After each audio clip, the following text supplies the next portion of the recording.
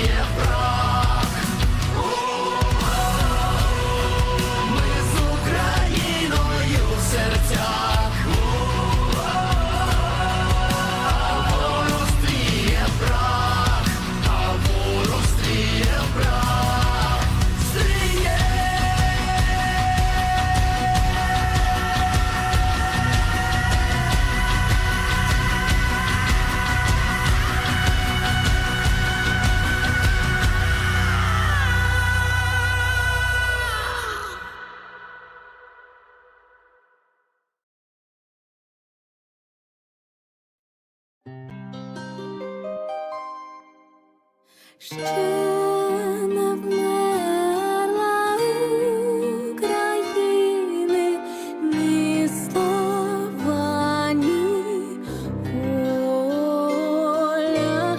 Ще нам, браття українці, усміхнеться доля. Згинуть наші вороженьки, як роса на сонці. Запануєм і ми, браття, у своїй сторонці. Душу й тіло ми положим за нашу свободу і покажем, що ми браття козацького роду. Душу й тіло ми положим за нашу свободу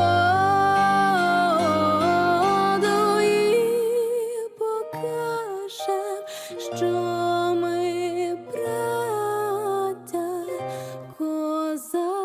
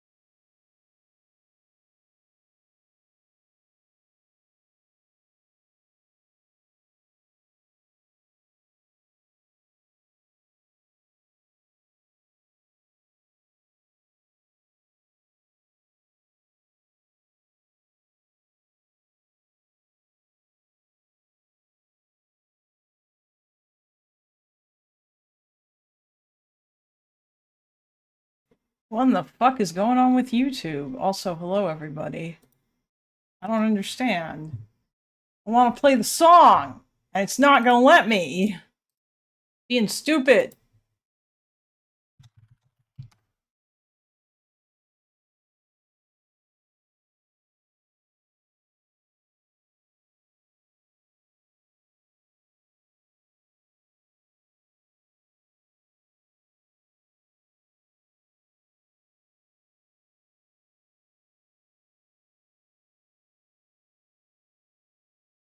Can we do Cuba? They're like 1 week away from no water, no hospitals, and no one seems to care. I mean, I don't really know anything about that, but I could certainly have a look at it, I suppose.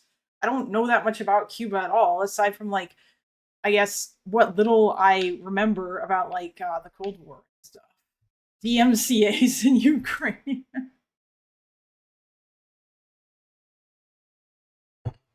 But if they're actually close to that, then yeah, that would be a good thing. I wonder why. That's an interesting question. Hold on one sec. I'm just gonna restart Firefox. I don't know what the fuck is going on.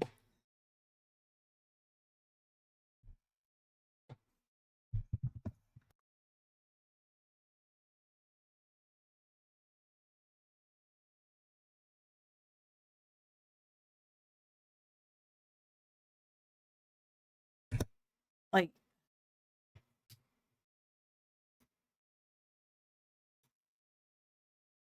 Why isn't my shit working?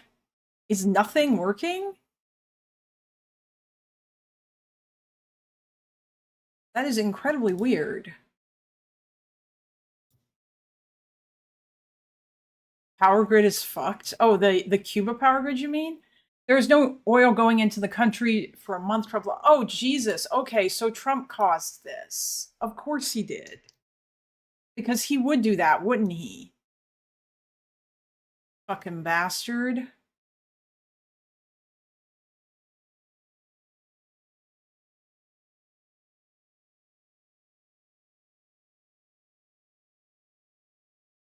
Like, what is happening? What about this video?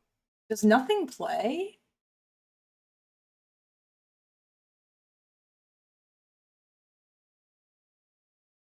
Is it because of this? Oh, that's why. Okay, that's so weird. Whatever. Okay. I wanted to play the song. But now I can play the song.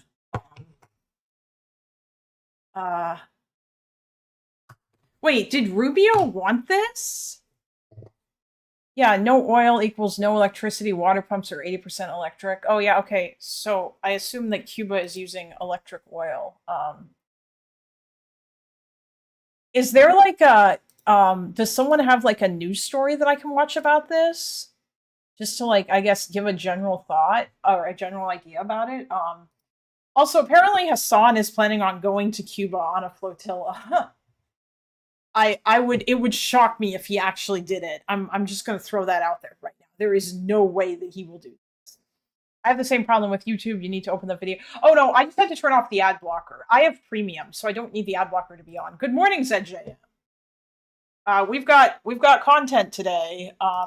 I have been learning stuff about Ukraine as per usual.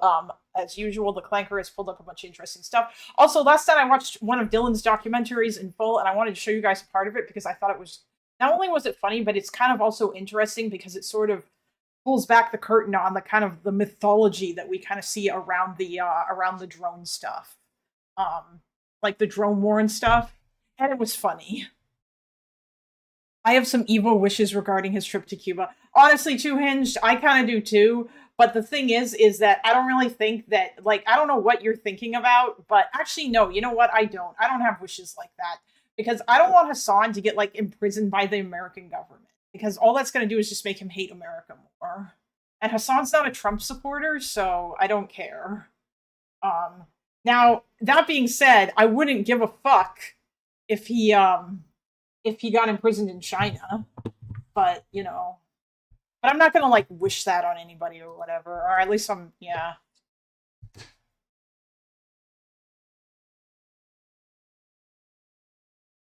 No Fed posting, you are correct.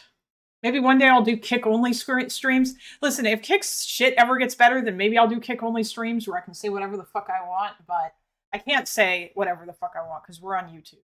Kick really needs to fix its mobile UI because it is absolute trash. Once they actually have background playback in their fucking browser, oh my god, that'll be so much better. Also,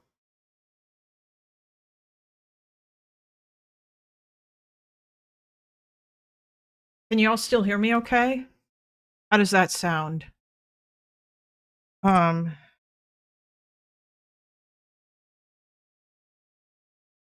Is this okay?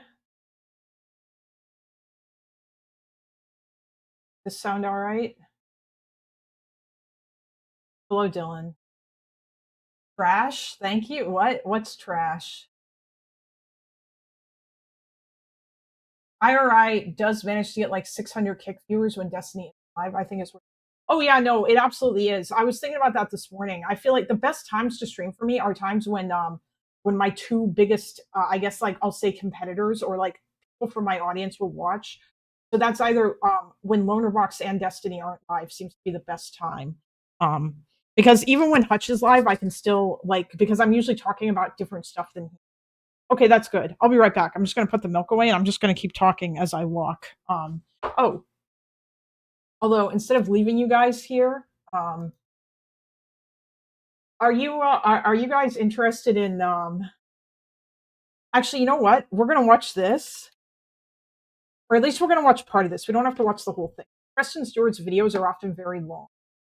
Oh, secret mission: U.S. helped Iranian protesters. This might be something interesting, but I want to watch part of this. Russia's bad week just got worse, just because that this is really funny. Stewart is I think he's on my bed, but I have plans to entice him in here.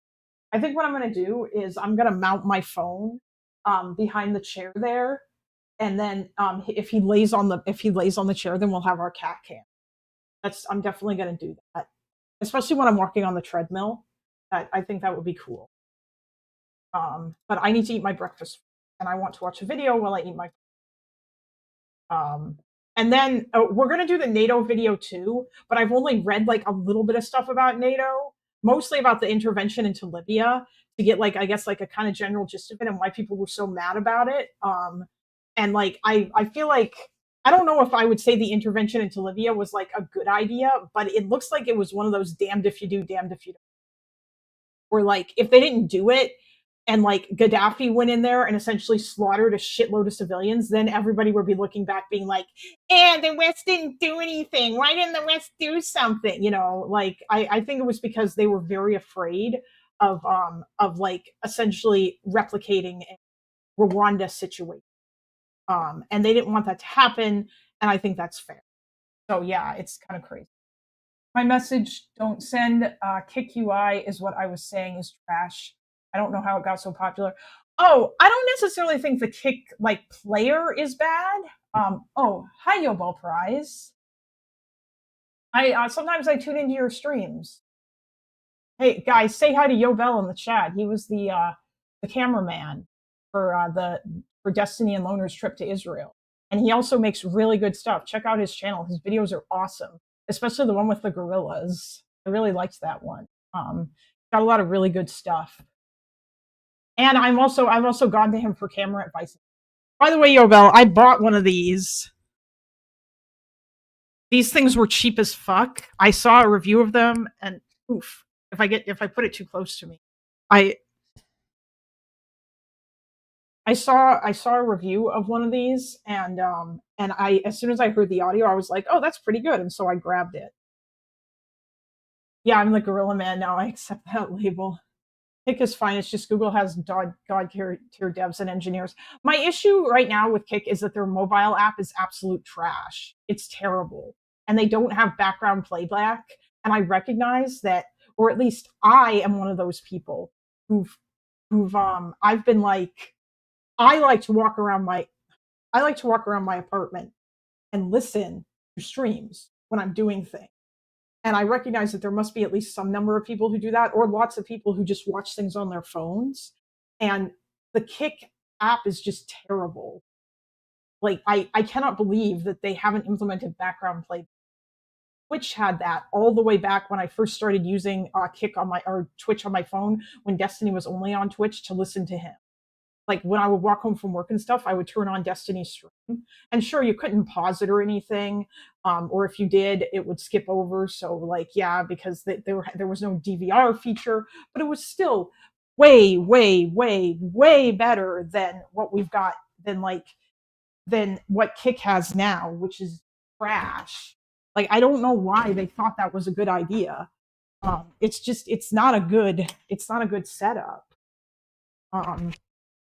Hey Google, turn on office lights. Oh, why is YT auto modding half my chats? Because it does that. Because it hates everyone, and I don't know how to get around that. I think the Kick auto mod is probably better. Hold on.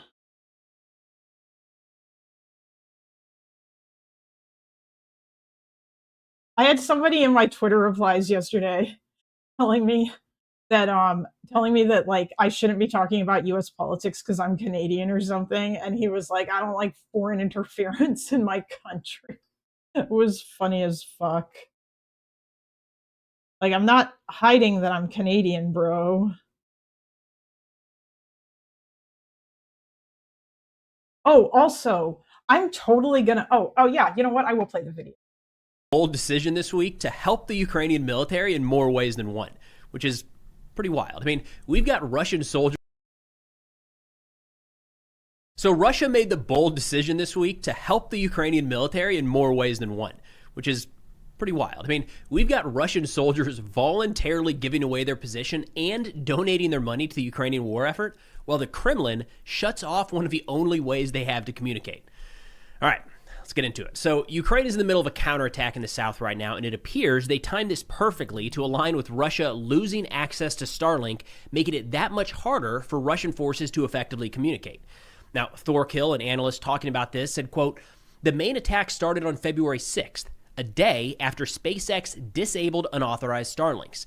The loss by the Russians of the ability to transmit live video from Mavic, or reconnaissance drones, has a significant impact on the course of the fighting in the Berezov and Ternivate areas. Russian units were forced into communications using walkie-talkies. Within one day, the Russian communication system thus has reverted to the state from 2022. Currently, Russian communication units..." Everybody say it with me now. I need to put that on my soundboard. "Are hastily installing Wi-Fi bridges everywhere, but this will only partially compensate for the loss of Starlinks." And this is something we've talked about in recent videos, and this gets us into the first assist from the Russian military. And I don't want to take away from the incredible actions being carried out by the Ukrainian soldiers on the ground there, taking back territory and in the fight, in a serious fight, day in and day out. But Russia took a couple actions here that, I mean, by all accounts, are helping the Ukrainian forces move forward. The first one here was a Starlink scam, is the best way to put it. We've talked in recent days about how important Starlink has been. This is funny as fuck. Also, by the way, I just want to say, just imagine being in a Help Ukraine competition and your opponent is Russia. Like, for this shit. By the way, I'll wait until he describes it because this is good. To really both sides in this fight. And there's been a real argument inside of Russia and inside of Ukraine that they are too reliant on this system. And what happens if all of a sudden it becomes unavailable? Well, Russia just found out within the last couple of days. And the answer is they had not built up adequate redundancies. So when Starlink went down, a lot of units went into the dark. Now, there's other ways for them to communicate. One of those was Telegram. And spoiler alert for the second way that Russia helped out this week, they're shutting that down too. So what happened when Starlink went down is understandably Russian soldiers across the front panicked. I mean, there was no public announcement that this was about to happen. And, you know, at some point in the next day or two.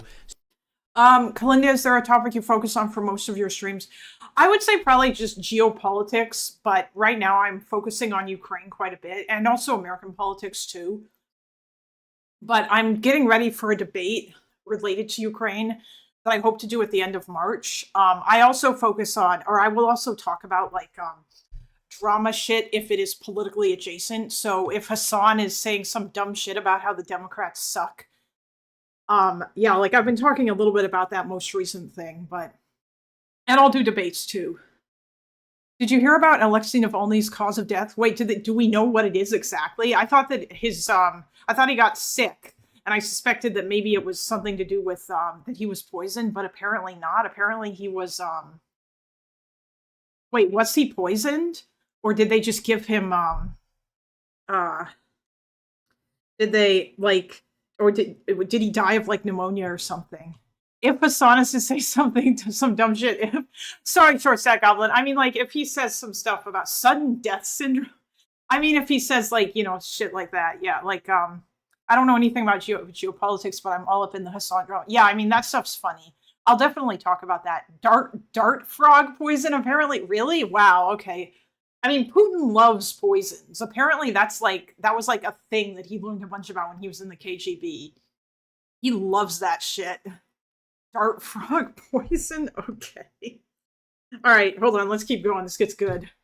So guys are trying to figure out how can we make this work, and Ukraine saw an advantage. Their 256th Cyber Assault Division set up some fake profiles and fake bot accounts and said, we got you. They reached out, they had Russian soldiers reaching out to them. They went into public Telegram channels and VK pages over in Russia's Facebook and said, here's your solution. We got you. We just need a little bit of information. And these Russian soldiers, so panicked they're trying to get Starlink back up and operational, voluntarily sent over to this group $6,000 in donations to get their equipment back up and running, which it couldn't. That all went directly into the Ukraine. Oh, I said it was like 50,000 yesterday. That's wrong. I think that number is from a different scam that the Ukrainians ran, which I'll tell you guys about later. But Ukrainian armed forces. Then they also provided 2,420 submissions with Starlink details and precise geolocations. imagine donating money to your enemy because you're so fucking desperate to get back the fucking Western communications shit that you use because you couldn't, like, you know, use your own. They just gave up every location for a Starlink terminal. Not every one, but every one of those is a location for a Starlink terminal. And those aren't just anywhere. I mean, you have to assume that every one of those is at a relatively sensitive location. So great job handing that information over, but also the details for each one of those Starlink terminals was immediately added to a blacklist. So what prompted all of this is Ukraine set up through SpaceX a whitelist program, and they said any terminal that we give you, that we tell you about, is set to be operational. We can keep that one running. Russian troops just sent over all of the information and unknowingly added their terminals to a blacklist, which Ukraine says has now made them, quote, permanently inoperable. So I guess they'll continue to be used as cutting boards and rain protection or whatever Russia's using them for right now. On top of that, during the course of this operation, the Ukrainian government did. They should they should use them to try to smack drones as they get close to them. They should hold up the Starlink terminal and try and use it to whack the drone, or valiantly throw the Starlink terminal at the drone. I saw a video once of a Russian soldier throw his gun at an incoming drone. It didn't really help much. I guess he was out of ammo. I don't. The more I look at modern conflict, the more I appreciate technology. Oh yeah, I know, right? Yeah, Steve Deason, it looks like they are trying to exploit the Telegram ban. We'll definitely know more, but yeah. To have a number, they said dozens of Ukrainian citizens that reached out offering, thinking that this was a legitimate service, offering to register Russian Starlinks in their name. So they would appear to be Ukrainian. As of now, they say investigations are ongoing into all of those people that raised their hand saying that they would, for money, kind of act against Ukraine and in Russia's best interest. But either way, that's a lot of Starlink terminals down and a lot of money given by the Russian military directly to Ukraine. Now, turning to what is actually... Wait, so Navalny was poisoned in 2020. Was that the dart frog poison? Russia, we hate the West. Also, Russia, can we please have our Starlink back? True. In jail, it seems to me you have better methods. Yeah, but Putin loves poison. Don't you understand? He's got a real appreciation. Actually happening with this offensive right now. To kind of paint the backdrop here, I'm going to pull up a map to give you an idea of where this is taking place. We're going to be looking down here in the south, in the Zaporizhia direction. A lot of the fighting recently has been happening up near Kupiansk, in the east near Sloviansk and Kramatorsk, and then Pokrovsk, this little pocket here. Right now, we're looking in the south. Turning to Russian mill blogger, military informant, he says there's extremely little information on the ground about what is happening. First, the recent disconnection of the Starlink systems of the Russian armed forces has played a role, which not only significantly complicated the communication and management of the forward units, but also seriously limited the flow of information from there. He added that secondly, as has become a tradition, the Ukrainians are diligently maintaining... Please give us your woke Starlink, Daddy. Yeah, I know, right? I wonder if Putin will try calling Elon. Apparently Putin and Elon used to talk on the phone a lot. Oh yeah, he did survive the 2020 poisoning. OPSEC, or operational security, providing very other people have also survived Putin's poisoning attempts too.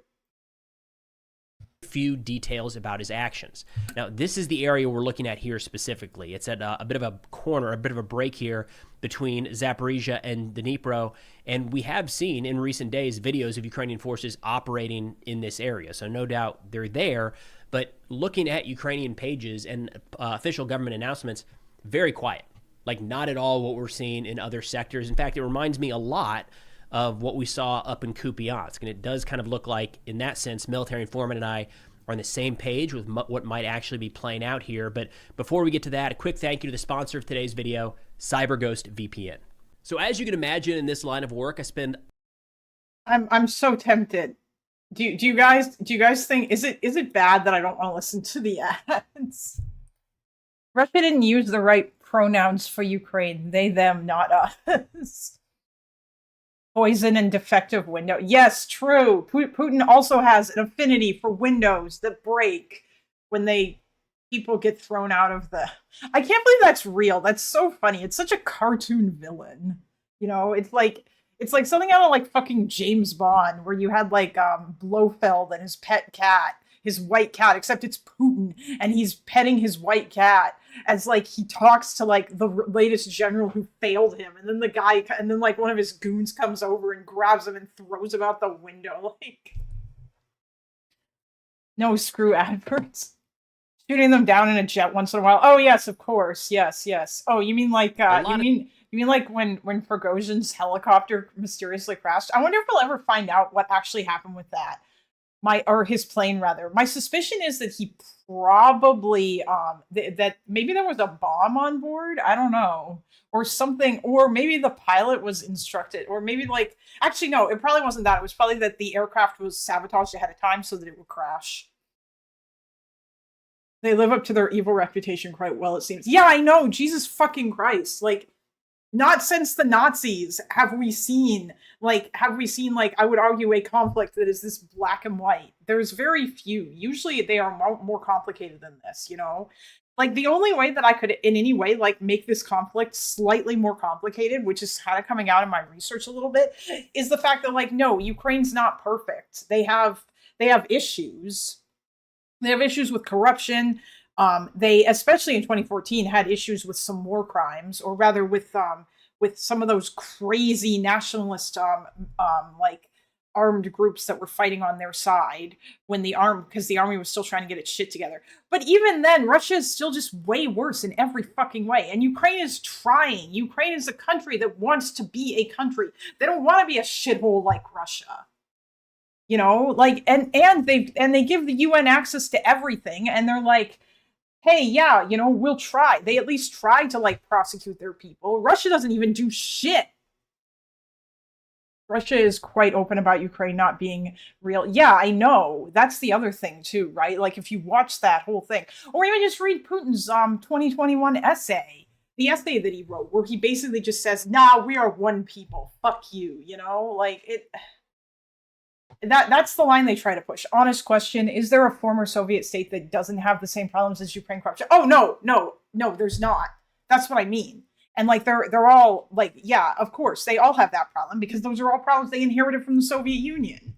Yeah, no, I'm not saying that Ukraine's not unique there, but yeah, like, they're trying. And like, so have all those other countries. A lot of those countries have come a long way too, in terms of them trying to like face towards the West. Like Romania, for example, I think is a country that has been quite, you know, eager. You know, everything that's negative about Ukraine is a defining feature of Moser Russia. Yeah, yeah, it is. And it's worse. And Russia doesn't give a fuck, because Putin doesn't want to fix anything.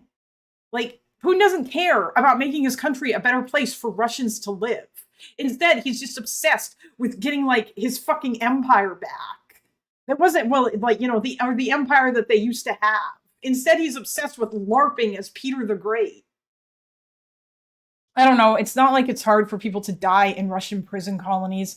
I honestly don't remember how the fuck they managed to arrest him after he recovered from the 2020 attempt. It's because he came back. He came back to Russia. It's because he came back, and they arrested him not long after, because he wanted to be an actual opposition politician. So he risked his life to come back. Oh, hey, Spider. Spider is in the chat. Alexei Navalny came back to Russia, and then he got arrested. Sorry, they found out, Spider, that Alexei Navalny was poisoned with frog dart poison, and that's what he died of in prison, because Putin loves poison. Our corruption in Romania is huge, and it's also an inheritance from the communists that the Soviets installed. Yeah, and I'm assuming, Alex K, that like Romania is trying to do stuff about their corruption too. Yeah, like it's something that you guys are like fighting against, that you have like a civil society of people in Romania, like young people and whatnot, who want it to be better. I'm guessing that's the case. He was being treated in Berlin. He just voluntarily went back to Moscow. Yes, he did. He went back. Because that I think because the election was coming up. I think it was before the election, and he wanted to run. You know, like he wanted to be in opposition. So yeah, he he bravely or stupidly, that was often a fine line, went back. It's inherited from the poor transition from communism to liberal democracy in the 90s. Yeah, that's definitely part of it too. You know, that's a thing. But anyway, let's keep going with this. Time online on a bunch of different websites around the world, which means every single time I would realize NATO mode provider VPN secures your hidden and plus platforms and shopping or. Personally, I like NordVPN and Surfshark VPN. Yobel, Kalinda, if I am going to continue supporting your channel, I must know, what is your darkest cancelable secret? Are you on any lists? No. I mean, I don't. My darkest cancelable secret? What have I said that makes me... I feel like this is such a cold take. I think the Iraq War was morally justified, but pragmatically a bad idea. I think Afghanistan was morally justified. And I'm proud of the fact that my country contributed to that, or at least that we stepped up to help the United States after they were attacked as part of our NATO obligations. I think what else did I? What else? I don't know. I don't think that the Destiny shit is as bad as some people say. Hi, Wasserman. How's things going, Wasserman? Are you managing to stay warm? You look too normal. How many skeletons are in the closet? There's really not. Pineapple on pizza. Nah. Oh, you're not? Shit. Oh, Wasserman, yesterday, I met Ukrainian Anna on Lonerbox's stream. And I also, before I came on there, Mina went on and talked to her about ways to help out Ukraine in order to, you were in chat. Did you see her come in to talk about, like, you know, like trying to find ways to make things warmer for Ukrainians? I want to help Mina with that. I messaged her afterwards. She was saying that she wanted to, that she wants to focus on, like, you know, refugees, like internally displaced refugees, and also elderly people, because that a lot of them need help. And like maybe to do some sort of fundraiser or connect with people on the ground to buy stuff that that can help people out. Like there's all kinds of camping gear apparently that you can get for insanely cold weather. And I think that stuff like that would help.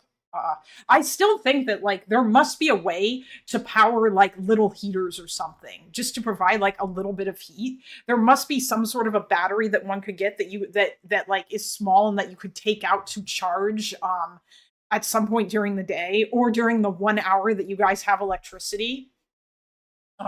Somehow the UK got samples from his body. Wait, really? From Navalny's body? Wow, that's interesting. By the way, just so you guys know, and a Ukrainian will tell you this as well too, Alexei Navalny, although we all talk about him in like although we all praise him or whatever, I don't necessarily think that he was particularly good on Ukraine.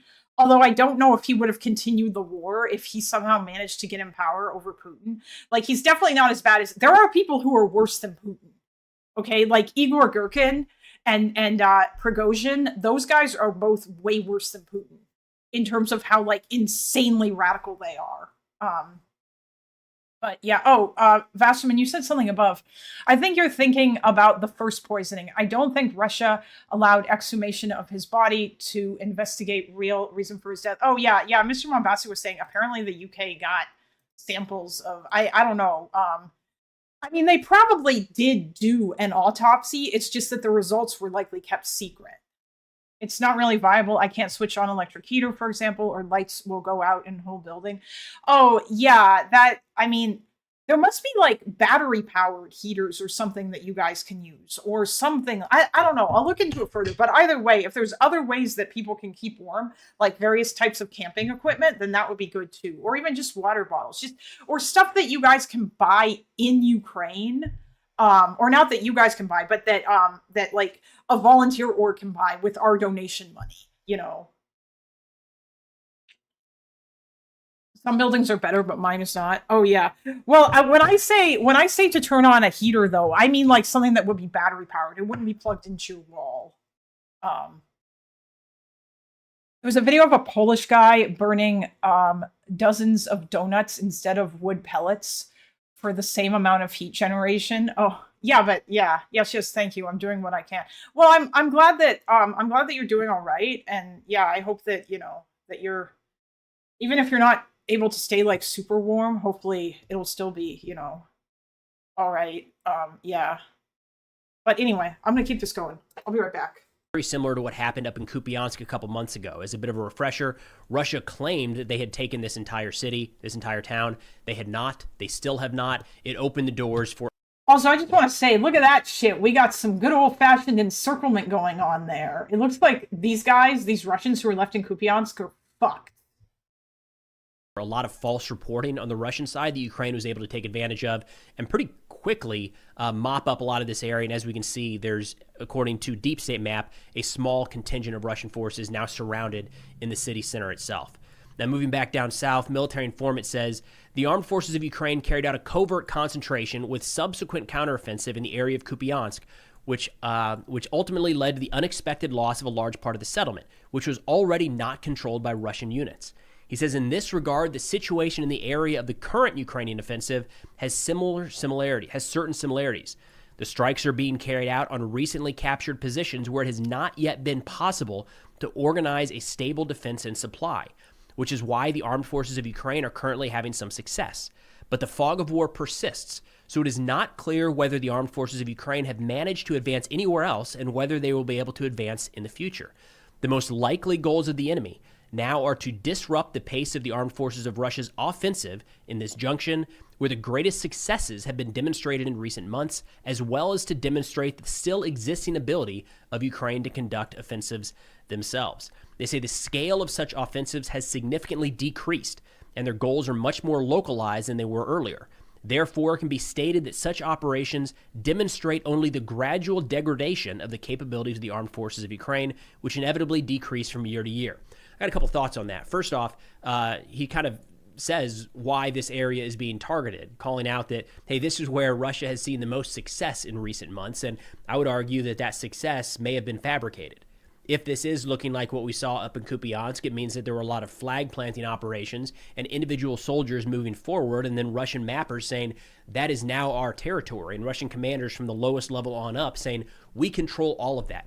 Even if it's one Russian soldier 8 kilometers through the gray zone that gets killed the next day in a basement. That is, according to Russian sources, still under Russian control. If that is why they have seen the most progress in this area, then naturally it makes sense that Ukraine would carry out a similar type of counterattack that we saw up in Kupiansk. The other part here saying that the size of these operations is indicative that Ukraine doesn't have the ability to carry out large-scale offensive operations. That's just what this war is at this point. So we've talked about this recently where some started to refer to what you're seeing on the screen here as a counteroffensive, like Russian sources as well, saying this is a major counteroffensive.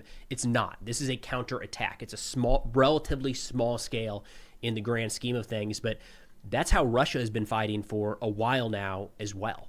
This isn't unique. I mean, Russia is not carrying out large armored assaults across multiple areas of the front, and I don't think military informant would say that is due to a degradation of Russia's military capabilities. That is what you're seeing right now in the Zaporizhia direction is the nature of current warfare, or at least in this war. Now, while we're looking at this map, something I wanted to call out is this gray area here. Personally, this is one of the reasons I like Deep State Map. Say hello, everybody.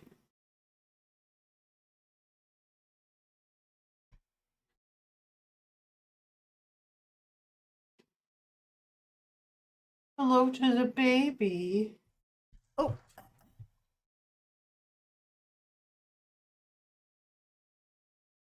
Oh.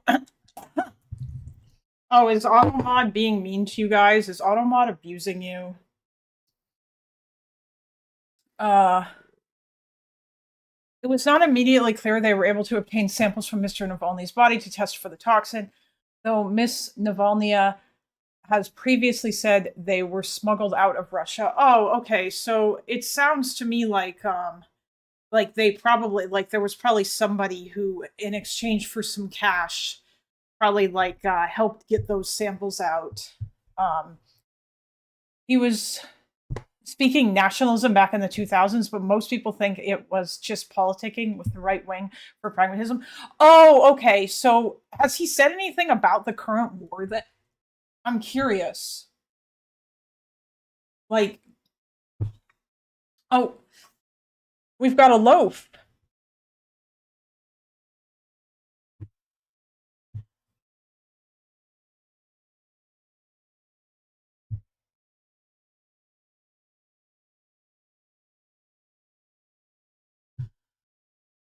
Hello.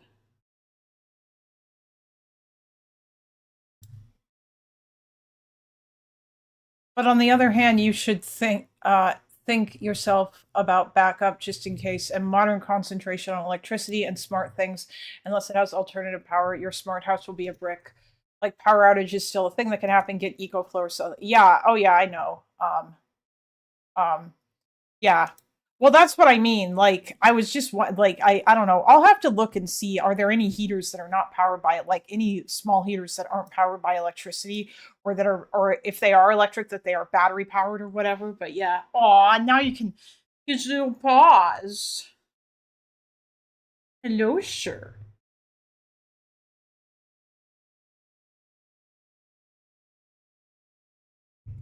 Um.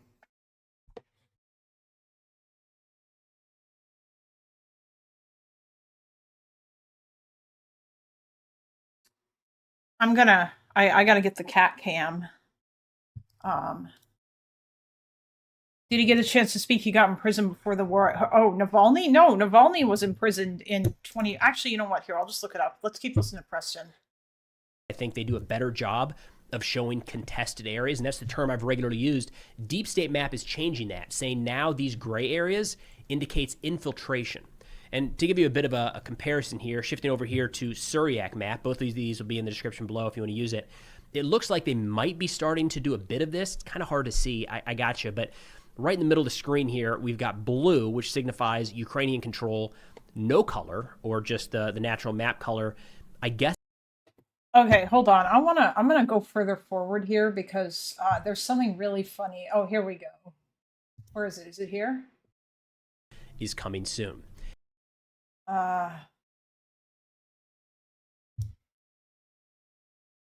Other messenger.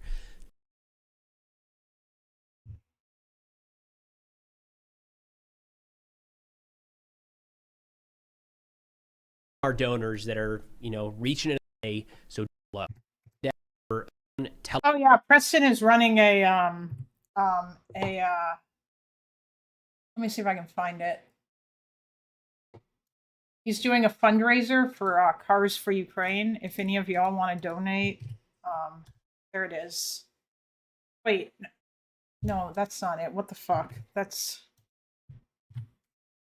right there.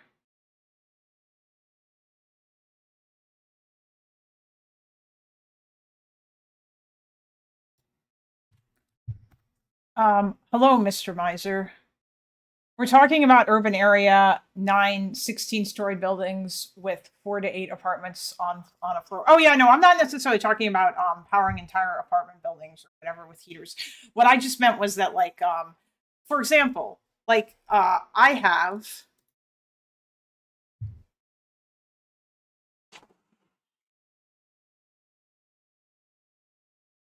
I've got one of these. This is a space heater, right? It's a little heater. And it can actually warm up like this whole room quite a bit if I leave it running. But it plugs into the wall. Yeah, it connects to the wall, and yeah. Oh, it was a reply about diesel generator heaters. Ah, okay. Apparently a Hassan bro threw hands recently. Yes, they did. I'm interested in the larger context of that video, but yeah, I want to know about that. Because I saw that, and I think that Loner talked about it yesterday, but I'm curious about the greater context of that. Anyway, I'm gonna keep going with this. I just want to watch this last section. Telegram. Now, Telegram is not the only messaging. Okay, hold on. Where is it? Oh, yeah. Now, turning to the second item here that Russia seems to have made that benefited Ukraine, no doubt, was they decided a couple days ago to start throttling, maybe even completely shutting down Telegram. Now, Telegram is not the only messaging service out there. There's another By the way, they did this with YouTube. This is what Russia does: is first they start throttling stuff, and then like they'll just completely block it. They have now basically blocked YouTube completely in Russia. Number available. It is the one that Russian forces have been overly reliant on for quite a while now. They have viewed WhatsApp as being infiltrated by the West. It's not worth it. It's not secure. Telegram has been the one they've looked to, and there are Russian products as well, but the Russian military and the Russian bloggers and everyone knows that the Russian government is just watching everything they say, so they don't want to use that. Either way, Telegram's starting to experience some slowing down across the front and across Russia, and what really triggered a lot. Just get a beefy PC and start crypto mining. Get some value from electric resist defeating. Oh my god. True. This is an excellent idea, Ukrainians. You guys need to all get insanely beefy computers and use them for crypto mining, and they'll heat up your whole apartment. I'm just kidding. Do not do that. That's a terrible idea, and it is terribly inefficient electrically. Of outrage here was the also, it's really fucking expensive. These electric heaters don't cost very much, but there must be. I'm not looking to see what alternatives there are for these kinds of things. Hello, Flamorous. The Kremlin spokesperson Dmitry Peskov, who said, quote, "I don't think it's possible to imagine that frontline communication is provided via Telegram or some other messenger." Talk about disconnected. Whoa. So like, yes, Telegram is being used at frontline units day in and day out. And we had Russian mill bloggers just pile on this start to finish. Two Majors says, quote, "Anyone who says now that Telegram doesn't play any role on the front line is either completely unaware of frontline processes or is deliberately lying." He added, "We have fewer and fewer questions as to why the 4th anniversary of the start of the special military operation is coming soon." Telegram is not a one-to-one replacement of Starlink. They've been used in conjunction. I mean, one is an app that you have on your. Oh yeah, it's February 22nd, yes? Or yeah, no, wait. Is it February 20th, the date that the war started? I feel like I should know exactly. I'm still not great at remembering like exact dates. I have to remember February 22nd, 2014 is the date that they signed the or that they passed the resolution for Yanukovych, I think. The 21st is the day that he ran away. And then they couldn't find him the next day, and they were like, "Bro, what the fuck?" And they were freaking out. Yeah. Phone, it's a messenger. The other is a Wi-Fi network. All right, so these are not the same thing. But when Wi-Fi went down in so many areas, one of the backups that guys were using when they could was Telegram over cell networks when possible. So the Kremlin just, I mean, the timing here could not have been worse. It's kind of shocking that they decided to make this move while the Russian military is scrambling at the front in the middle of a war to come up with alternatives to their main line. Imagine being a Russian and you're like, and if you hear about fucking Peskov being like, "Nah, nobody's using that shit on the front line." Like, just imagine how like fucking annoyed you must be, and like just how insanely out of touch your leaders are. That they just like, as it dawns on you even more so how much they do not give a fuck about you. Line of communication going down. Archangel of the Special Forces said, "This will set us back a couple years." Quote, "The primary problem is the loss of interaction between units. Established communication channels will collapse against the backdrop of the lack of internet at the." Oh, that reminds me. I need to make a list of every Russian politician who posed like a meaningful opposition to Putin in any meaningful way, and like find out if they're like exactly what happened to them. Because someone else mentioned Nemtsov in chat. I've never heard of him. I also know that, but yeah, like, because Jesus Christ, if Lactoy doesn't think Putin's a dictator, he's smoking some insane copium. Yeah, oh yeah, I imagine it probably will be a short list. Yeah. Because that I think at the start Putin didn't necessarily need to rig the election, but the 2024 election, it sounds like, was the most rigged of the Russian elections thus far. Oh, he was shot near the Kremlin. Oof, that's a bit on the nose.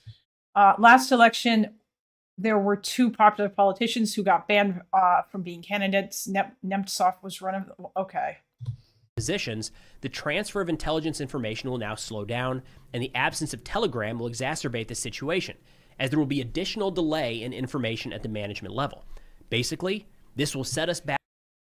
Short Stat Goblin, the reason why I want to talk to him is because I want to challenge myself. Because I want to do a research-heavy debate against someone, and I want to challenge myself to see if I can beat him.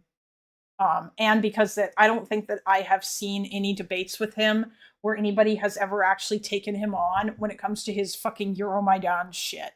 I feel like maybe he did debates earlier on, but all the debates that I've seen with him where he like basically took a pro-Russian position, I don't think I saw him. I don't think I really ever saw that come up.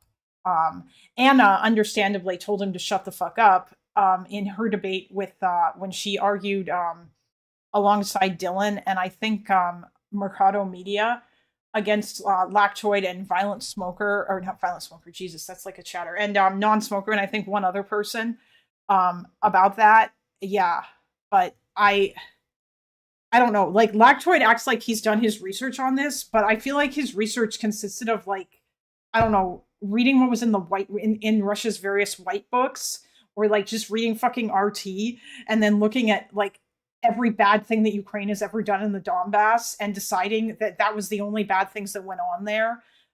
When Russia was doing way worse shit at the same time. And that whole entire thing only started because that Russia enabled it and fed it. And as soon as it looks like the fucking separatist forces, which by the way were being backed up by volunteers from Russia, as soon as it looked like they were starting to fucking lose, Russia sent in regular troops and then they would beat Ukraine and then they would go, all right, guys, come to the fucking table right now. And they talked at Minsk. And that's how like the 2 Minsk Accords happened. Because that, like, Russia basically, they would send in their men, you know. Oh yeah, reading Kachanovsky's,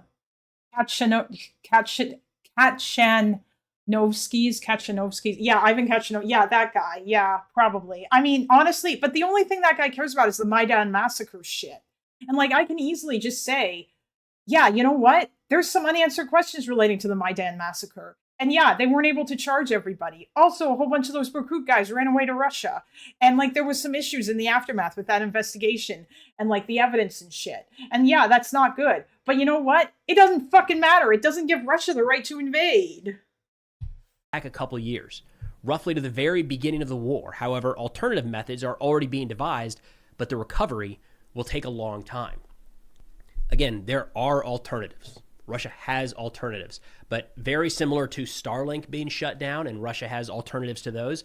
They're in the middle of an active fight, and there is not like a drawdown period or a set changeover. Hey, come February 10th, 11th, 12th, you can't use this anymore, so start getting ready. That didn't happen. It just stopped. So it caught the entire Russian military off guard. Another Russian mil blogger here, Filatov, again, fired up at Peskov, saying, I don't think it's possible to imagine that anybody is using Telegram. He said, what else is it impossible to imagine? It's impossible to imagine that just a week ago, our troops were still relying on the enemy's satellite network for communication. It's impossible to imagine that many essential items for war and military life are still being supplied to soldiers almost. I mean, yeah, I don't know, pragmatic Americans. Sometimes it definitely does seem like people like Peskov and those other guys, maybe, I guess, they just don't care. Like, they're living in, like, this weird la-la land. There was little evidence because Yanukovych ordered everything destroyed. They found a suitcase full of documents in a lake. Oh, okay. That's also interesting too. That's more shit to look into further. I'm sure that there are UN reports probably about all of that stuff. Mostly in the UN report that I was reading, a lot of it was just about, like, it was kind of going through and listing who was killed. And then the other thing that they mentioned was, who hadn't been prosecuted or whatever, but they don't assign any responsibility or do it. Or I think that they talk about the obviously that the Berkut were part of it or whatever. But I don't know. I need to actually like look through that section. But the other one is the Odessa fire as well too. The fire in Odessa that occurred. This occurred, I think, in February after Euromaidan, because that there were like, I guess, pro-Russia marches that occurred in like some eastern cities after Euromaidan was over, or like they're described as pro-Russia. I guess like pro-Russia / anti the removal of Yanukovych or whatever. And like, so I mean, like, yeah, like there were actually people who were mad about that. It would be a lie to say that they weren't. Okay, May 2nd. Thank you, Vasterman. We still don't know exactly like what happened there. And the UN did come down on Ukraine for like failing to prosecute a lot of that stuff. Or like failing to properly look into that or whatever. And some of that may have just been general incompetence, or like people didn't look into. Apparently, most of the people who were killed in that fire were the pro-federalist faction, which I'm guessing refers to the people who wanted like wanted the oblasts to be more federalized and more independent from Ukraine, and then the pro-unionists, who were the people who wanted things to stay as they were. Wait, Pragmatic American or Vasterman, what did you do? Did you accidentally did you accidentally did you delete Pragmatic American messages by accident? What's happening?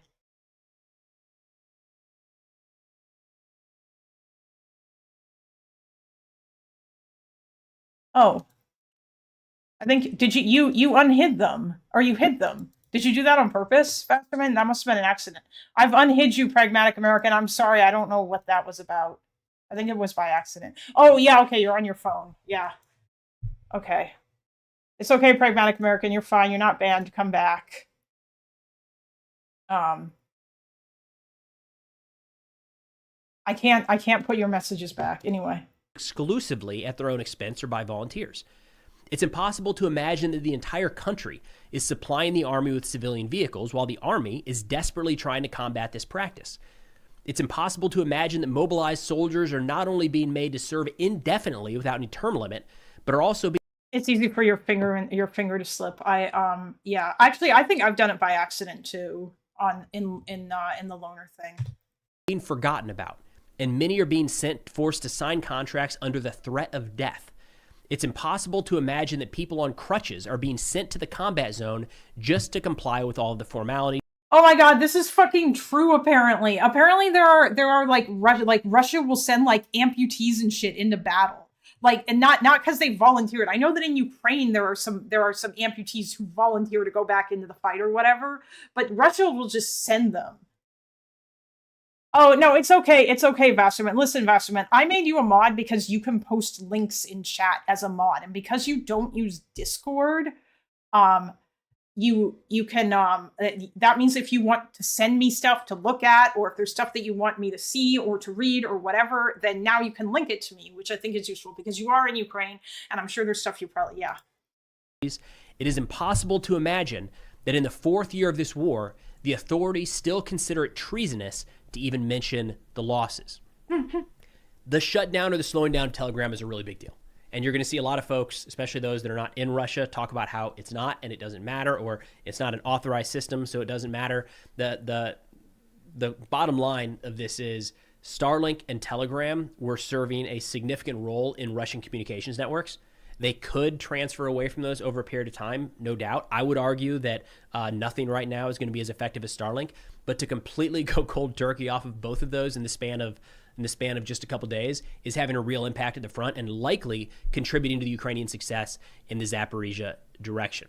Now, overnight, we got some news of some deep strikes that are being carried out by Ukraine into Russia, but it's been, to be fair, both sides. The deep strikes have been rather What Russian propaganda never mentions about the Odessa fire is that the pro-Maidan actually rescued the pro-Russians from the building with makeshift ladder. Oh, gee, okay, yeah. Oh, that's something I have to go read about the Odessa fire.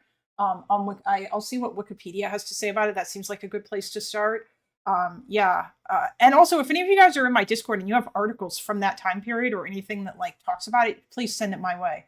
It's fucking incredible and disgusting they've had access to Starlink this long. I agree. Odessa fire was reported thoroughly, as I remember. I imagine it was, yeah.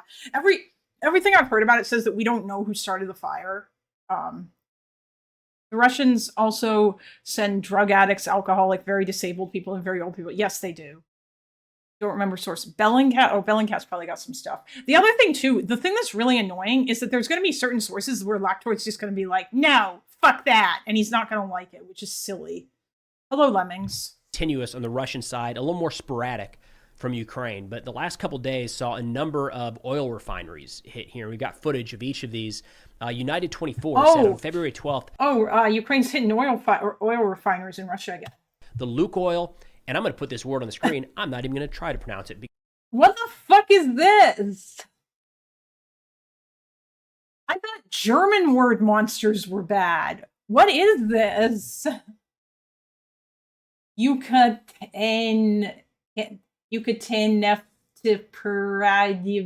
No, I'm not. I'm sorry. Because I don't know where to begin.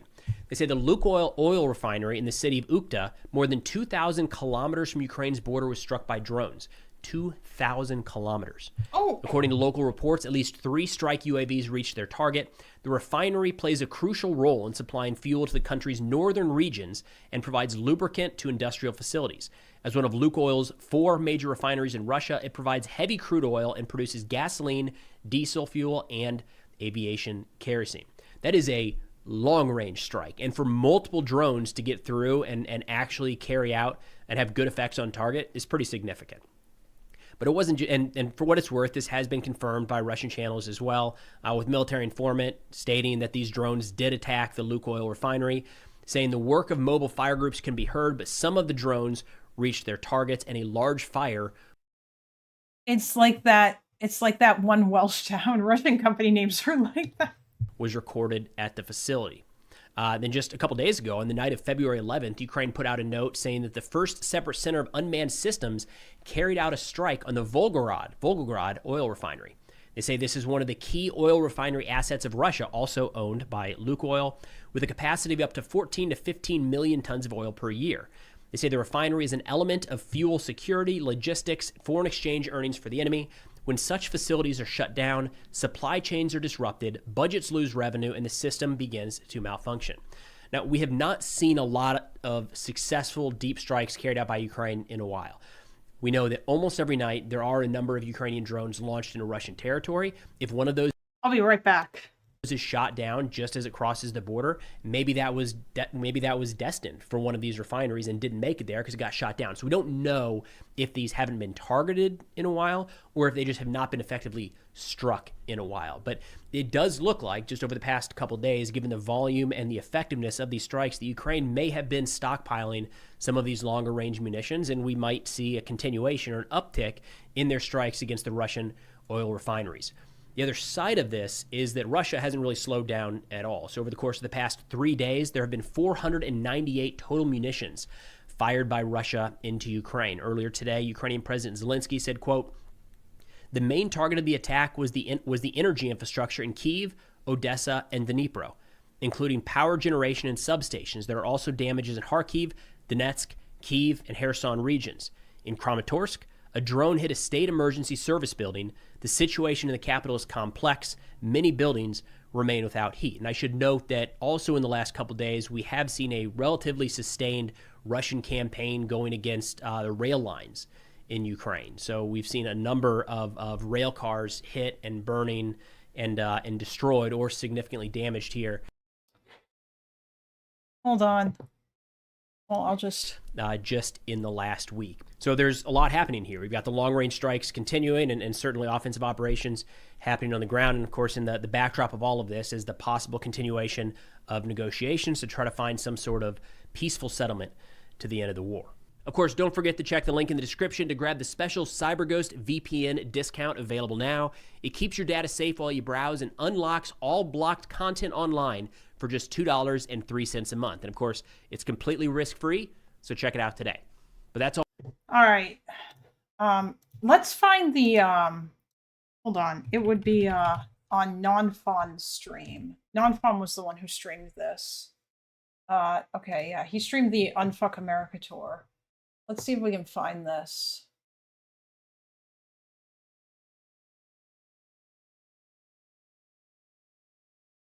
I have no idea if I'm gonna be. I don't know. It must be around here.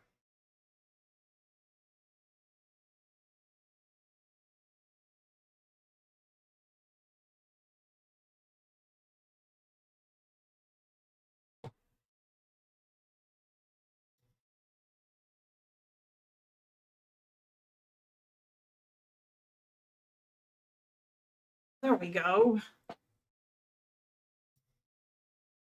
We have a cat cam.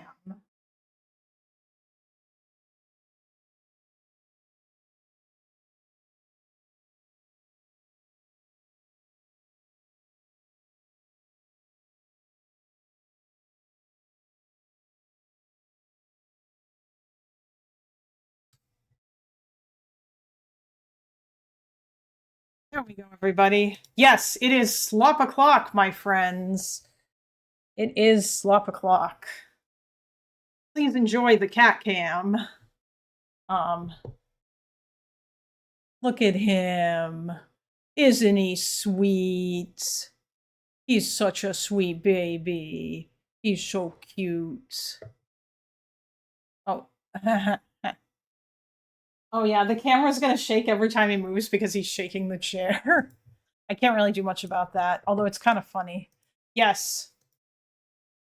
Yes, it is slop o'clock. Okay,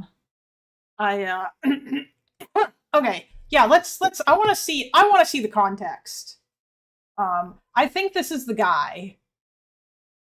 Socialism, if you're not attempting to transition. It's still democratic. Okay, are you going to endorse those? Oh well, I said it. So it's true, but I think that's like kind of antagonistic. Also, Soviet Union was just defensive.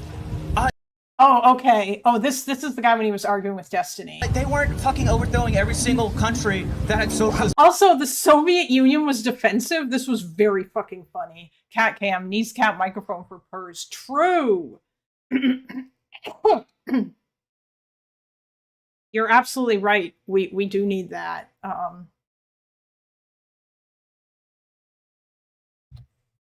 What do you think the Soviet Union was? How do you think they got all those other countries in the Soviet Union? By overthrowing their governments or supporting people to overthrow the governments? Domestic revolutions in many cases. Domestic revolutions that were supported by the Soviets? You think Afghanistan? You think all these were just domestic revolutions? The Soviets just happened? Do you think the same in Ukraine right now? So you think every single one of those people? There's a for that. You guys have already seen the Destiny debate, I'm sure. Peacefully sent in tanks. Yup, they peacefully sent in those tanks to Hungary. Absolutely. Therapy, dude. Sure. Nobody's going to want to rejoin that. It did. Okay. GDP Today in our political system, like, progress sucks. Why don't they exist anywhere? Ilil Omar, Democratic Socialist, Oscario Cortez. So we have. Oh, Oscario Cortez. Always remember, Kalinda, they're propagandists. They care about ideology more than fact. Yeah, I know. Finland, Hungary, Czechoslovakia, Latvia, Estonia, Ukraine would like a word. Yeah, I know, right? There's a reason they all voted to leave.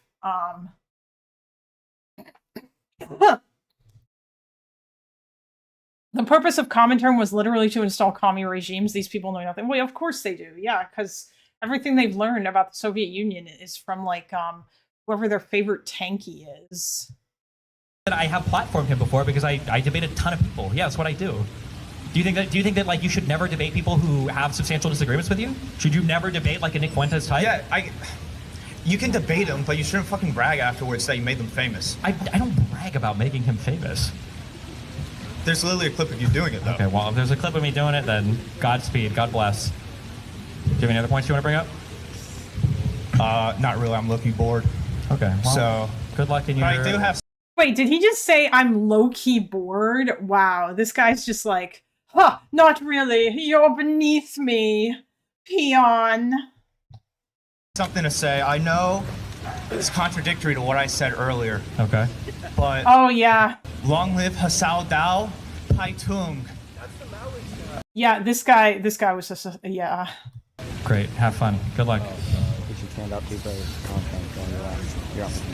The Akazia thing was kind of sent me. How dare he desecrate my queen's name like that? True! Hey, what's up, man? Hi, Destiny. My question is, how can the United States continue to, in good faith, support its NATO commitments when we saw under Operation Prosperity Guardian that not even the European Security Coalition is able to, or has the political will to support their own security? Wait, Wait, didn't the UK send shit? Wasn't it a bunch of countries in process? I know it was mostly the US, but that's also because the United States has like the biggest fuck off navy like in the world. Security interests, let alone the security interests of the United States. When you say native commitments, do you mean like commitment to that America will satisfy their NATO commitments, or the rest of the world will? Sorry, what was your first question again? Can you repeat it again?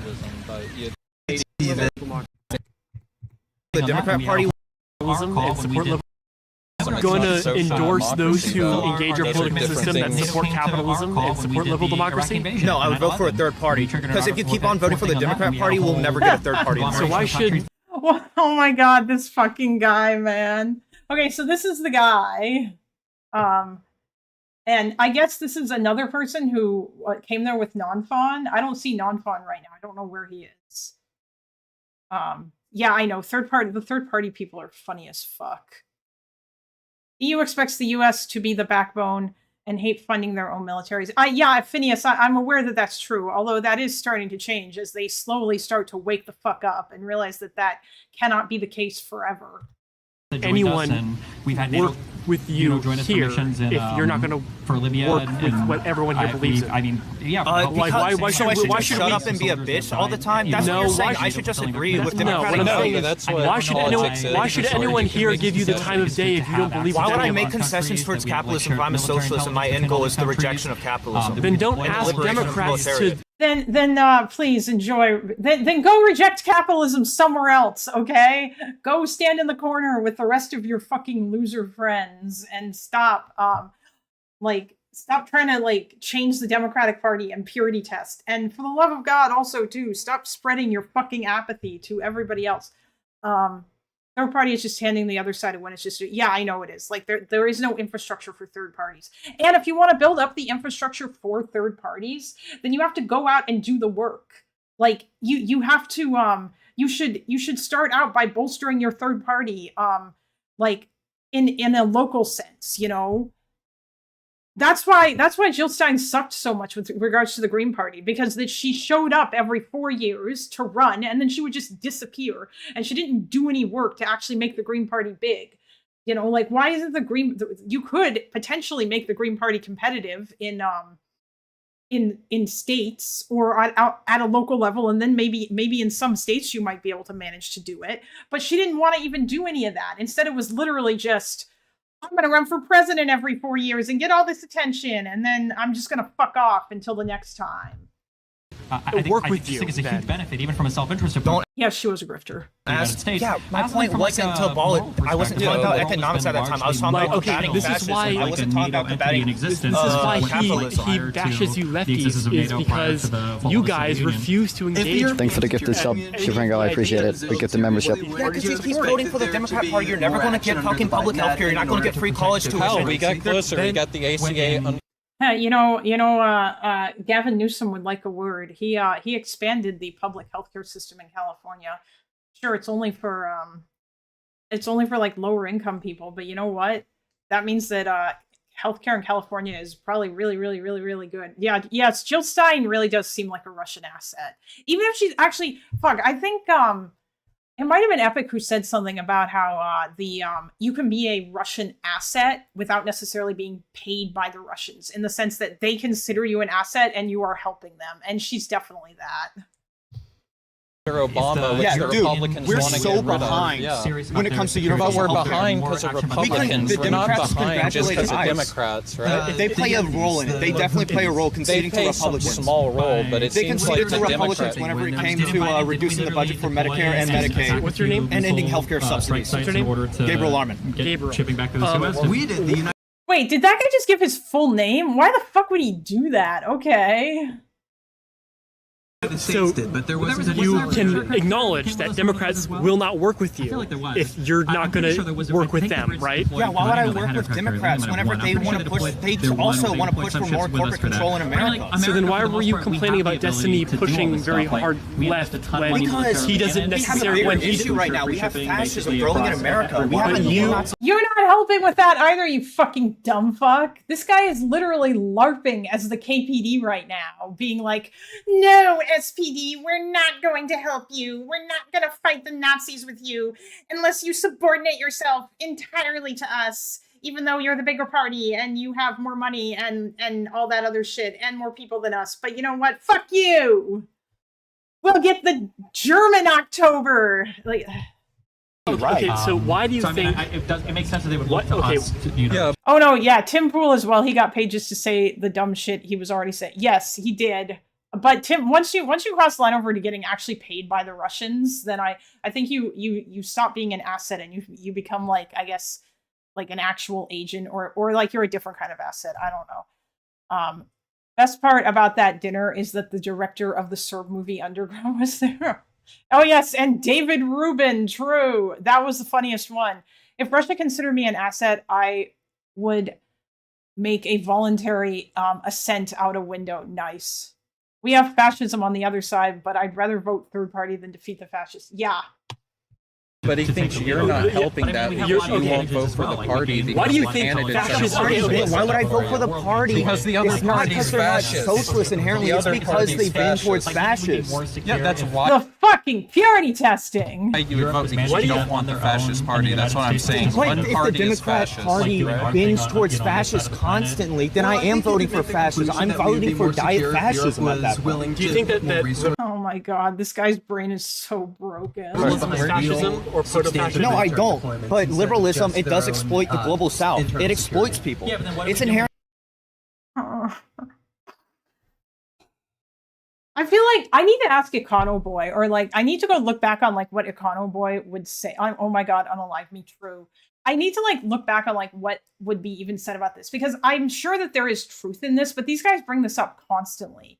And I also feel like when we watch that NATO video, he's gonna blame NATO for like the international rules-based order shit and capitalism or whatever for the exploitation that goes on, or like for why Africa is such a shithole. Like these people are just gonna blame that on capitalism.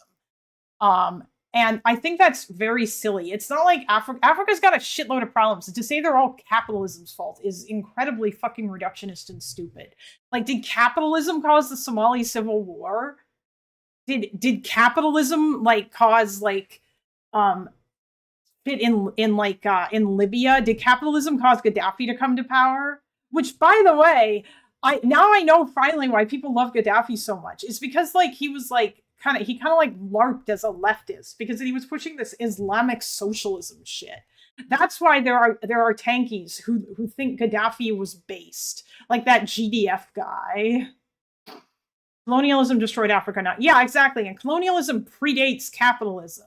That shit was around for a long time. Like capitalism took a long time to develop. But these people think all these things are the same. These people think imperialism is the highest stage of capitalism. They think that you can't be imperialist if you're not capitalist. So therefore the Soviet Union doesn't count as imperialist, which is really fucking funny. Have you considered that guy has strong conviction, unlike you libs? Could win Fasterman. Yeah. My country has a civil war too. It wasn't capitalism. Oh yeah, I know, right? Like, well, these people also probably think that like slavery was because capitalism. But I mean, I would argue that slavery is not, you know, part of capitalism or whatever.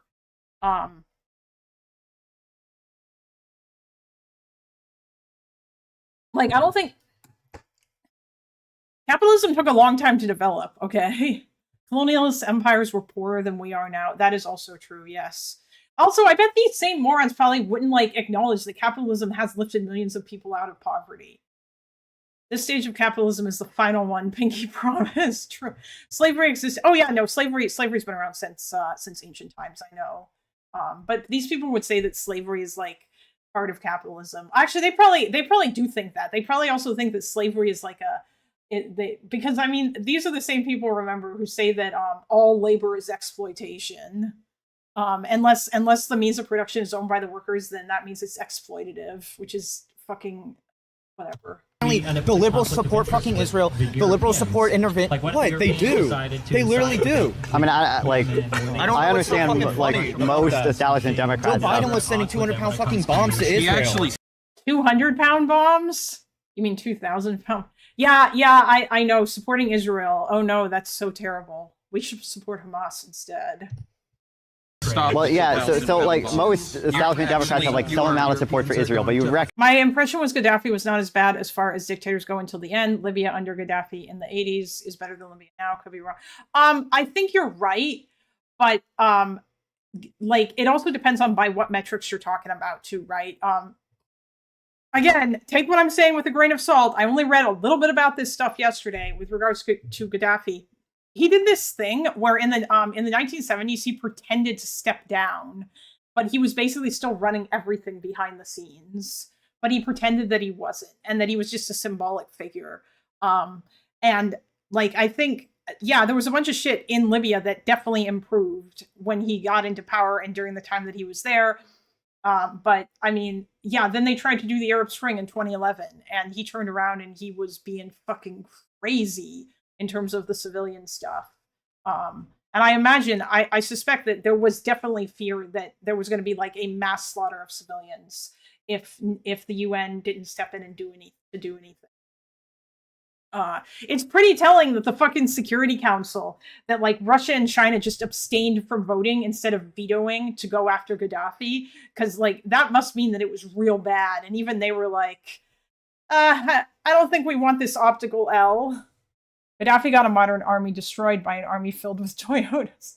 Yeah, although I will say Gaddafi purposefully kept the Libyan regular army weak because he was scared of military coups. He also did this thing where he regularly switched back and forth between his two sons and showed each of them favor at different points in time in order to like prevent one of them from getting too powerful to overthrow him, or like, you know, or and he also didn't wait too long so they would get resentful. Like he played all these games in order to ensure that nobody was going to coup him. recognize like Trump has probably gone further than Biden or Kamala.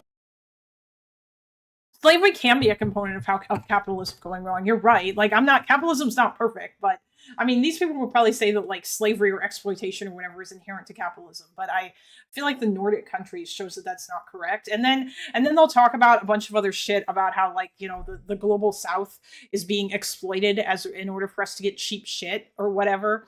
I mean, like, yeah, that's kind of true. But also at the same time, I mean, are these countries better off now than they were when like everybody was living as subsistence farmers? Like I wonder about that. And also, by the way, you can totally have like workers' rights in these fucking countries and still not necessarily pay like a shitload by our standards, because their currencies are going to be lower than our currency, which means that it'll be for like a company to go and make something in another country that is poorer than their country, their currency is going to be worth less. So it's still going to cost us to make shit there, but you could still pay like a decent amount of money to those people.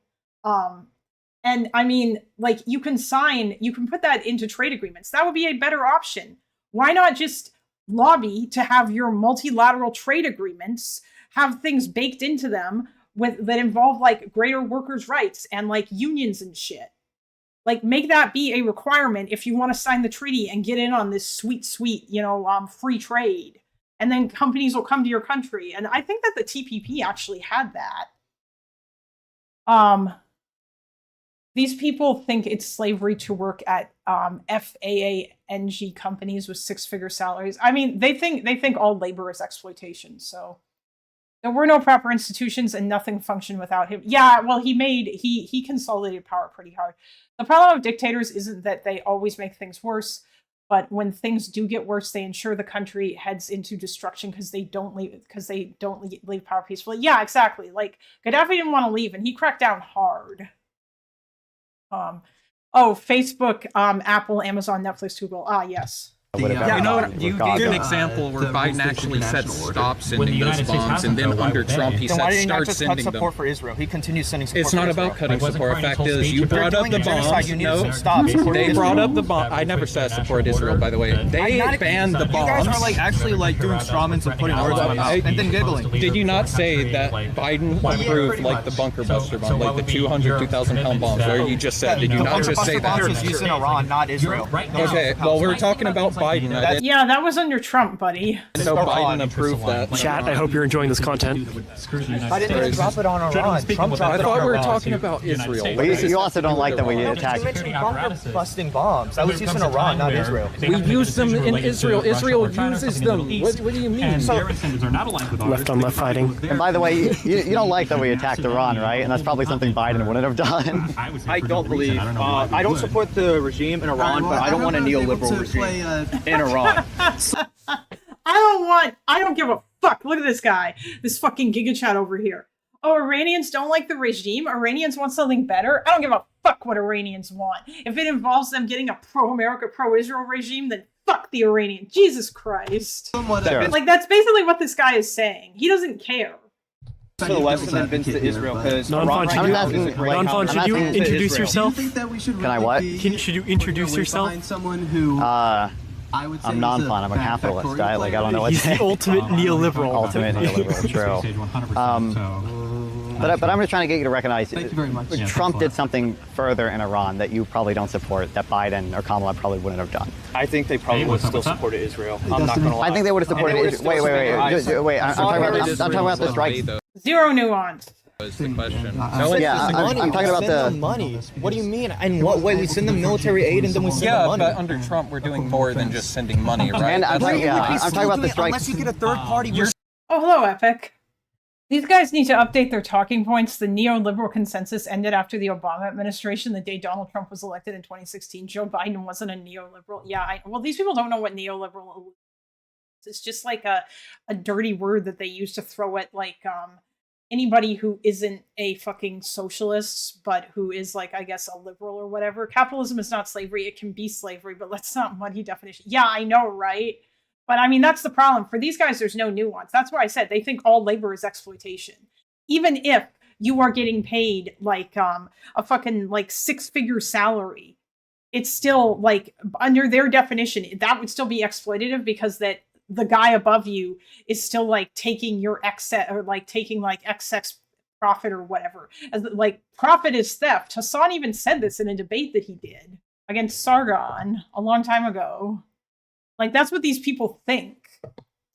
And it's very dumb.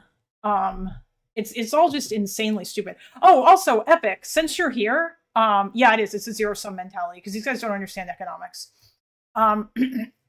They use neoliberalism to mean anyone from Milton Friedman, deregulate and privatize, to Nordic countries, cozy capitalism, and it's all evil because profit is theft in their system. Yes, true. Yeah, they're just using the buzzwords. They don't know what they mean, and they don't use them properly. Yeah, I know. Okay. Epic, last time you were here, I believe last time I streamed, you mentioned something about being able to take civilians up in the Strike Eagle in the back seat. And this was a thing that was discussed. Could this actually happen? Because I want to do it. And also I asked SDA if he wanted to do it too, because if I fly down to California, I'd probably meet him and then go back to Texas afterwards, because I like to hang out with him.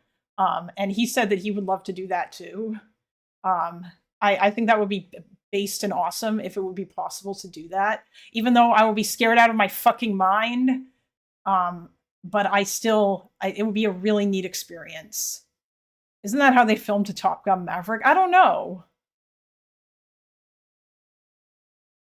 And I don't have any heart conditions, and I will happily sign 5,000 waiver forms. Saying still, Israel no matter you're what. saying, hey, how is your party stopping Israel right Do you now with understand no political the support? idea of triage? Like the concept of triage. Of course not. This guy, it's all or nothing for him. What's triage? So like, let's say you have like a bunch of people that get destroyed or let's say a bomb blows up in a crowd, right? You have people that are like near the center of the blast who get really hurt, and then there's people that's kind of like farther away who, you know, they're kind of hurt, but they don't really need like immediate medical care. Like, you can understand the concept that you want to focus on the people. Also, if you guys want me to speed this up, I will happily do so for cash. Also, hold on.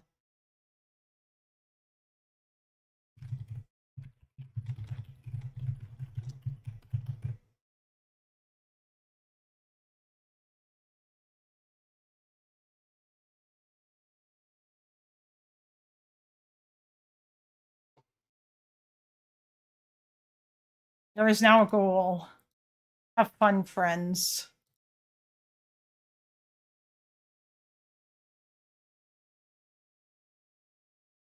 Top Gun 2 had a lot of CGI. It's a studio marketing push to say it's real.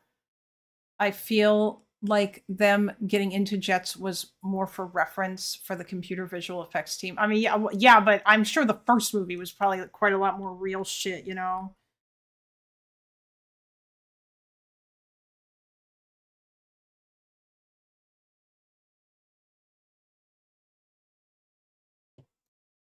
That are like hurting the most instead of abandoning everything and just only focusing on like the very niche thing.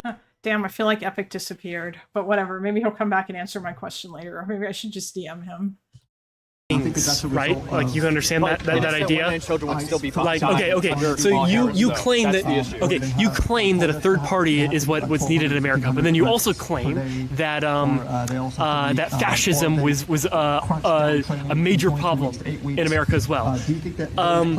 Do you think that leftists caused the Democratic Party to lose by refusing to engage in that election? They didn't? It's by the Democrat Party not actually giving Americans what they need to do affordability. So hold on. Oh yeah. I know Hillary's a neoliberal, but that's because she's part of that sort of old school thing. But she lost. But yeah, obviously, I think Epic is right. Like the neoliberal era in America is like over now, and I don't think Biden. I think it's unfair to call Biden a neoliberal. He wasn't. Neoliberalism, if I recall correctly, in terms of what it actually means, it's like third way, right? Like it's like a little bit more fiscally conservative, internationalist, socially liberal. But they'll do deregulation and stuff. It is stupidly expensive to put a fighter jet in the air for any substantial amount of time. Oh, are you saying that Epic can't fly? Well, I think he said that he's done it, but maybe it can't be done with two people. I have no idea. Actually, wait, Epic, if you're here, is that true? Is it actually stupidly expensive to put fighter jets in the air? Because you guys obviously have to fly a lot in order, even if it's just for training exercises or, But if you can't do it, that's fine. Or if it's something that has to wait a long time, that's fine. Or if it can't all be done in one day, that's fine. I don't know. I just think it would be cool. I think it would be a based and interesting experience, especially if I could film it. And by film it, I mean hold a camera in the backseat of the plane. Okay. I don't mean film your military base.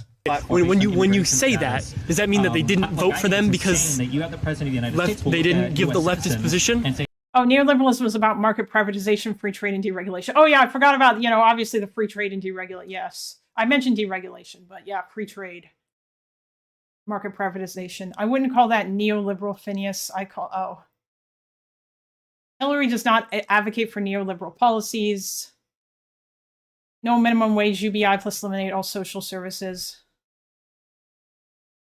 I don't think UBI plus eliminate all social services is a neoliberal thing necessarily. I don't know. Were there even any politicians who got a lot of attention in America who were on the national level who were advocating for UBI before Andrew Yang came along?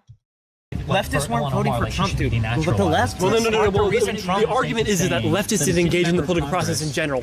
Was their absence from the political process, did that cause Trump to win? Yes or no? Probably not. There's not that many party individuals not like a probably so acting with reckless disregard. No, the far left didn't lead to Trump winning. The Democratic Party led to Trump winning. So would you say that would recognize Kamala? Let me speak. Kamala Harris would recognize issues like illegal immigrants committing crime. Even though, according to the GOJ statistics, which were removed, illegal immigrants commit half per capita as much violent crime.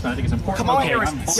I know neoliberalism far predates that. Neoliberalism has been a thing that's around since I think the 80s. So acknowledge that was an issue when it isn't.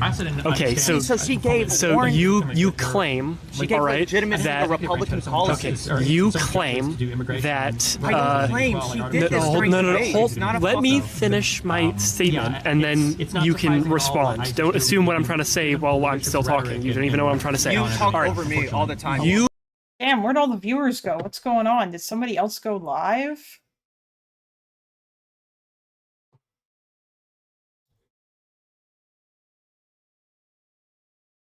Hello.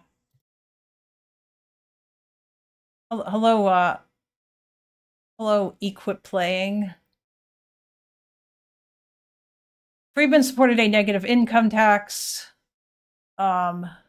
LBJMVP06. I'm here. Maybe I scared them away. I don't know. Sometimes there are weird things that'll happen where there'll be like this strange jump and then it'll go all the way back up and I have no idea what's going on. You are making talking over me the entire time. You are making a claim that Assuming that this gets physically heated, it's hilarious. Yeah. that that leftists did not cause the Democratic Party to lose. All right. Yeah. So if the leftists are so small that they couldn't either cause the Democratic Party to win or lose, why should the Democratic Party? The viewbot left. Damn, if somebody was gonna viewbot me, Jesus, they really kind of they kind of like that's just kind of a sad viewbot. It's just no Chatter's slop. Non-famous slop has a 12-hour shell life. Okay. I mean, that's the other thing too. It seems like covering slop or breaking news is what brings in a lot more people. Ever give leftists the time of day if you're this politically irrelevant? Because Americans need public access to healthcare. They need college to Oh, thank you, Dense Pixel, for the $2. be cheaper. They need affordable groceries. They need rights in the workplace. The Democratic Party isn't giving them this. If we maintain the binary system, we will never get that. But if that thing didn't cause them to lose the election, then it doesn't make any sense for them to They did lose the election. Okay, so you are claiming that Kamala Harris ran on strengthening the border. She wasn't running on giving Americans free public health care and stuff like that. First of all, hold on. Did Kamala Harris support a public option in her 2024 platform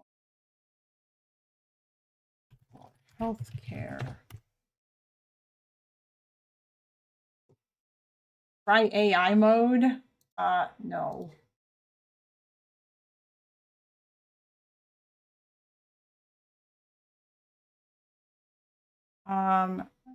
She did not center a public option, but did she want it? She wanted to strengthen the ACA.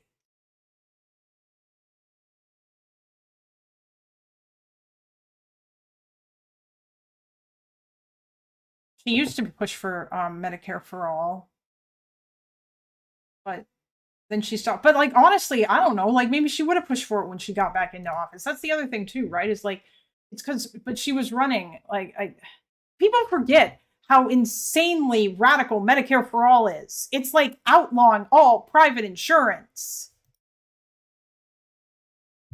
Harris did not run on public option, let alone single payer.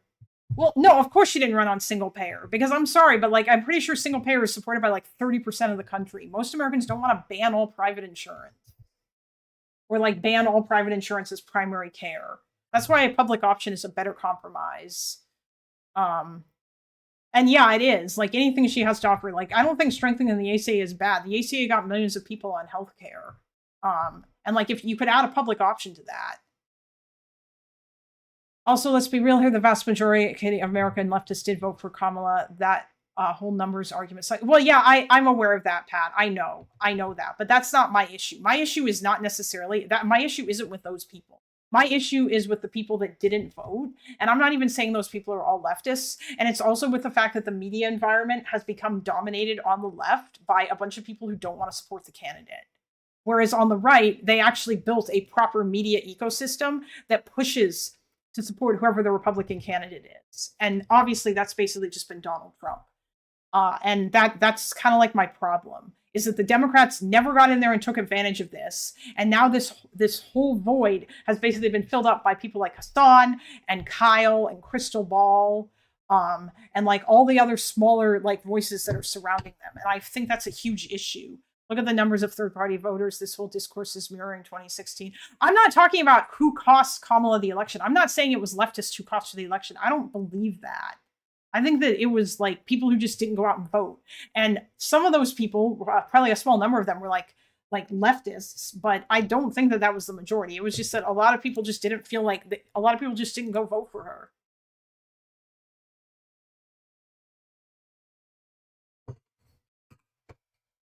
I supported Bernie not because he would achieve his Medicare for All idea, but with him pushing, it would lead to more coverage, but not result in banning private insurance. Yeah, Bernie probably would have compromised. But they don't, only Ben Shapiro does, and look at the response. If people really loved private insurance, then Republicans would boast about how great private insurance is. Listen, Only P, it's not that simple. I'm not saying that people love private insurance, but if you look at polling data, overall, most people like or are satisfied with their private insurance, and they don't want to lose it or lose their doctor or go through any of that shit. Now, if you dig further and you then go and you look at the people who have to use their private insurance, which obviously is going to be less than the people who don't, those people have more issues with it or are less satisfied with it. But overall, people generally tend to be fine with their private insurance. And I feel like it's a bit silly to just say that like people would be okay with banning it. When if you look at those numbers, like if you say, yes, the majority of Americans think the government should be more involved in healthcare and in guaranteeing healthcare or whatever, I think it's fair to say the majority of Americans support universal healthcare, but that doesn't mean that they support single payer, let's ban all private insurance. And I think that pushing for that is kind of a bit ridiculous because that's what Medicare for All would do. Medicare for All is insanely radical. Like it goes further than most other single payer healthcare systems do. I would like to have the option and not lose alternatives because college kids like socialism. Well, yeah, exactly. That's another thing too, right? Like, that's why I think that a public option is a good place to start. And if Americans overall broadly like your public option, then maybe if you want to, you can start pushing for single payer. But I wouldn't just like, you don't need to go all at once. I think you will not know until you push for it. Wait until you, but like Bernie did push for it. He pushed for it in the primary, and like more people know about Medicare for All now. And people, I think people understand like what single payer is or what have you, you know? Yeah, like the UK doesn't have single payer healthcare. The UK has multi-payer because you can get private insurance. It's how you bargain. If you push for the compromise position first, you compromise on that compromise. I mean, you can say that if you want to, and that's fine. But like, all I'm saying is the problem is not that. The issue here is that if Bernie, or if is the problem is that if you poll Americans, only 30-some% of them support like a single payer healthcare plan. So if you run on that and try to win as president, then that's going to be a losing issue for you, is what I'm saying. That's why I don't think that's a good idea. It has nothing to do with compromise or whatever. Like, yeah, I don't know. A public option is just a better plan. UK is single payer. Private insurance in UK is tiny in UK and is very unpopular. I'm not saying that private insurance is popular in the UK, but you still have the option to get private insurance in the UK. Bernie Sanders didn't want to compromise and his supporters didn't want to compromise. That's why they were burning your bus. I disagree, Phineas. I think that Bernie, generally speaking, is willing to compromise more so than his crazy supporters are. And I think overall, he's probably been pretty disappointed in how insane they were. There were multiple times where he had to tell them to reel it in. Yeah, no, Bernie has been open to compromise in the past, and I think that he would. I mean, for fuck's sakes, Bernie voted for the 1994 crime bill because it had the Violence Against Women Act in it. That's a compromise, even though he got up on the floor and talked about how bad that crime bill was, but he still voted for it. Excluding dental health from healthcare coverage is so regarded. You can exclude cosmetic stuff, but things like fillings and extractions should be included. I mean, yeah, I agree. I do think that that's good. Also, you don't start bargaining with a position you don't actually want. Bernie voted against Bush's path to citizenship because it expanded the guest worker program. Yeah, Phineas, but that's because he's a protectionist. That's why he did that. I don't know if he's as much of a protectionist now, but you know. Oh, so first of all, whoever mentioned Top Gun 2 is just wrong. All those scenes are filmed at the Navy Test Range in Southern California in real FA-18. That's real flying. The actors were backseat. Oh, okay. Hello again, Epic. Like, I mean, yeah, no, Phineas, the thing is that Bernie has been consistent. Second, for the PR flights, I'll have to look into it. I'm not in a demonstration squadron right now, and they do those for PR outreach. We rotate in and out every other year. Ah, okay. Well, I mean, if we have to wait, that's fine, but yeah. I don't know. Wait, how does that even work, Epic? Like, can you take 2 people up? You obviously can't do it at the same time because there's only room for 1 person. I have a buddy on the demo team I can reach out to. My only concern is you're not a US citizen. So I'll see if that complicates things. Oh, yeah. Okay. Well, maybe I should actually try to get my US citizenship. Okay. So it would be 1. Would it be 1? Can it be 1 at a time or would it be just 1? Because SDA wants to do it too. I asked him about it. I asked him if he would be interested. Because he's also a nerd. But yeah, I agree about the dental shit. I think that sucks. Obamacare was supposed to have that option, but it was negotiated away. I know.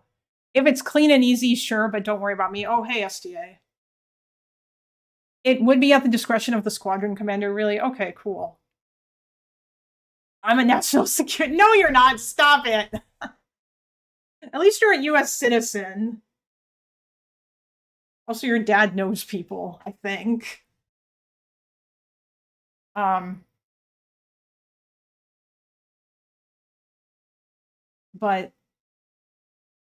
yeah, she wanted to expand the ACA. I don't know, like it. The problem is yeah, you have to appeal to the people when you're talking about healthcare. All that being said, though, guys, I think tentatively, I could give a call to 4-star General William Fraser. Oh, hey, a 4-star general, you say? Well, this chat will be the reason. What do you mean, Vasterman? Well, you mean if Epic or if SDA is a national security risk, it's because of this chat. It's because of all that stuff you said about Curtis LeMay being based. Nepotism. I just want to know who throws the first punch, not gonna lie. Yeah, me too. You know what? I might skip ahead.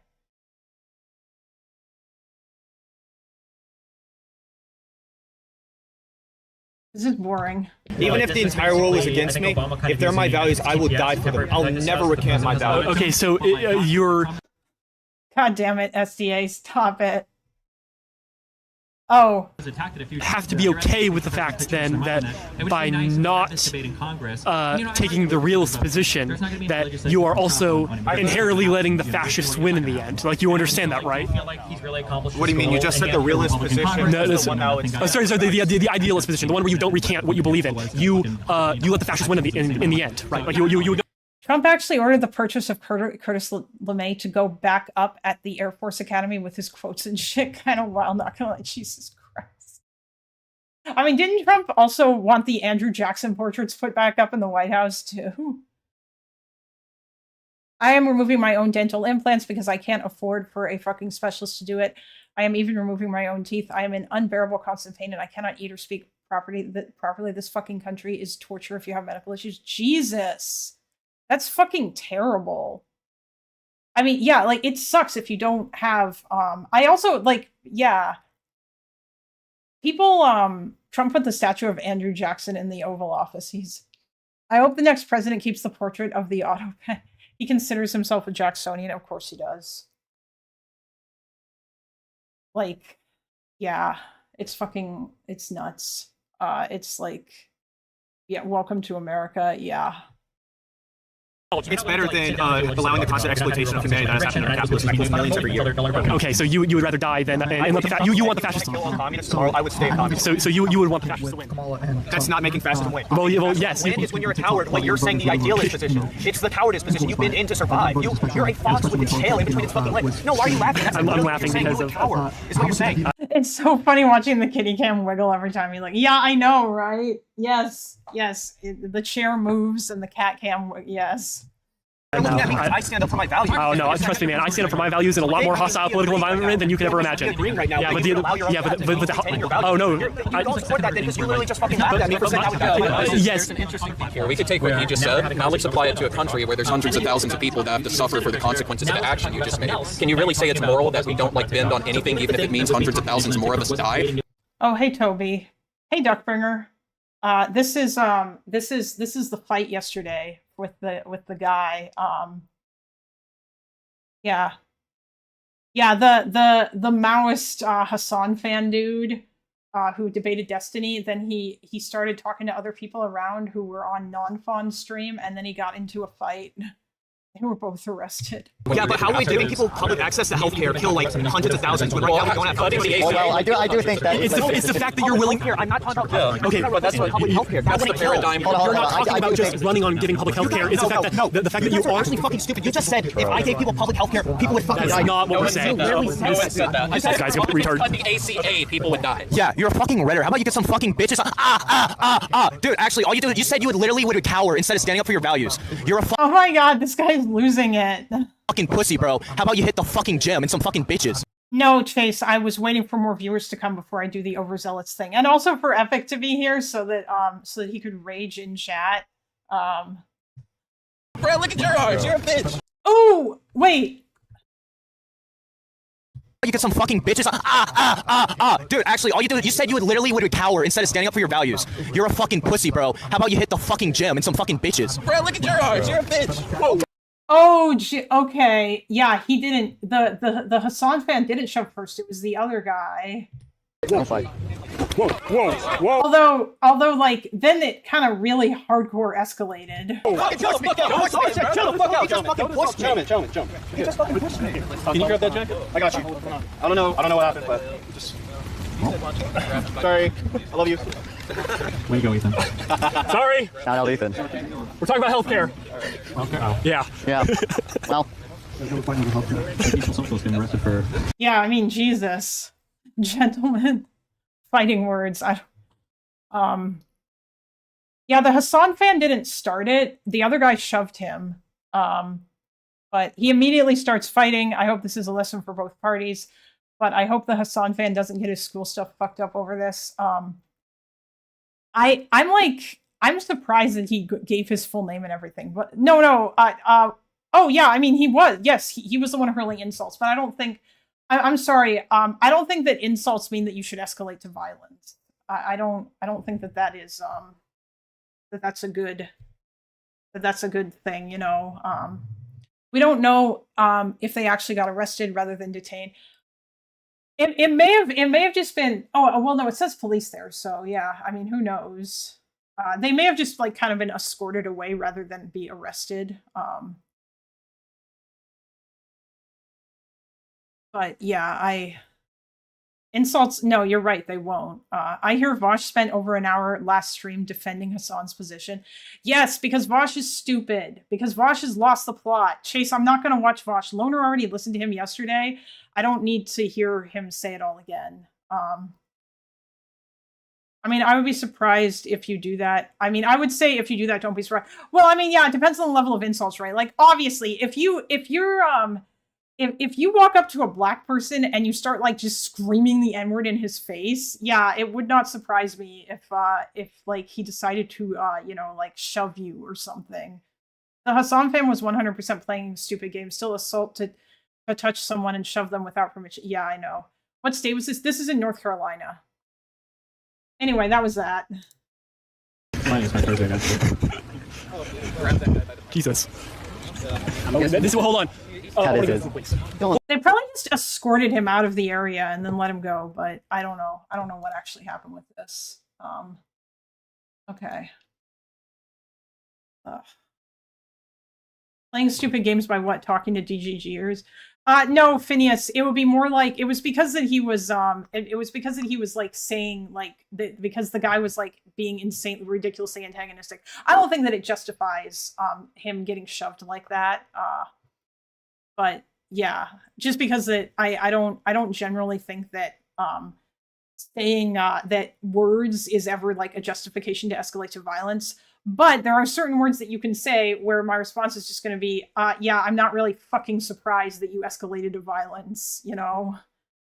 Antagonistic at a Destiny debate. What? No, it wasn't towards Destiny. It was the, did you see it? Like, I don't know. He was like leaning forward and kind of screaming into the microphone, and like saying, and like he basically, he devolved into personal insults. And it was kind of stupid. Yeah, it was South Carolina. But it's fine. Like, no, I don't think the other guy should have shoved him. That was not good. I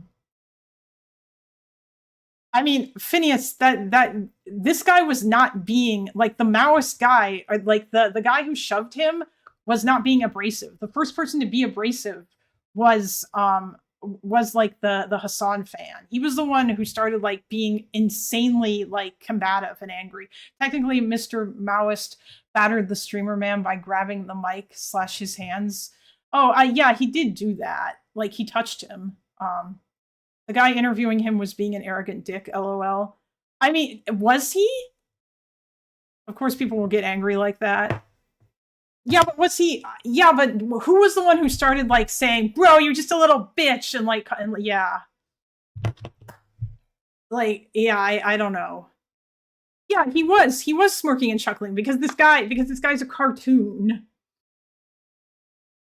I don't think that this means that he should have been shoved, FYI. I'm not saying that. All I'm saying is that sometimes, and I don't even really think this was one of those situations. I don't even really think this counts. I'm saying there are some situations where if you say certain things, I'm just not going to be surprised if somebody's going to escalate into physical violence. I don't think this warrants that, but yeah.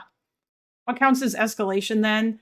They get to a point and laugh at you, and if you get mad, then you're an asshole. No, I'm not saying that this counts as escalation or whatever.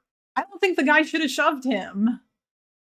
Okay? Although I do think that when the Hassan fan turned around and like decided to like make it into a proper fight, I feel like that was also unwarranted. Like, I don't necessarily think that he should have done that unless the other guy literally was coming at him.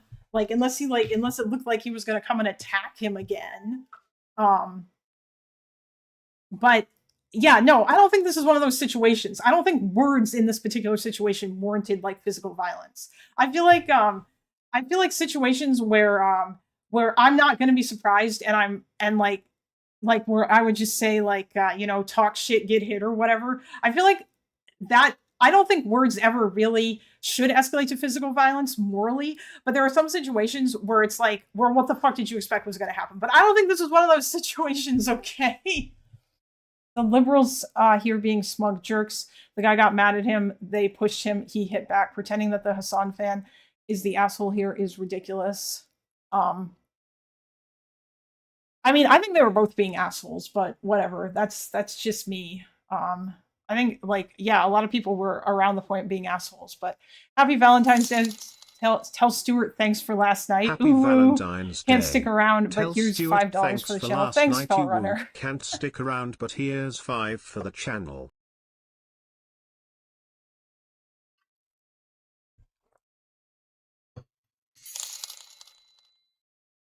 This situation at its worst is extremely low Thank you for stakes. the $5. But yeah, no, I agree. Oh yes, 10 pets. You're right. 1, 2, 3, 4, 5, 6, 7, 8, 10. Aww. Hi.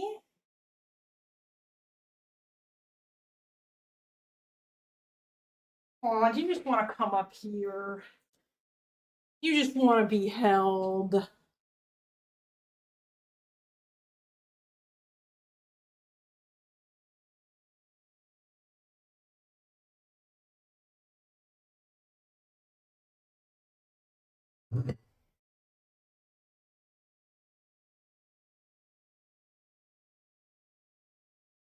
Yeah, no, Phineas, this is not just a liberal thing. That's silly. Please don't do that. This is a normal thing. I mean, listen, SDA, Phineas is not a leftist, FYI. Phineas is a conservative. He's not MAGA, though. He's like a never Trump conservative guy. Your viewers don't see how smug the interviewer was coming across. I mean, was he? I don't really think... listen, I'm sorry, but that guy was saying some stupid shit. Okay? I don't think anybody ever sees how smug they're coming across, Phineas. Prime Kai certainly doesn't see how smug he comes across when he laughs at shit people say to him during debates. That guy is insanely smug, insufferably so, given how not very smart he is. He's holding the microphone, smirking at the guy whenever he said anything. Listen, you know what? I don't care. The reason why I don't care, Phineas, about him being smug or whatever is because that Hassan guy was a fucking retard. So yeah, I don't give a fuck. I don't care if, you know, like the things that he was saying were funny because he was stupid. Little asides to his audience, get a load of this guy. Yeah, I know. But you're trying to say that, like, that means that, language, I'm literally 4 years old. When he started doing weird grunty stuff, he totally just lost the plot. Yeah, I feel like the personal insults were, I don't know. Like, they were talking about the actual problems or issues or whatever, and then the Hassan fans started saying a bunch of shit about he started like hurling the names and stuff. Yes, let's just ignore the behavior of the man-child Maoist and focus on how smug the liberal is. Liberal. I need to turn that into a soundbite. Yeah, the Hassan guy was dumb and wrong, but what set the libs off were his earnestness about his values, how cringe he feels strongly about his values. It's because they were dumb values. I don't know what to tell you. Like, yeah, I'm sorry. Sometimes people are funny when, like, they say stupid shit. It's the same thing as if, like, you encounter, like, a maggot who will defend literally everything that Trump does. That shit's very funny, too. The problem with the guy was his sincerity was intimidating. I don't know.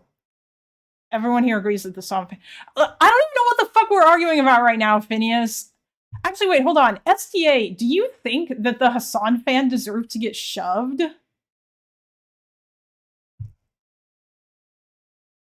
He was getting he was like throwing some insults and shit. I don't think that he deserved to get shoved. I feel like this was an unwarranted escalation. I don't think this is one of those situations where the talk shit, get hit, like, notion applies. And by the way, I don't even morally agree with that, but I'm just saying there are some situations where I'm just gonna be like, what the fuck did you think was gonna happen? But I don't think this was one of those. Some of your viewers don't think the liberals were being smug, and that the first break in polite etiquette was when the Hassan fan grabbed the microphone. I mean, I don't know that grabbing the microphone was a good idea, because that's initiating physical contact. Do you actually think that, like, grabbing the microphone was a good idea? Because I'm not sure that I feel like that's not good. Give them gloves, let them hash it out, I say. Based.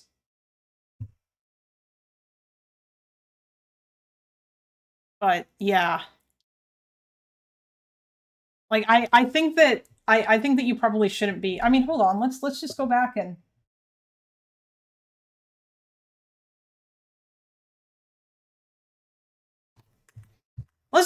listen to it again, shall we?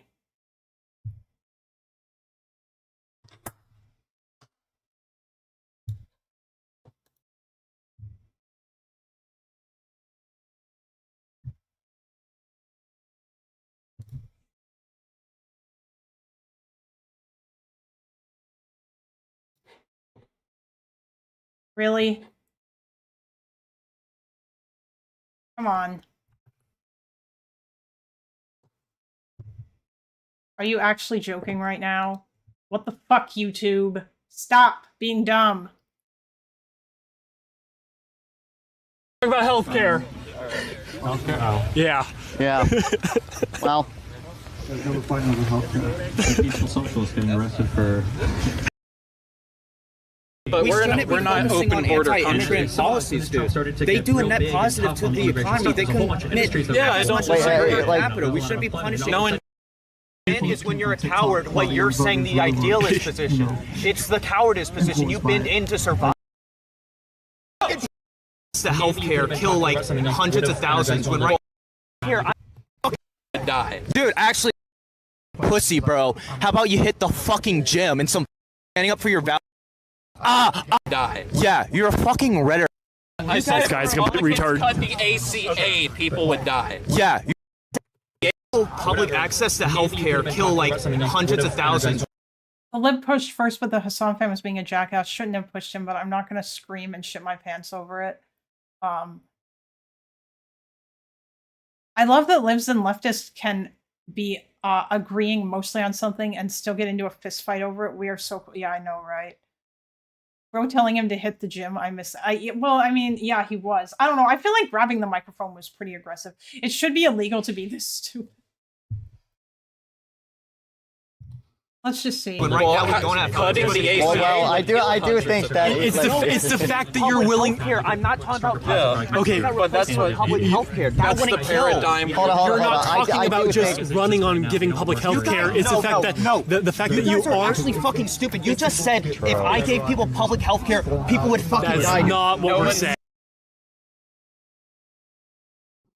Oh, I mean, yeah, he is, like, I don't know, it feels like he was kind of like the one getting frustrated first, but at the same time, like, he was getting, like, 3v, or, like, yeah, he was getting 3v1 here. I don't think this guy in the back said anything.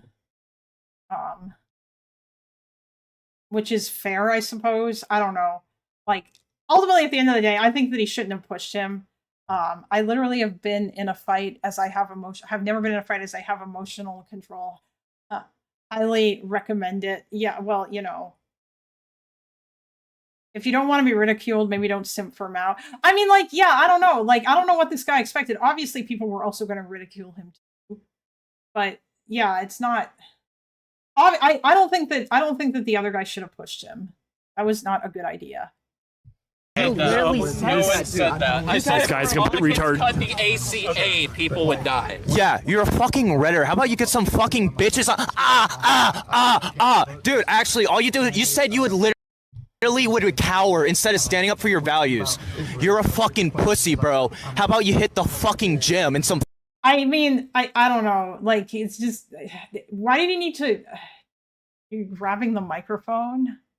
Like, I don't think that's good either. He came off a high from getting to rattle off insults at Steven, and then when actually challenged directly on his own beliefs, he was unable to defend them. Well, I mean, obviously he was. Bitches isn't very feminist coded. Of course not. How about you get some fucking bitches strongest tanky argument? Not every fight is a choice. Yeah, I know. Well, listen, I don't think that this guy should have gotten shoved. I don't think that was necessary, like I said. I also don't think that he should have, like, turned around and started, like, throwing hands as a result, either. Like, he probably should have just been like, he pushed me or something.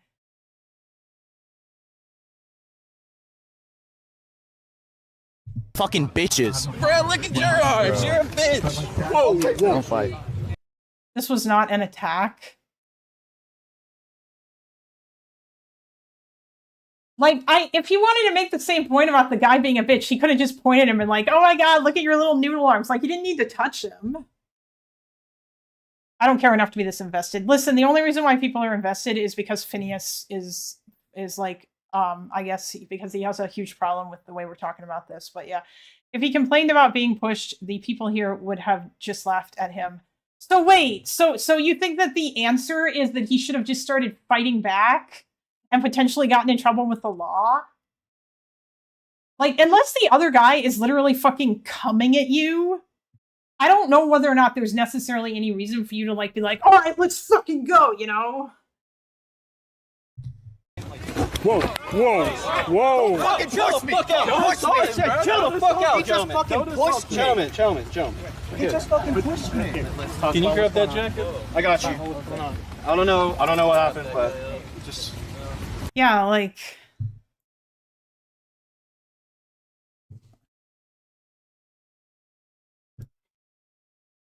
Did Kalinda look at the footage of him crying to the cops? No, I did not. I'm not aware if there's other angles of this. But yeah, no, I don't know. Like, he literally jumped back up so that he could, and then he put up his hands and he kicked the guy. I don't know. I don't necessarily. I feel like that was an unnecessary escalation after the first unnecessary escalation.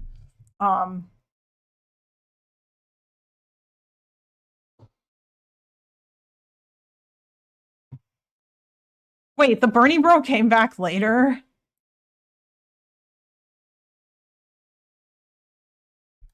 Honestly, Bad Bearing, listen, Phineas, I mean no offense when I say this, but I think it seems like you really just hate Destiny. And, like, I'm not saying that you don't have any reason to. I understand that you dislike Destiny out of a moral thing, but some of the stuff that you say is just kind of silly, like about, you know, like it seemed like you thought that, you know, it was just a general norm that these people were going to be, like, super hella abrasive because they're all Destiny fans or whatever. Yeah. That's not true. I hate Democrats generally. Oh, okay. Well, you seem to have a special place of hatred in your heart for Destiny, but all right, that fine. I feel like you never say that. You never really talk that much about how you hate Democrats, but okay. I keep forgetting that you're a conservative. But maybe it's just because you're not a MAGA Trump Republican, so it kind of, yeah.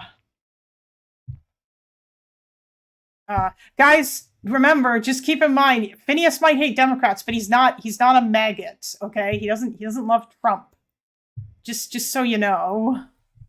But no, it's not, yeah. If I speak my mind about things, I get banned on Loner Cord. Oh, I see. I mean, if you want to speak your mind here, you can, but I don't know if that will cause problems on Loner Cord. I would have to ask about that, because I want people to be able to speak my mind in my community. Because my community is a free speech zone for the most part. You would vote for Trump over any other and that is what wait, hold on, Phineas, you didn't vote for Trump, did you? Didn't you vote for Kamala reluctantly? Didn't you hold your nose, or did you just not vote? Embo Man is not here. He can't hurt you. True.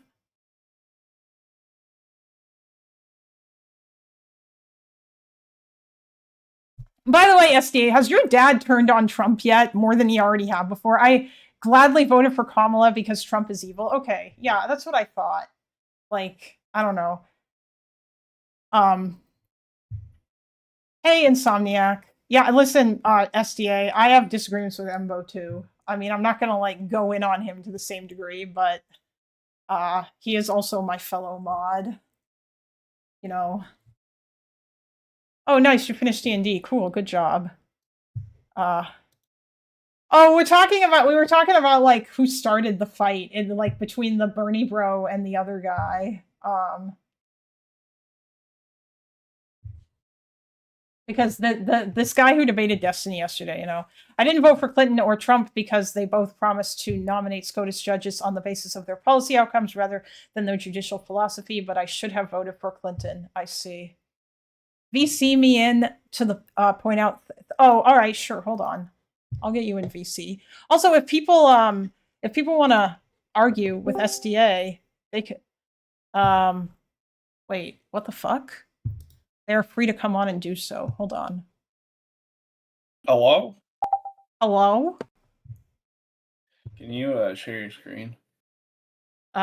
Sure. Okay. Everyone, Insomniac in the chat, I need you to say one of your fancy Jewish prayers for my laptop, okay? Oh no. No, it's okay. I need you to say a Hebrew prayer for me for my laptop. Feel free to type it out in Hebrew, or you can come in here and just say it. I don't know, but please, everyone, a prayer for what? That my laptop survives the screen sharing because I stream at the same time.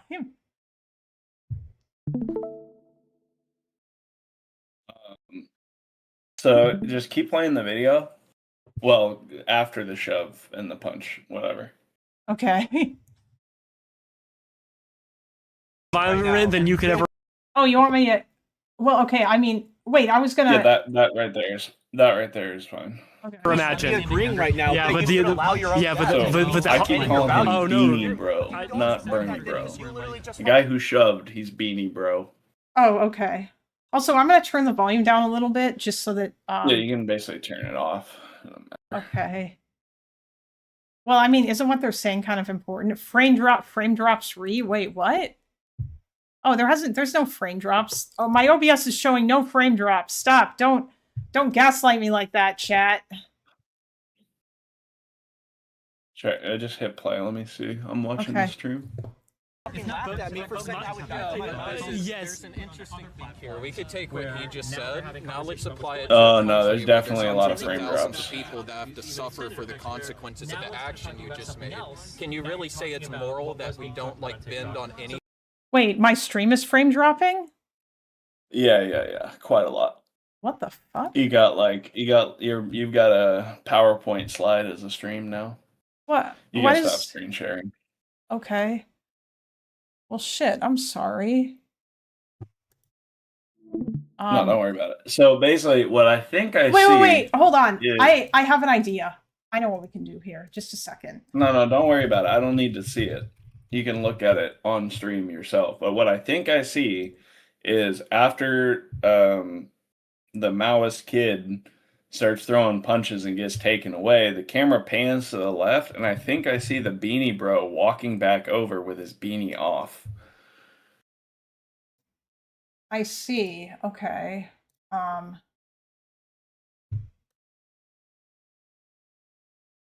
Okay, well, you know what? I'm actually gonna let just a sec. Yeah, I'm watching it. It needs to catch back up. No, you don't have All to. right, You it's don't have fixed to. now. You don't have to do that. Oh, sorry. Here, I'm gonna put this in the side chat. Okay. There you go, buddy. Okay. You can join the room.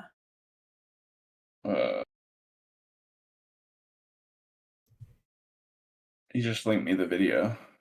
Oh shit! Sorry. Hold on. It's okay. Don't worry about it. I'll just do it this way because I want to control my own screen. Well, no, you'll be able to control it.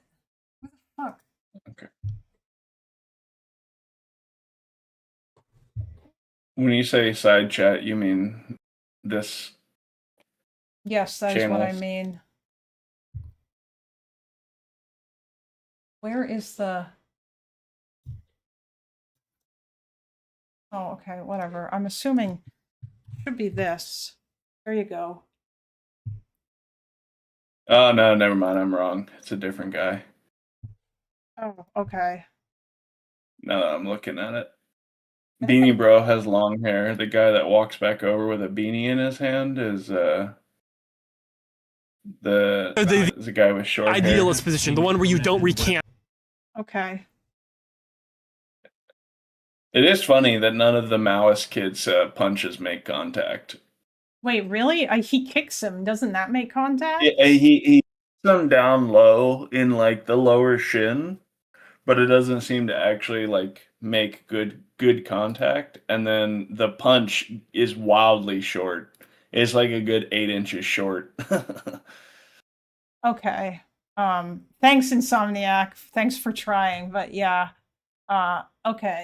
But then you see the guy in the black sweater black hoodie come up and start to pull Beanie Bro away, and that's who walks back with the beanie in his hand. I thought that was Beanie Bro. Yes. Win is when you're a coward, like you're in a idealist position. But they don't have Beanie Bro in cuffs the last time we see him. You just said if I gave people public health care, people would fucking die. That's not what we're saying. Wait, does the link work? Can you watch it with me? Because if you join, you should be able to play. There you go, Check the side chat. Oh, this shit still exists? Yes, it does. Invalid access code. Oh my god. I don't understand. How the fuck do you share? Oh, invite. Don't worry about it. This fucking website went to shit after it migrated from Rabbit. Rabbit used to actually fucking work. Oh, okay. But I mean, you can try this what one. I was interested in. But- No, sorry. Somebody in chat. What did he say? Crying. You know what? I'm gonna let you argue with chat because I need to feed him. Okay. Well, Aspiring Devil, do you have a link to this footage of him crying to the cops? Yeah, I was wondering that too because I don't think I've seen that. Also, Phineas, if you have arguments and you want to have them, you can come in. Well, I don't have that much time. I gotta Oh. take a shower here in a minute. I And called then- in yesterday and I gotta go to work earlier. But Oh, okay. Hello, sir. yeah, Rabbit used to be what Watch Together became. Oh, I think I remember Rabbit actually. Video sharing. Yeah. RABB.IIT. Yeah. Yeah. It was actually really, really good. And then yeah, we need to see that. Listen, like guys, if there's more footage of the guy, if there was footage of him crying to the cops, feel free to throw it my way.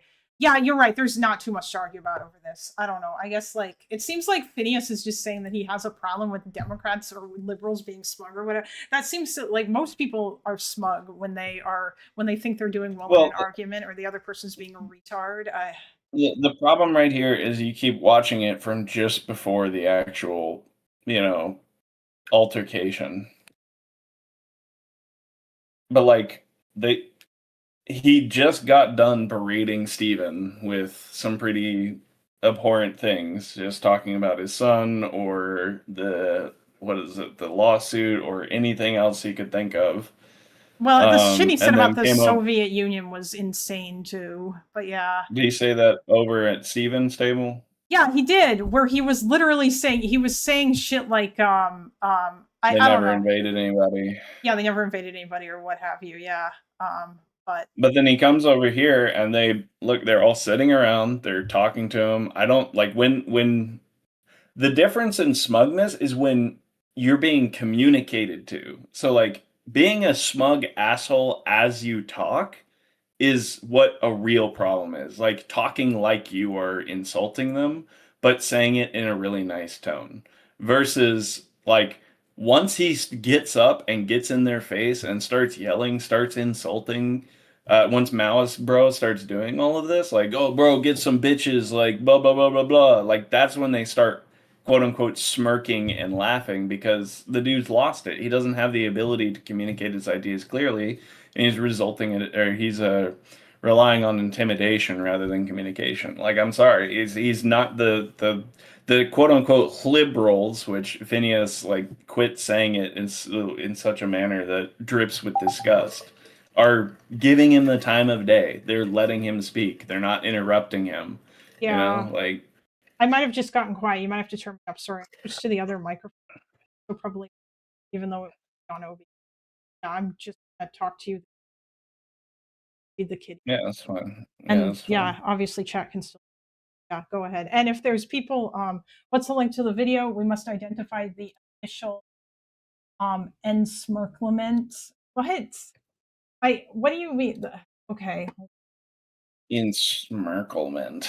Ensmirklement. That's funny. I got it. You go feed the cat. I got it. Okay, thanks.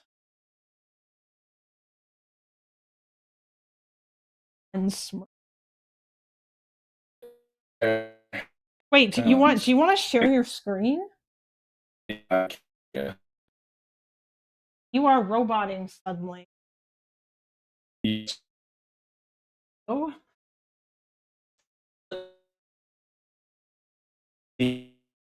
SDA, what's happening? You're roboting.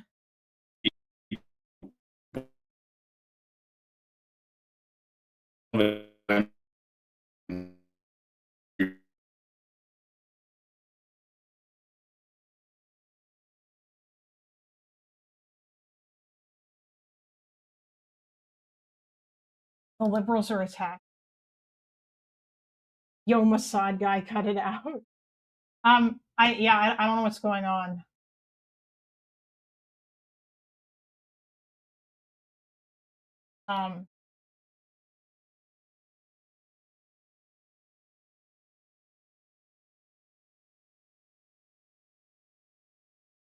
Dense Pixel, I'm using hardware and post. The Russians are hacking the stream. Yeah, maybe they are. I'll be right back.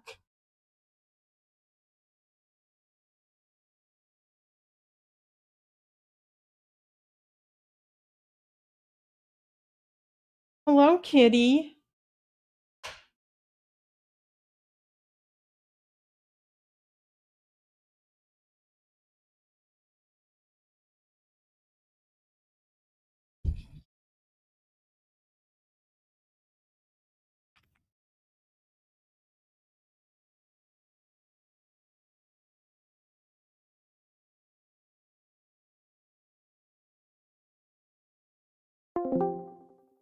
Yeah, if anybody's being smug, it's the guy that talks earlier on the right side.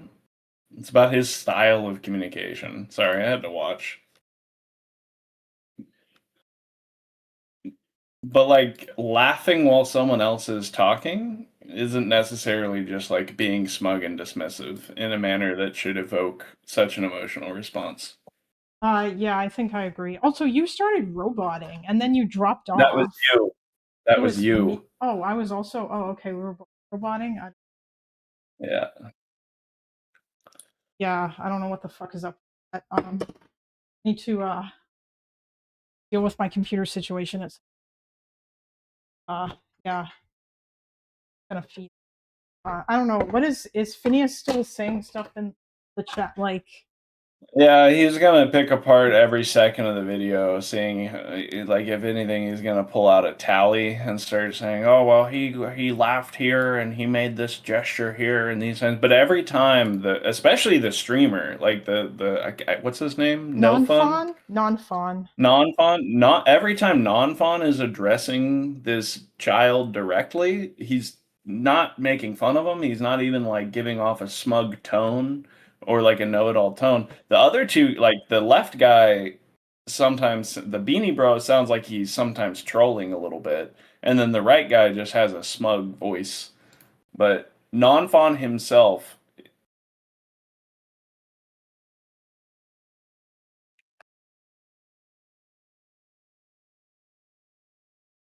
Like he even goes through and explains to this kid what triage means about evaluating. Oh my god, shit. Bro. Okay, I have to get going. Yep, no problem. Oh, okay. Well, thank you for stopping by, sir.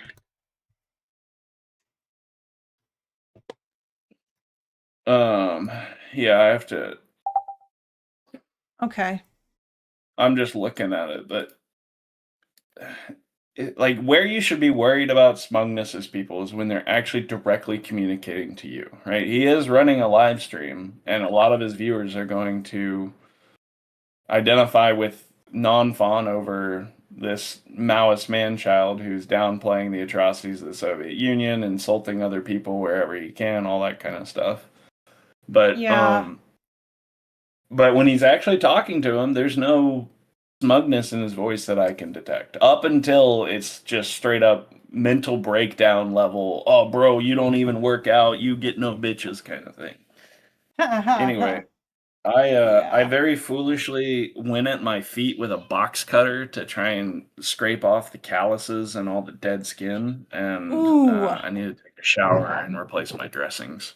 Oh, Jesus. I hope that doesn't hurt too bad. I'm assuming it does. It doesn't today, but my floor, my bathtub was full of fucking blood, and my floor had little spots all over it. But now it's pretty much healed, or at least it's what's it called? Scabbed over. But I just I know I could get a pumice stone or whatever, but it just doesn't feel right. I want to get those big flaky pieces of dead skin so I can chew on them. I see. Okay. Jesus Christ. All later. right. See you later. Bye. Stop. Toby, I will never stop. Oh my god. Whoever is on stream wants to defend the liberal debate bros to the death from accusations of smugness. I mean, you know what, Phineas? Maybe you can argue with him about it later, but he doesn't have to, but not right now. This is Yankee healthcare true. I'm just sorry, I just don't. I get it, said JM. We're done talking about that right now, though. Oh, hey, there's a little G counter on, like, the thing there. That's kind of cute. Oh my god. Oh, that's right. This is an F-16 pilot.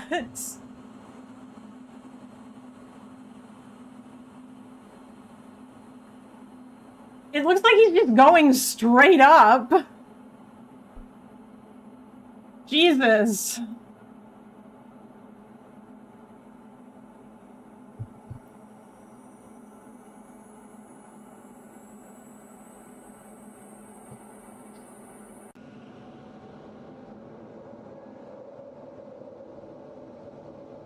Damn. Okay. All right.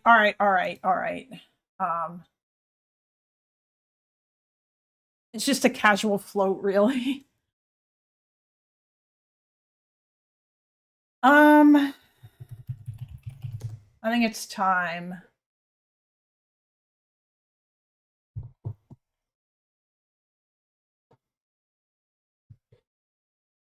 This content isn't available. Try again later. What? Fuck you on about?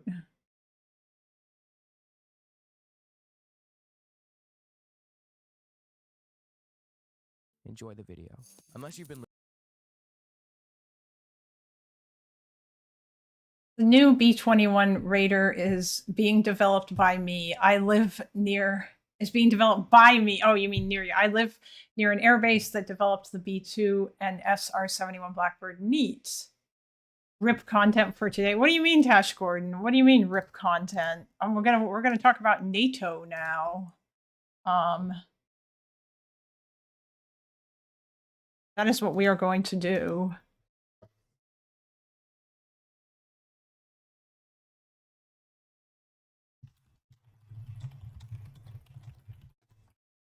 Oh, also, the other thing that we're gonna do, or the other thing that I want to do is I would like to look up, because I've been invited to be on a WIC panel to debate the question of, I have a feeling this video will give Epic an aneurysm. Yes, it very well might. Vadim shared this a day before his Live and Learn appearance. Let's see what he's working with. Yeah, I'm sure he watched this and thought that it was fucking amazing.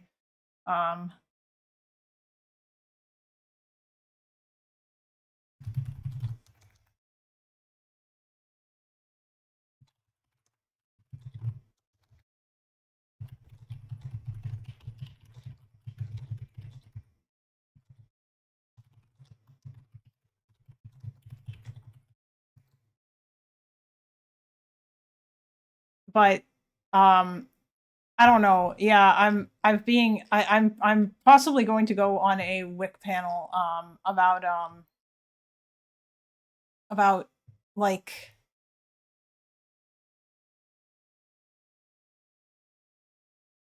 leftists being allowed in the Democratic Party and stuff, but I feel like it's weird that he wants to do that again, even though that's a thing that he previously did already. I don't know why, like, it's the same topic.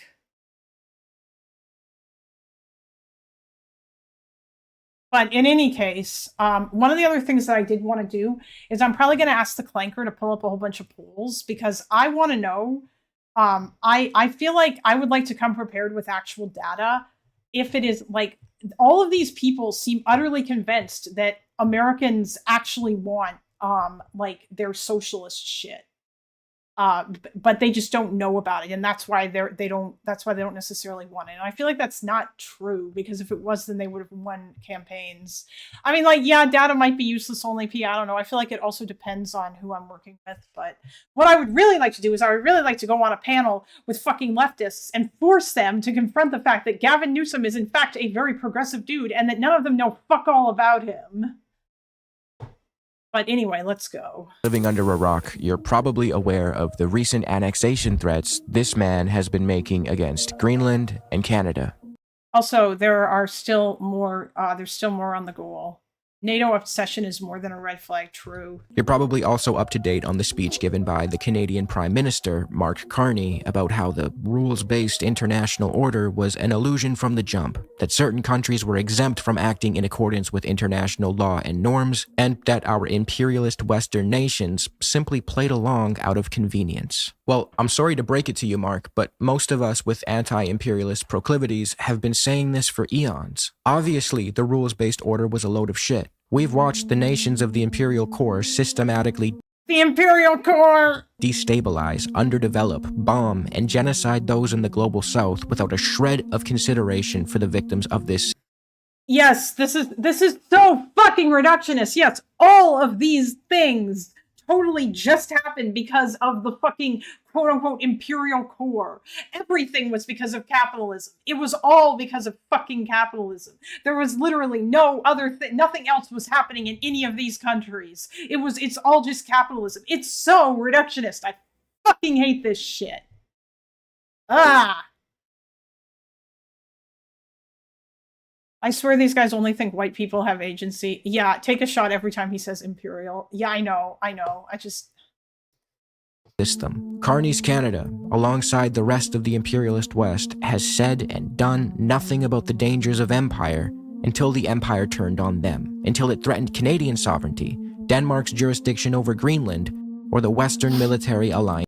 Also, I just have one question. How many of these examples, how much of this shitting on NATO, like early on in this video, do you think is literally gonna be fucking, oh my god, look at all this terrible shit that the United States did during the Cold War? Because that's how these tanky people work. These fucks still think that the Cold War is a thing, and they're fucking obsessed with talking about how the United States does bad stuff against communism, and it's all just Cold War shit.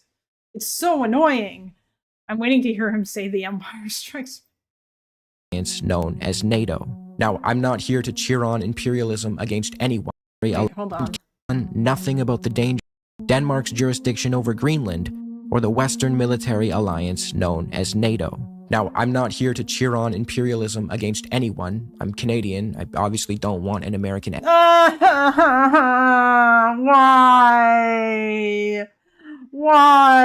Why does he have to be Canadian? Well, the new Cold Wars are a thing, but they started around 2015. No, tear gas. What I mean is that all of these tankies, when they argue about how bad America is, and they make all these arguments about the rules-based order being bullshit, or how, like, it's all just Western nations exploiting the global South or whatever, a lot of the arguments or the examples that they use is all shit from the Cold War, which is annoying. Like, anytime they make America does bad things in a foreign policy light, many of the examples that they will use, a lot of it is just, oh my god, America cooed this communist country, or this country that was about to become communist. And so much of it is literally just, I just hate America. Or like, I hate how America behaved during the Cold War, which is incredibly annoying.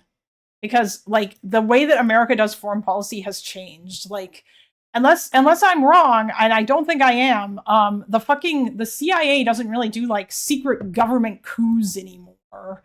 That's not really a thing. Although I don't know if they were ever really that great to begin with. They never talked about how bad the Soviet Union and its allies actually were. There's also that. Wait, since when is Canada socialist? We're not. Well, yeah, but the point there is that you're fighting a Cold War. It creates pressures to act that can lead to unfortunate decisions being made, and we are living through the new Cold Wars. But at the same time, the world has changed and America has changed. Yeah, basically. It's your moral duty to clown on your own tankies for... Yes, I know. Annexation to take place, and I don't want to see the people of Greenland, who are predominantly indigenous and already navigating the political intricacies of their relationship with Denmark, handed over to yet another colonial force, the United States. With that said, I would be lying if I said I didn't fantasize about a reality without NATO. That would be amazing for the vast majority of humanity and terrible for a slim portion of elites and arms dealers. Oh, yes, only them. Can we think of anybody else? Can we think of anyone else that the absence of NATO would be really bad for? Anyone want to raise their hands? Can we think of any other countries that the absence of NATO would be super fucking bad for? How about literally, yeah. So he fantasizes a reality where Eastern Europeans like making it genocided by Russia. Yep, basically. Exactly. Yes, Ukraine, Lithuania, Latvia, Romania, I think Bulgaria, Moldova, all of these countries, basically any of those countries that are not in NATO or any of those countries that want to join NATO, they would all be fucked without NATO. Also, what happened in Yugoslavia too, Of course, the way to achieve that would have been fucked without, yeah. Reality is not by disrespecting the sovereignty of the people of Greenland or Canada. That would be insane. Instead, we need to start by educating people about the stain on humanity that is NATO and its many, many crimes. NATO is often framed in two very different ways. Its supporters insist that it's a defensive alliance. It's a necessary defensive alliance, and it keeps the West safe and stable. Its critics, myself included, from Russia, yes, it does keep the West safe from Russia. And it's also done other good things too, like stopping genocide in Yugoslavia. point out that it's a controversial organization that encourages its members to disregard their obligations under the UN Charter, specifically their obligations to refrain from the use or threat of force except in self-defense or if greenlit by the Security Council, their obligations to respect national sovereignty, and to settle disputes peacefully. Us NATO haters typically go on to note how NATO has its fingerprints all over the destruction of Libya, the illegal bombing of Yugoslavia, and other destabilizing... Oh my god. I'm gonna fucking have a fucking aneurysm during this. If this guy says that, like, bombing Yugoslavia was bad, I swear to God, and he's basically already done that. Like, Jesus Christ. You guys saw how mad I got about the fact that the UN wouldn't do fuck all to help, like, the fucking, like, Bosniaks or the people of Kosovo. And now he's gonna talk about how it was illegal. Like, fuck you, buddy. NATO delivered that bayonet that killed Gaddafi. Like, I'm sorry, I can't. I'll be back in an hour. No, I just saw the NATO expansion section. I didn't know it would be this bad. Oh no, it is. It's gonna be bad. It's gonna be all the fucking Russian talking points. I mean, to be fair to this guy, at the beginning he was like, I don't condemn this kind of shit. Or like, I don't condone like other imperialism. But yes, I am gonna crash out. Yes. I mean, even the Libya shit is fucking stupid. Jesus Christ. Imagine what this dumbass would be saying if, like, nobody did anything in Libya and then, like, Gaddafi went in there and murdered a fuckload of civilians. Just imagine what they would be saying. Then these people will be like, the West doesn't care about other people. The West doesn't care about stopping bad things or genocide or civilian, you know, like, or they just offended. I don't know. It's literally a damned if you do, damned if you... interventions. But to understand the full depth of how NATO has its fingerprints all over the destruction of Libya, the illegal bombing of Yugoslavia, and other destabilizing interventions. But to understand the full depth of NATO's depravity, we do have to start at its inception. In the aftermath of World War II, NATO was founded in 1949 by 12 countries. Belgium, Canada, Denmark, France, Iceland, Italy, Luxembourg, the Netherlands, Norway, Portugal, the United Kingdom, and the United States. Officially, it was presented as a defensive alliance with three main purposes. First, to protect Western Europe from a potential Soviet invasion. Second, to keep internal nationalist movements, like the German one that had just ravaged the continent, in check. And third, to create a political and military dynamic where the Americans assumed a leadership role, or what was euphemistically referred to as a strong presence, in Europe. And that third point is the kicker. Despite NATO portraying itself as some purely defensive alliance between equals, it has far more to do with asserting US hegemony over Europe. I know what this is going to be. This is going to turn into him bitching and crying and whining about shit like the Marshall Plan and how terrible it was that the United States actually helped those European countries after World War II, because that's what stopped communism from coming to power. I'm sure that this is probably going to be, oh, Jesus Christ. Also, by the way, like, it's not like other countries in Europe didn't help quite a lot. The West Germans had a big army. The UK was doing stuff to help America during the Cold War. Like, I think France was too. Like, France has had and still has a big army. It's not like it was all America. Does this guy think that the United States was primarily, like, doing everything during the Cold War? Or rather, like, everything for Europe, I mean? It's not like we were the only nation not economically and militarily crippled or anything. I mean, you're right. True. That is also true. The United States was the only nation that was not crippled economically or militarily after World War, at least in Europe anyway. All those other countries got fucked because that's where the war was fought. Is this just, I'm upset the Soviets lost number 9730? We'll see. Forces European countries into subordinate roles and ensures that no single European power can ever rise up and challenge American dominance. Hold on. How the fuck does this even make any sense? NATO can't do anything. All of NATO's members have veto powers. That's also why it took them so long to act in Yugoslavia, because that the US had to basically fucking convince the British and the French to agree to do shit. This was not like, how does that even make sense? That's not how this works. Dude doesn't even know NATO's history. Like, I'm not like super up on like NATO's history or whatever, but the way that this guy is portraying it is just wrong. If America wanted to have total dominance over everything in NATO, then why would they give every country in NATO like the veto power? Why do decisions in NATO have to be like...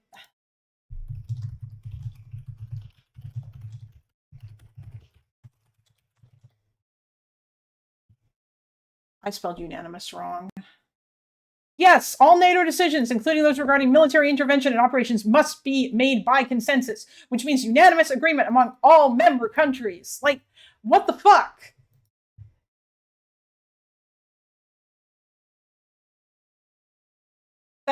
So this guy doesn't know how NATO works? It actually literally is like a fucking defensive alliance. But sometimes when the UN refuses to do fuck all, then it'll interfere. Why would any country apply to join NATO? That is also true. Like this whole thing is like based around this notion that, I mean, we'll see what he says, but on the global stage. That's a pretty good deal for the Yankees. And for the other European countries, they get not only a military, but political and economic alliance with the most powerful country in the world. But the thing is, to justify this arrangement, you need fear. You need the existence of a permanent enemy. Today, that role is mostly filled by Russia, but back then, it was the USSR. A prominent myth at NATO's... Wait, does this guy think that there was no threat from Russia after World War II? Does this guy think that, like, the expansion of communism into Eastern Europe was not a thing that everybody was fucking worried about? Inception was that an attack by the evil, monstrous Soviet Union was imminent. Never... Oh, yeah, okay. Tanky alert. It wasn't even necessarily, like, it didn't necessarily need to be an attack directly by the Soviet Union. But, like, the Soviet Union had its fingers in all of the fucking, all the other communist movements in a lot of other places, like, around the world or whatever. And there was obviously this real fear that communism would be a thing. And also, yes, Stalin was crazy. And he did roll his army into Eastern Europe and take over all those countries. Mind the fact that the Soviets had just lost tens of millions of people and seen their infrastructure completely crippled while helping wipe out the majority of the... Yeah, that never stopped them from taking over Poland afterwards, though, did it? Or any of those other countries. The Nazis, never mind that they were in no position, militarily, economically, or politically, to start another massive war, the boogeyman still had to be built. As author and ex-member of the U.S. State Department, William Far and away the best book on the topic. Noam Chomsky Blum pointed out, this fear narrative wasn't even really believed internally by U.S. officials at the time. Quote, there are available, in fact, numerous internal documents from the State Department, the Defense Department, and the CIA from the post-war period, wherein one political analyst after another makes clear his serious skepticism of the Soviet threat, revealing the Russians' critical military weaknesses and or questioning their alleged aggressive intentions, while high officials, including the president, were publicly presenting a message explicitly the opposite. There's no... USSR was actually full of smiles and puppies. Like, this just runs counter to everything. Does this guy not believe that blockades are acts of war? Probably not. No. Yeah, like, you're right. Like, that was also a thing. All the fighting over, like, East and West Germany, East and West Berlin, the Berlin airlift when the Soviets blockaded West Berlin, and, like, the US did the airlift in order to get supplies in there. Like, it's just... I just don't... USSR didn't have problem to take out millions of their citizens before or after World War II. Yeah, I know. Realistically, what is the best reason we shouldn't have gotten into Yugoslavia? I don't know, Speedy Taco. I can't wait to see what kind of dumbass arguments this guy makes in favor of that. But look up the interviews Chomsky was doing for Serbian TV. It's a funny rabbit hole. Yeah, I'm aware that Chomsky didn't want the U.S. to intervene in Yugoslavia. I think William Blum tried defending Iraq in the Gulf War. The Americans knew the Soviets weren't about to invade Europe, let alone the United States. Why the fuck would they? They had just survived the deadliest war in human history at an Documents? Why is a State Department inside or using documents as evidence? Is this a 4-star general situation? You know what? Let's ask. And when I say let's ask, I mean I just want some info. Oh shit, I have to log in? Why do I have to log in?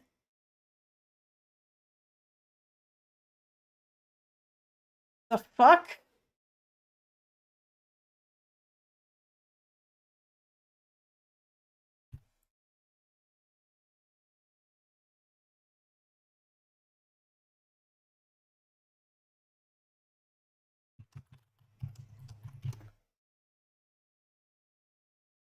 This is honestly, yeah, I am. I want to know about the documents or whatever. So I'm gonna ask the clanker if maybe it can find me those documents. Soviet underdogs, clearly moral, correct. I fucking remember this. This was in my lifetime. Oh, hey, Leah, that's right. You are older, aren't you?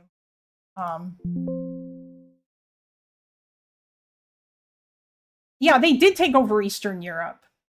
The UK wasn't invaded either. Does he think that Nazi Germany wasn't a threat in Britain? Yeah, like. Well, I mean, they did want to invade, but that's the other thing too. Like, communism is inherently expansionist. Like, that's what they wanted. They wanted to expand. That's the whole point, right? All the shit about the workers' revolution and stuff. Yeah, I don't know. This guy is actually just a tanky. Like, if he's saying this kind of shit, downplaying the threat of the Soviet Union or the Iron Curtain or any of that stuff. Hold on.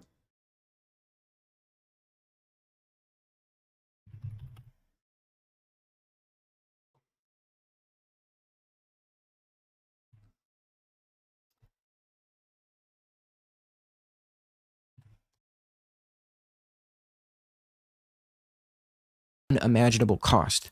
You really think they wanted another round? But by constructing this Soviet... I mean, maybe not right away, but why the fuck? But they built like a nuke, dude, and they didn't. It didn't take them that long to do it.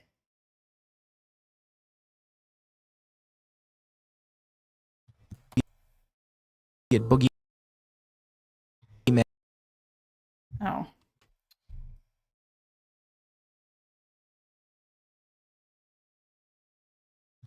And anyway, the US was able to massively expand military budgets in... Hold on.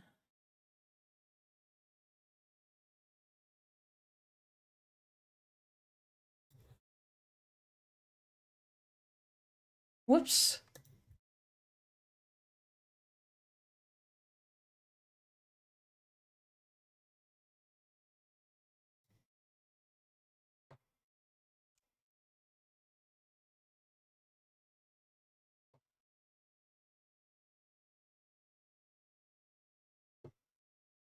Okay. How long was the gap between World War One and World War II Germany? It was a long time. I think it was like 25 years, something like that. I don't remember. Germany, or like it was like 1919, 1918. Yeah, 21 years. 1918, and but from 1918 to 1939 was the length of time. World War One ends in 1919. World War II starts. Yeah, exactly that. Specifically for Europe, assuming you ignore Japan and China, exactly. When you take the concept of manufacture and consent to a degree, this is like so insidious. Any disagreement with others is put down to brainwashing, and you just need to manufacture new thoughts. Yeah, is this horseshoe theory? This tanky is like, why would the U.S. get involved in any conflict, but for a different reason than MAGA? Well, no, this guy thinks there's a weird conspiracy that the United States invented with regards to the Soviet Union being a threat in order to justify increased military budgets so that they could take, like, he's turning this into a conspiracy, essentially.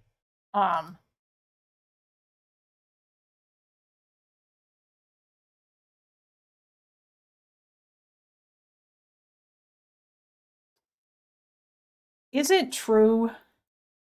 Oh, what? Hello? All right, fine.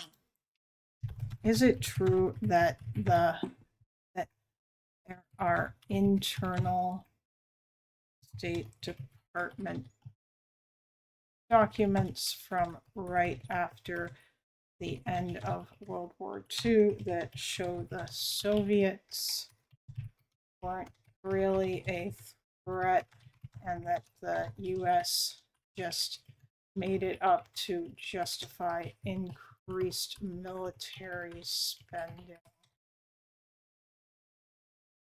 for the...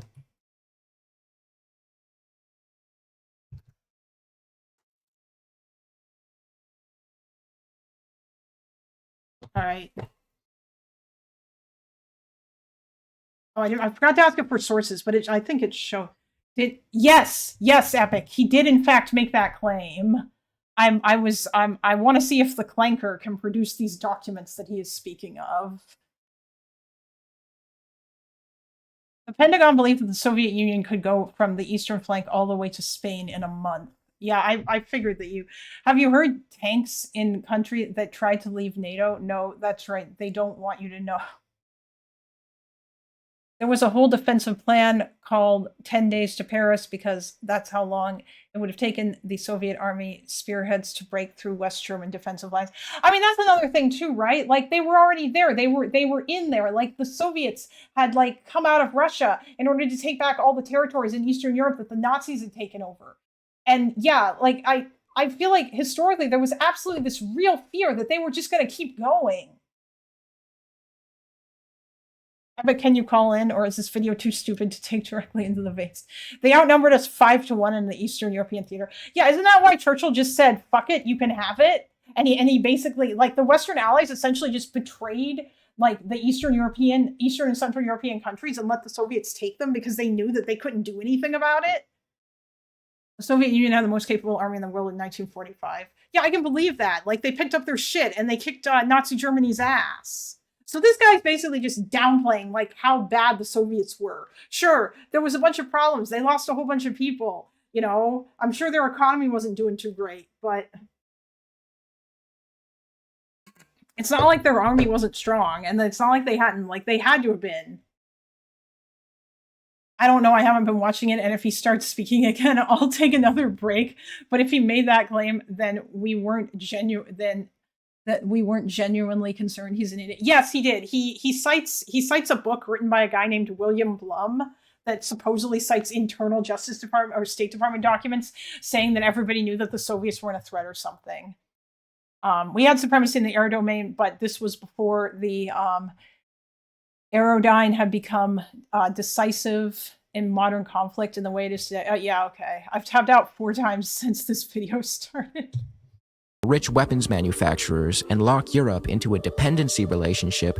Hold on. This Soviet boogeyman anyway, the US was able to massively expand military budgets, enrich weapons manufacturers, and lock Europe into a dependency relationship that could be framed as defensive. And in case I'm giving you the impression that NATO was only good for the Americans, that would be incorrect. Although it is true that NATO is essentially just an arm of the US.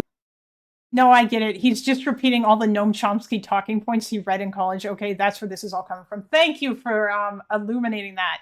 I assume you know all those talking points. Listen, this is the first time that I'm being exposed to this. Like, a lot of this, I'm not surprised where this shit is coming from, but I was not aware. Yeah.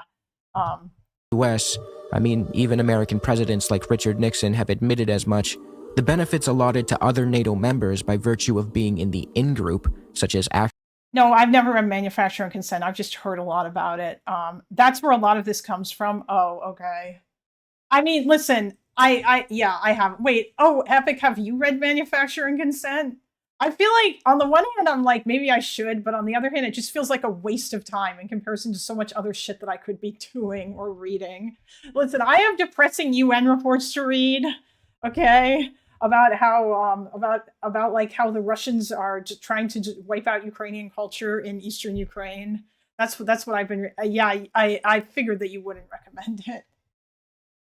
Like, I don't know. I have disliked Chomsky for many years, and not just because I'm Israeli. You're not Israeli, or are you? I know that you're Jewish, but you're Canadian. Or are you just saying that are you part? Do you have Israeli citizenship? I don't know. I was hearing a bunch of this shit in the 2010s on Facebook. Oh boy. Access to larger markets for their weapons. Okay. Well, shalom.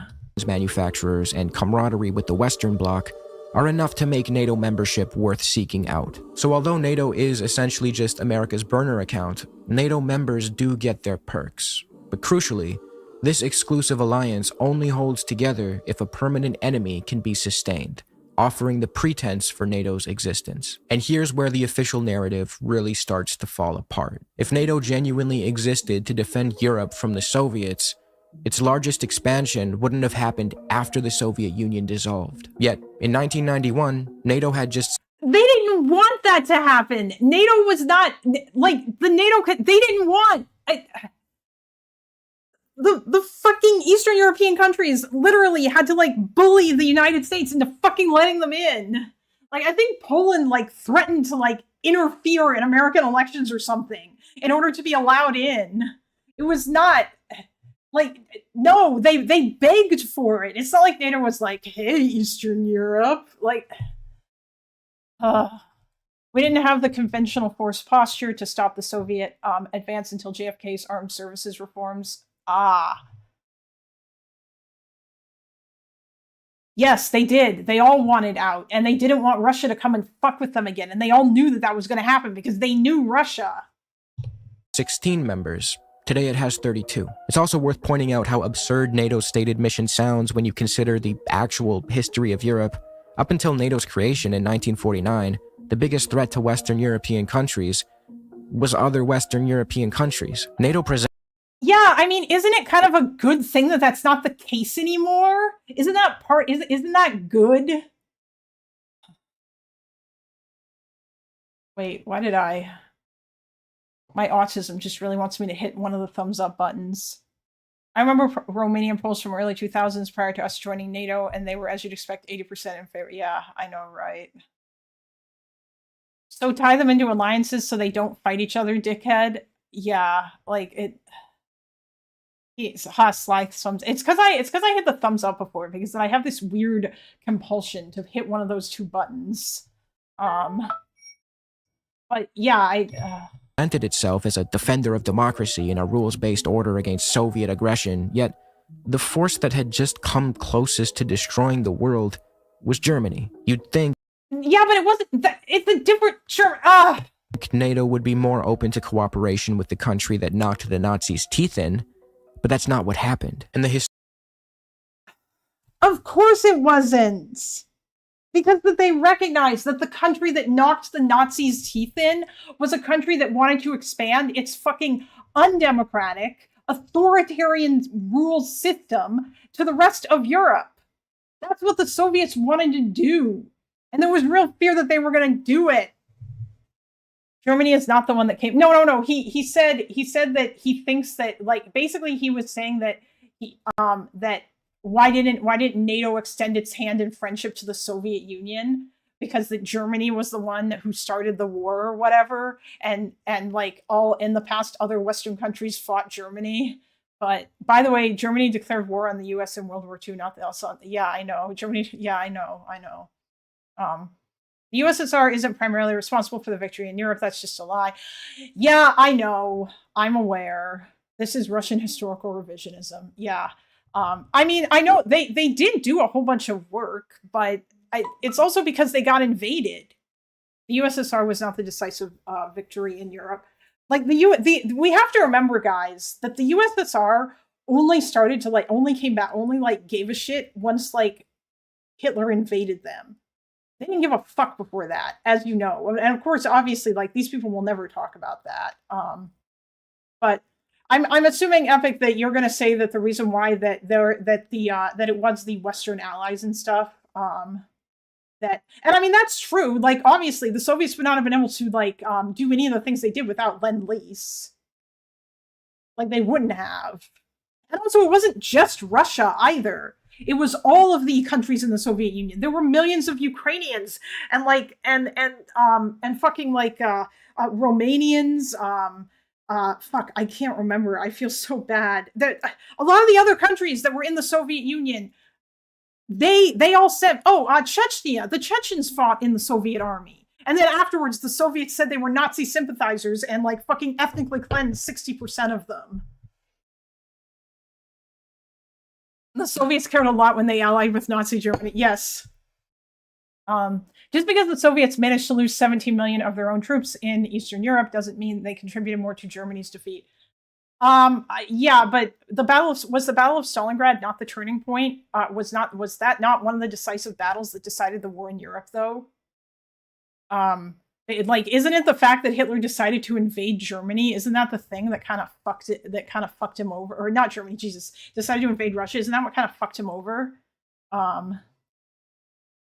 Sometimes this USSR revision is triggered by US exceptionalism, that it was the US that carried the win in conversations. I mean, yeah, sometimes it can be, but I think that I feel like there's room for like a sort of balanced interpretation here, because obviously the United States, or like the Soviets, wouldn't have been able to do anything if not for Lend-Lease. Lend-Lease was like a huge thing that contributed to them being able to win in the first place, or like to be able to like defeat the Nazis. And also the reason why the Nazis rolled over them so much at the start is because that Stalin like purged all his high military officers, and the Red Army basically had to be rebuilt after he fucked it up. Yeah, Russia won the war and the US claimed the glory. I mean, that's what you're saying, Dante. But listen, Epic, if you want to call in and explain stuff, because I'm sure you know, I'm just going to say, I know that you know more about this than me, in terms of like the actual course of the war. But yeah, obviously, also the USSR did claim a lot of the glory. But I guess anybody who says that the Soviet Union like single-handedly won World War II is lying, because that's not true either. Like, it was not just both of them. The Eastern Front was really important. It was probably the most, it was also probably the bloodiest front in the war in Europe, because the Soviets and the Nazis did fucking awful things together. You misunderstand, I'm not talking about Lend-Lease. Oh, okay. We can ignore Lend-Lease? Wait, so you don't think that because that, I thought Stalingrad, people often say that Stalingrad decided the war in Europe, or that was the turning point. The Soviet Union did not contribute the most to military victory of the Allied powers in World War II, even if we ignore Lend-Lease. Oh, are you talking about the entirety? Because I'm talking specifically about Europe. Decades of Soviet revisionism and pointing at the fact that the Soviets lost more men than the other Allied powers doesn't change that fact. Okay, I feel like this is starting to go against things that I learned, or maybe there's more. If you want to come in, you can explain. If there's something, yeah. This is correct. I'm too lazy to type. Listen, from what I recall learning, the Eastern Front was a pretty big deal, and Hitler choosing to invade the Soviet Union was a really stupid idea because he hadn't finished like the others. The Battle of Stalingrad was not the turning point. That's really stupid pop culture history nonsense. Okay, was it not an important thing though? Didn't they start losing after that? Listen, I'm not gonna lie. I'm obviously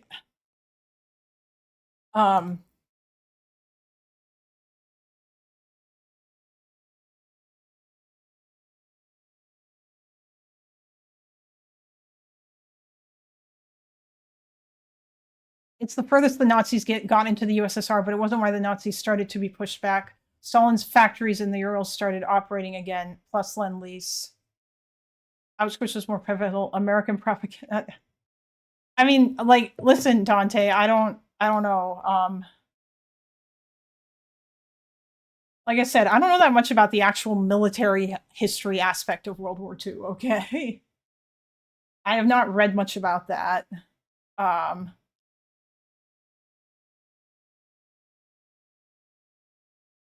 After Germany stalled out, the USSR confirmed peace with Japan, and they brought forces in from the east.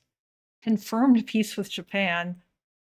Russia was taking rifles from artillery and other REMF units to arm the infantry at the start of the battle. Well, I know that Stalingrad, yeah. The Clanker claims that Russia broke the Wehrmacht at Stalingrad and Kursk. I mean, yeah, it may have. Well, hold on. I didn't even see what.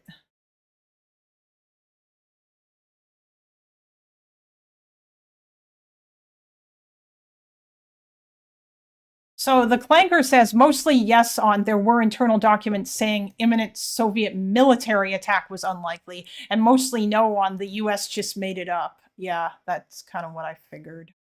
And then historical documents, Office of the Historian. Ooh, history.state.gov.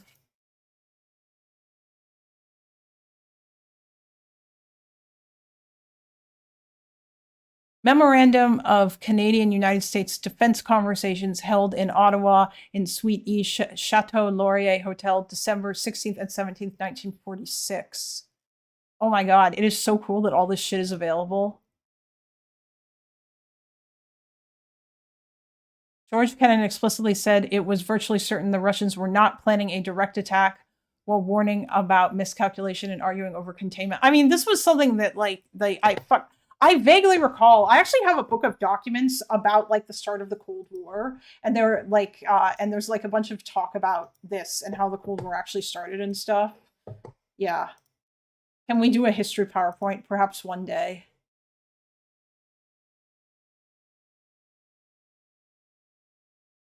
Russia was taking, wait, hold on. Oh, I'm sorry, Hazard. I think Fasterman accidentally deleted that like your reply. They evacuated victories from our factories from Ukraine and never returned. Okay, I'll have to call in later and we can talk about this, but I don't know if it'll be today or another time, but I think it's too much for this format. No, I understand. I'm curious about that, but yeah, maybe I might also read more about that as well too. Yeah, I don't know. I see people debating this a lot. Anyway, I'm just going to keep going. Historical record proves that it didn't have to be that way. Before we go there, I want to take a minute to thank today. Linda, please unhide. I can't take it back on my phone. Doesn't see. Wait, did you hide him? I don't think you did. It doesn't say that you're in timeout or that you've been hidden. Oh no, Hazard's there. You said Russia was taking rifles from artillery and other REMF units to arm the infantry at the start of the war. Fasterman, if you want me to unmod you, I can. I modded you so that you could post links in chat. Maybe I might be able to give you a different role that would allow that. Anyway. A sponsor, Ground News. I use Ground News to get a grip on how a story is or by clicking the link below. Now let's get back to the video. Soviet rejection and the myth of democracy. Oh, Jesus. What I'm about to tell you is a little-known fact that is seldom discussed, and for obvious reasons. It makes the West look really bad. Unmod. This is stupid. Okay. Remove as standard moderator. There you go, Vasterman. Now you are a normal gray name once again. Since you never asked. Bad. But for those who may not know, the Soviets formally asked to join NATO in 1954. They wanted to cooperate with the West on security, but they were rejected on the grounds that they weren't democratic enough. Well, I mean, hold on.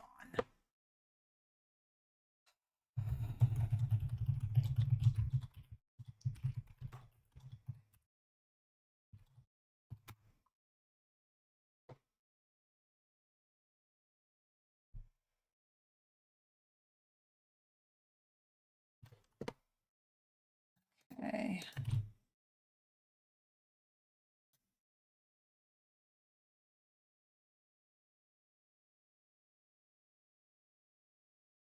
Berlin Conference. No, not that Berlin Conference.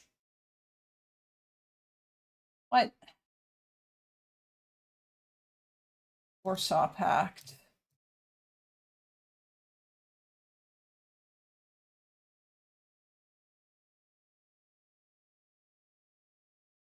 Oh, I mean, I don't know. It says USSR tried to join NATO in 1954.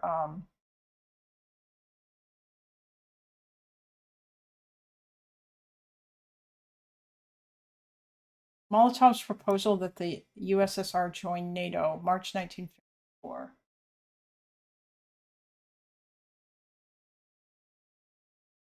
Proposal, Soviet Presidium in March 1954 that the USSR should issue a diplomatic note to the Western powers stating its willingness to consider joining NATO. The background to Molotov's memorandum was the launch of the Soviet campaign for European collective security at the Berlin Conference of Foreign Ministers.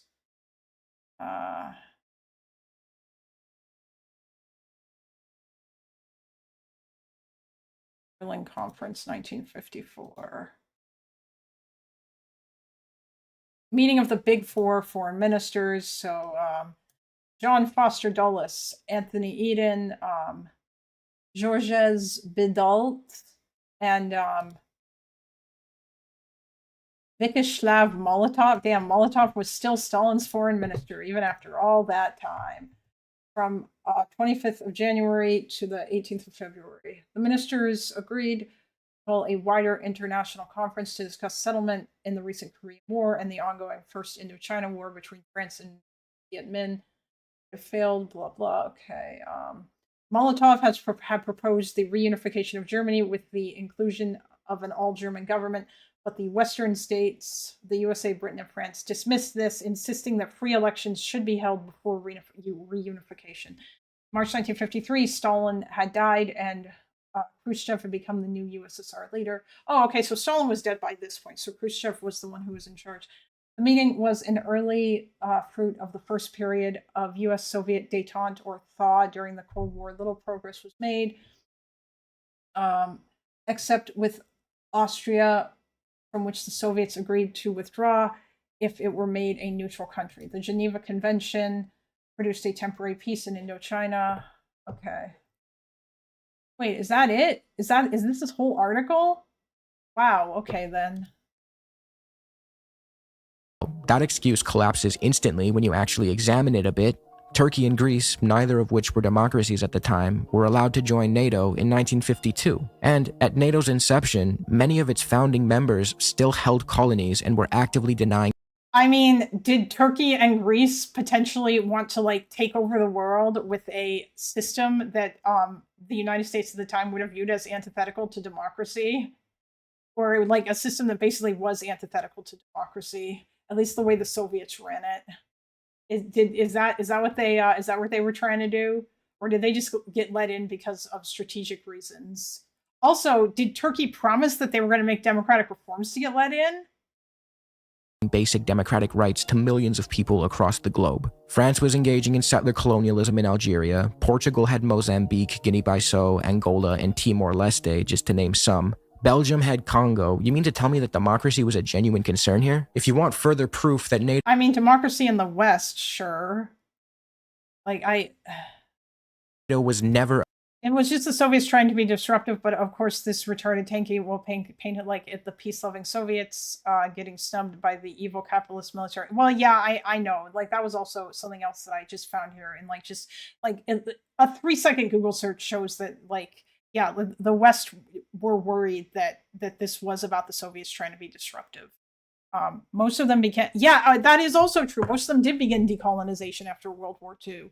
Not even necessarily because that, because of, like, yeah, they did. Now, I'm not going to sit here and say, oh my God, it was because of moral reasons or whatever. A lot of it was because that shit was just too fucking expensive. But yeah, I think even after World War I, a lot of the colonialism shit started to crack. NATO didn't require democracy for a while. Portugal was led by a dictator when it joined. Okay, yeah. I mean, although they probably wanted democracy in like Europe or whatever. But yeah, I think this guy's probably leaving some shit out. About defending democracy or opposing nationalist militarism as its mission statement claims. Look no further than Operation Gladio. In the wake of World War II, oh, he's going to talk about Operation Gladio. Western intelligence agents, in coordination with literal Nazis, created stay-behind networks of fascist militias across Europe. All right, hold on now.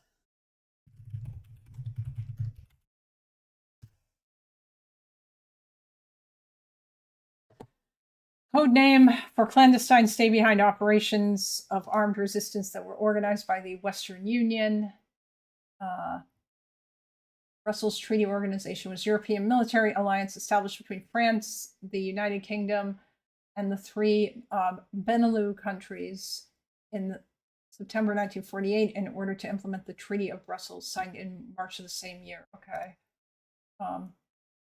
And by the CIA in collaboration with several intelligence agencies during the Cold War. Although Gladio specifically refers to the Italian branch of the stay-behind operations. Operation Gladio was used as an informal name for all of them. Stay-behind operations were prepared in many NATO member countries and some in neutral countries. Well,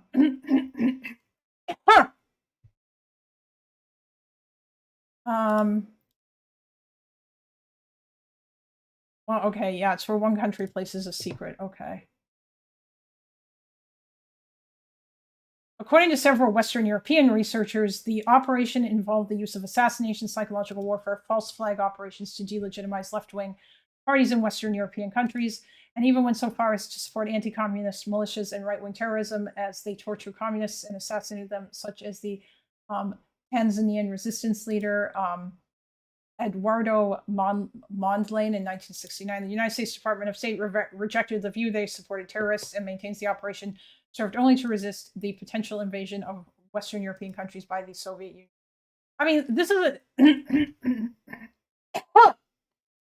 Gladio was made for just about everything under the sun by tankies. Yeah, I mean, yeah, okay. Universal Declaration of Human Rights was in 1948.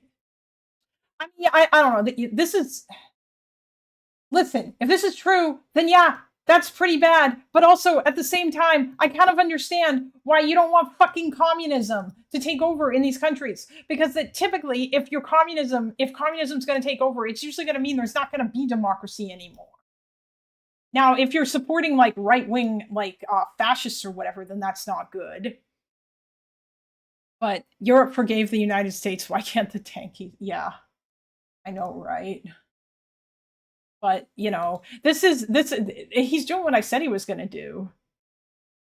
He's just going to be like, oh my God, NATO is super bad because of like this stuff. Like, why does it, what does this even have to do with whatever? These groups were supposedly meant to resist a potential Soviet invasion, but that doesn't change the fact that they were terror cells composed of former Nazis and extreme right-wing militants, organized with the help of the West. I mean, not all of them, but okay. At least it doesn't look like that's all of them. Remind me again what the NKVD was doing with the democratic revolutions in the USSR. Well, yeah, I know, but this guy doesn't care about that because he's a fucking tanky. And NATO. Author and former consultant to the FBI, Paul L. Williams, described them as clandestine guerrilla squads composed of Hitler youth and die-hard fascist fanatics. Unsurprisingly, these militias didn't end up defending democracy. Instead, they did as they were told and suppressed genuine democratic movements, targeted left-wing parties, and committed widespread human rights abuses. Who would have thunk it? What this history shows is that the real threat in the eyes of Western nations was not a Soviet invasion, but rather the strength of left-wing and communist parties operating legally within Western European democracies. So when the dreaded Soviet invasion never happened, these NATO-backed stay-behind fascists. I mean, of course it never happened. It's not like there was, because the US never like gave them any kind of a chance to like make that happen because they fucking deterred any kind of thing. I just looked it up from a quick, seems like both Greece and Turkey were democracies in 1952. Wait, actually, hold on a minute. That actually doesn't, hold on.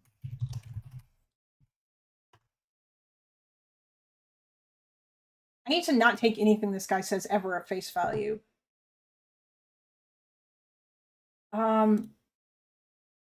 Is it because Ataturk was in charge?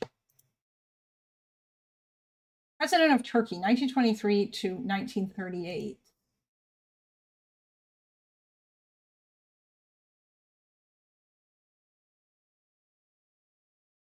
President of the newly formed Turkish Republic, Ataturk initiated political, economic, and cultural reforms to build a republican and secular nation state.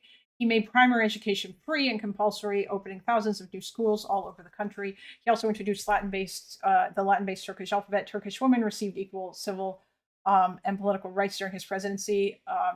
Based so far, although I'm sure that he did bad things too.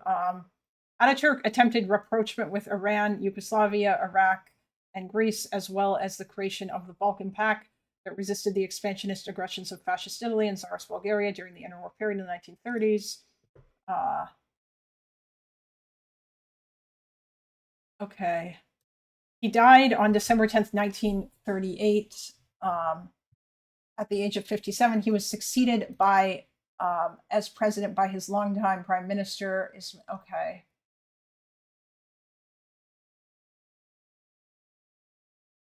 So he didn't.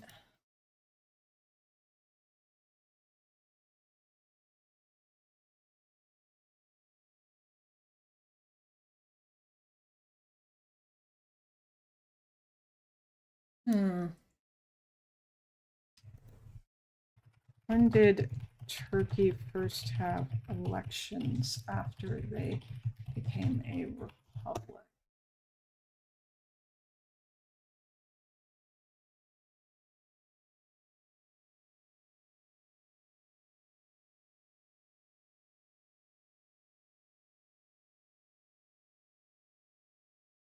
He's confusing the Greek 67 coup with the founding of NATO.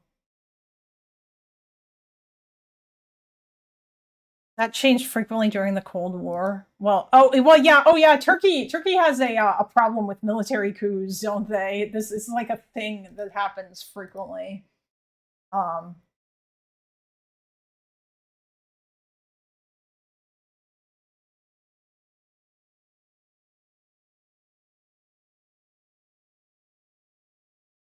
1923.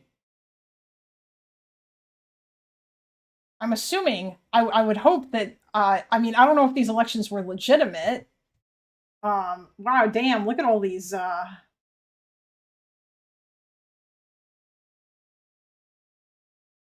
of these early leaders, but okay. Oh, after the 1961 coup. Gotta have the military.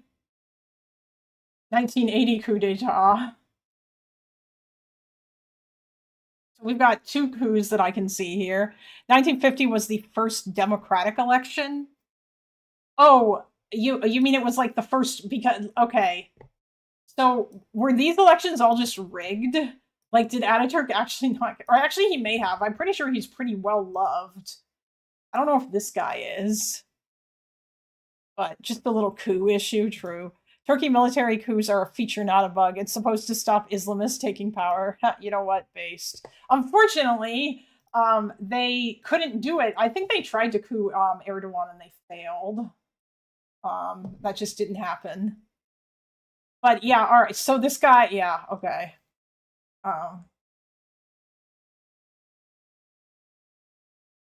Actually, wait. This was the first time candidates from other parties than the ruling CHP were admitted. Okay, so this was the first real election. 453 out of 487 members of the Grand National Assembly participated in elections. Okay. So there were other multiple parties. And someone from a different party won by 85%. Goddamn, I guess people were kind of tired. Okay. So this guy's just lying then. Was one party rule until 1950 when the election? Yeah, okay. So, and then they started having real elections in 1950. Yeah, I see.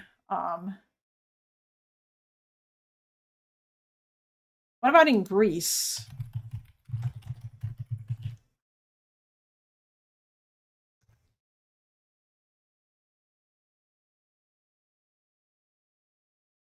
Also, fuck, Jesus, this hurts.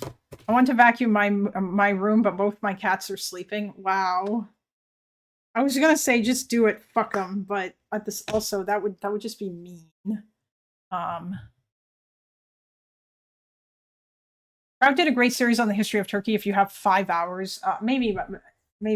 I mean, listen, no, I've got enough shit that I'm learning about, okay? But it's fine to like just kind of look this stuff up.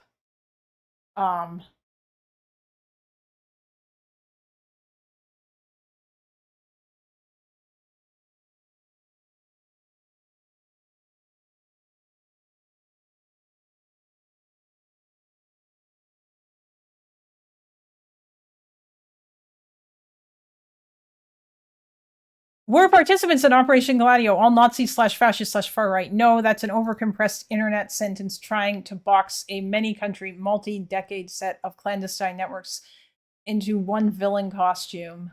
Some countries' networks were embedded. Belgian inquiry into Gladio. Oh, wow, some of these countries had inquiries. This is not in English. That's not helpful. So there were some ex-fascist participants. Timothy Naftali described CIA organized networks in the early Cold War West Germany that included former SS hardliners. Okay. Ooh. To say, ooh, neat. It's a paper that is 16 pages. I don't, okay.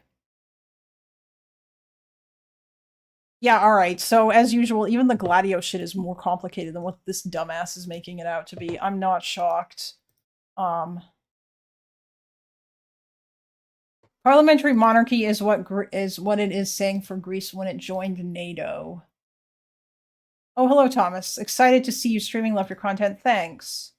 It's Catterday. I've already pestered all 3 of my kitties today. Based. Wait, Samuel, are you in my Discord? Because if you're not, you need to join my Discord and post pictures of your cat in the Pet Pics channel. Or your cats, rather. I'm surprised Stuart didn't come back in here and lay down in the chair. Ideologues are allergic to context and nuance. Yeah, I'm aware. It's so fucking annoying. Anyway, we're gonna keep learning about NATO. But yeah, I think it's pretty obvious that like Stalin didn't just turn around, or rather that the USSR didn't just immediately turn around and attack. Also, when did the Soviets get the atomic bomb? Oh, also the Soviets got nukes in 1949. So by that point they both had nukes. I don't know whether or not Post Kitties. Yes, exactly. Like I assume Epic's probably not still here. But because he said that he was gonna leave because we're listening to this garbage, I don't want to disturb them. And it's big sleep, not cat sleep. Oh, yeah, you know what? Let your cats sleep. Yeah, they did in 1949. It looks like Stalin with nukes is scary as fuck. They stole it. I think I can't remember who they stole it from. Actually, they may have got it because of spies, the U.S. But yeah, I mean, obviously, I think nukes back then were probably a bigger deal than they are today, at least in terms of, you know, if you get into a nuclear war or whatever, because they were not as small or they weren't like as contained. And the way that war was fought was different than obviously it's fought today. And there's like a whole bunch of other shit related to that. So, you know, they stole it from that and the German scientists. They didn't steal it. Communist sympathizers gave it to them. I have a postmark with Rosenberg couple. They were martyr symbols in USSR. Oh, you mean, no, that's Rosa Luxemburg. Jesus, my brain is being weird. Okay, hold on. Ugh.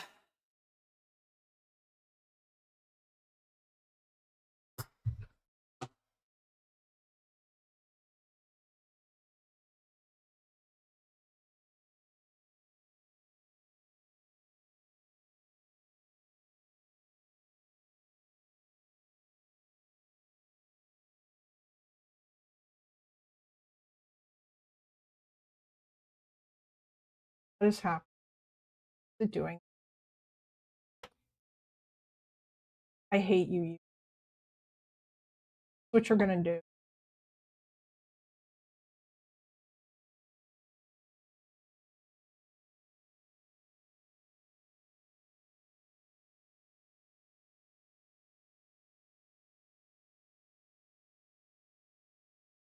What the fuck?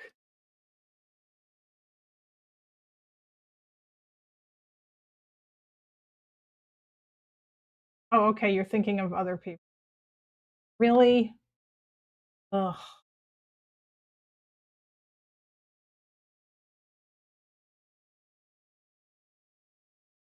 Invasion, but rather the strength of left-wing and communist parties operating legally within Western European democracies. So when the dreaded Soviet invasion never happened, these NATO-backed stay-behind yeah, but the fascist networks instead waged a secret war against domestic political opposition. Across multiple countries, yeah, so there wasn't, this was not the case in Overzealots, the creator. I thought you meant people were, no.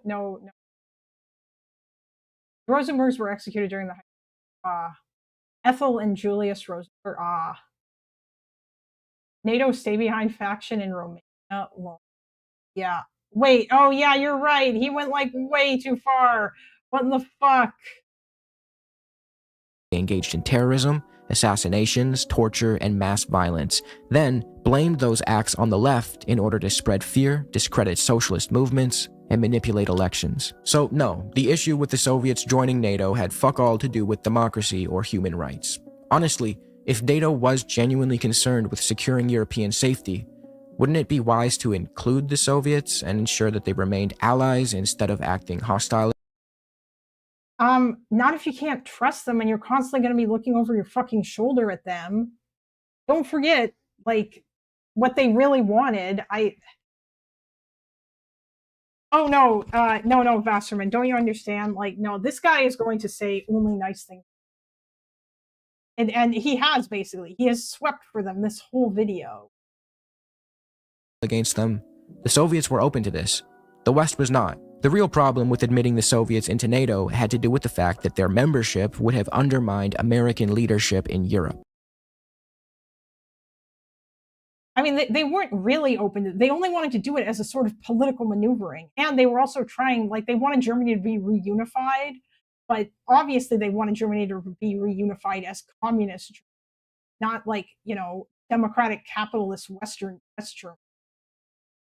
If another superpower joined the alliance, the US would no longer be the unquestioned top dog. It would also eliminate the permanent enemy NATO relies on to justify its endless military spending, threatening the profits of the arms dealers that NATO makes obscenely rich. Therefore, this is so fucking reductionist. We have been begging NATO members to be more independent. Yeah, but that's later. This is during the Cold War. In the Cold War, actually, I'm curious. In the Cold War, what spending?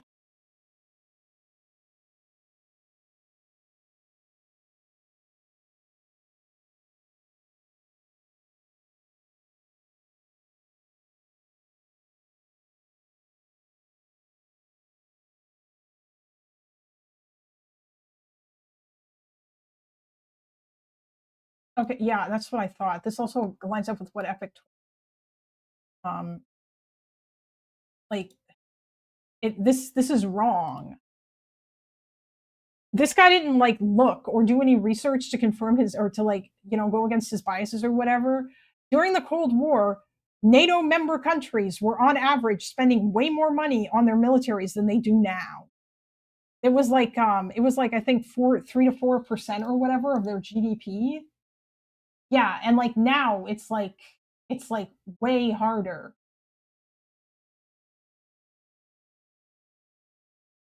It was higher. Because they were all contributing. That's why they were all doing stuff. It's not like the United States was the only country that ever did anything in the Cold War. I called it, by the way, the appeal to the MCI. Yeah, I know. These people just love it. Where are they now during now they many yes, you're right. Now many struggle to do the currently required 2%. What wait, he said that? He thinks it's more now. No. No, he thinks that back during the Cold War, hold on. if another superpower joined the alliance, the US would no longer be the unquestioned top dog. It would also eliminate the permanent enemy NATO relies on to justify its endless military spending, threatening the profits of the arms dealers that NATO makes obscenely rich. Therefore, the dynamic that NATO creates by virtue of its inherent exclusivity is one of hostility between the West. Ow, fuck.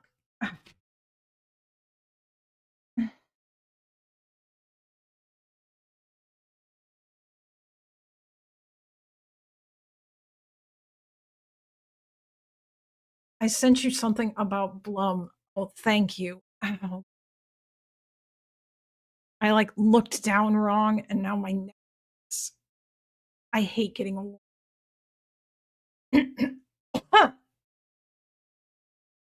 Yeah, I don't he's talking about like wait, where the fuck did I get this from? Why did I think Hold on. unquestioned top dog. It would also eliminate Oh, the idea that the US is like the top dog in NATO, where like it was the main person that participates or whatever, which I don't think is, again, like we already said, that's not true. That's not how NATO works.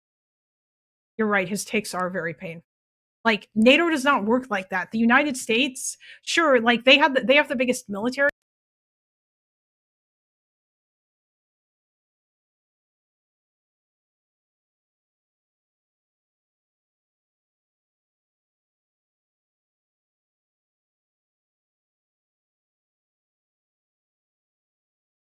It has to be unanimous.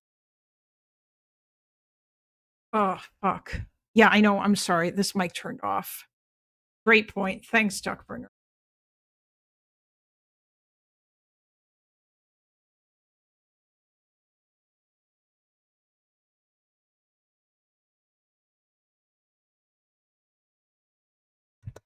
Fuck, I think the battery in this thing is dead. So I need to charge this up.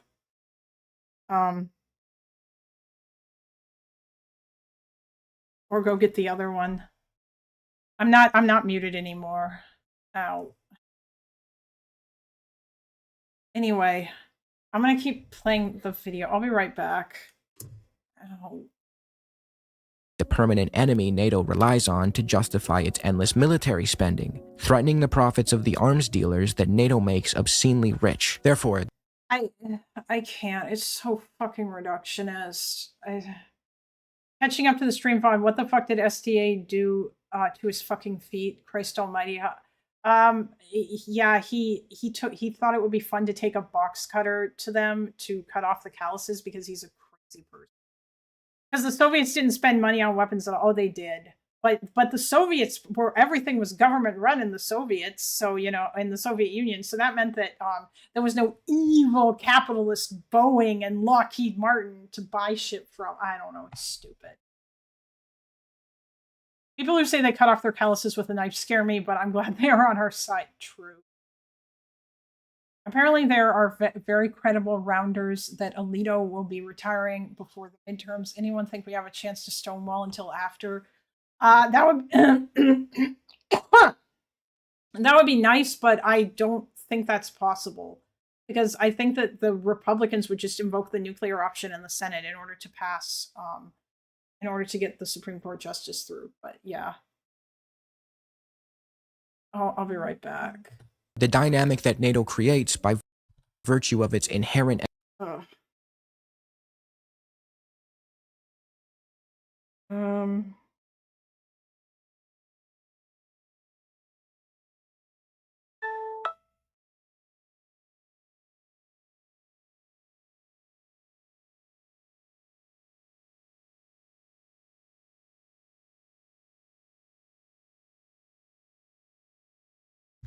exclusivity is one of hostility between the West NATO creates by virtue of arms dealers that NATO makes obscenely rich. Therefore, the dynamic that NATO creates by virtue of its inherent exclusivity is one of hostility between the West and the West's ordained enemies. And the historical record proves that this is the chronological sequence of Oh god, here it comes. Look at what it's called. Not 1 inch eastward. Look at that, chat. Oh Jesus, we're about to get this bullshit. The tanky grift seems so easy. Just spew a lot of bullshit and churn out 5 videos a week. Yes, Andre, for the tanky grift, all you need to do is just read some Noam Chomsky and then verbatim repeat his talking points. That's how you do it in tanky land. That's how you get them. Why are we watching this, Kay? We all seem to hate it because I'm curious because I haven't because I am NATO's strongest soldier and I want to learn how to be NATO's strongest soldier. Yeah.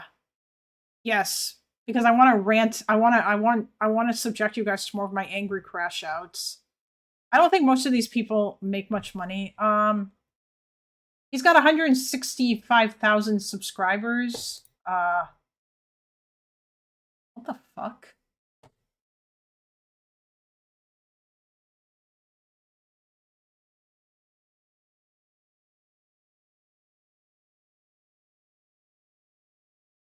And of course he hides how much money he earns. He's got 44 posts on Patreon, but yeah, we have no idea how much money he earns because he doesn't tell us.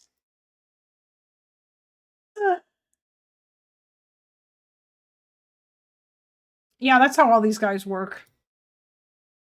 I mean, this video's got 85,000 views. I don't know. Unfortunately, these guys make a lot of money. Just look at Second Thought. He's young and cute. He can get away with stupid. Yeah, basically. It's easier to assume these people are paid actors.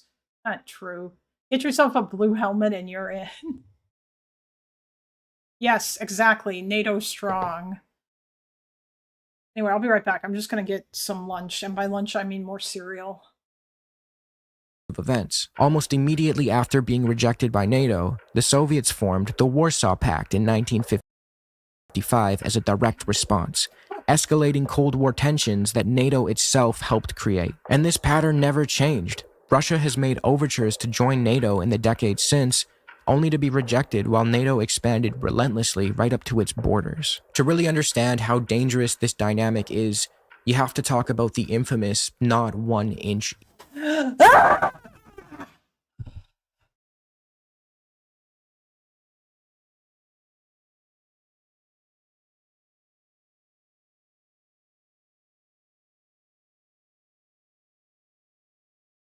Okay. Just calm down just a little bit.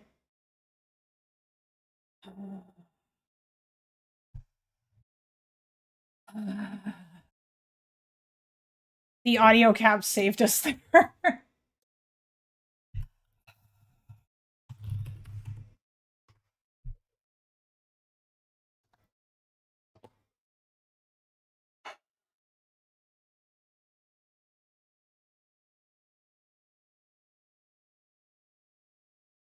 Hey, it was created during the Cold War. Also, by the way, let's also just maybe keep in mind for a second that the countries that joined the Warsaw Pact didn't really have any choice. Because, you know, they were all communist bloc countries that had basically been forced to be there.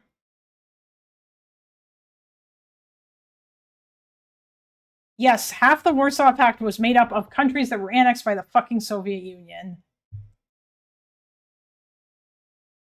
Yeah, the Warsaw Pact... the Warsaw Pact was not willing, but this guy's not going to say anything about that.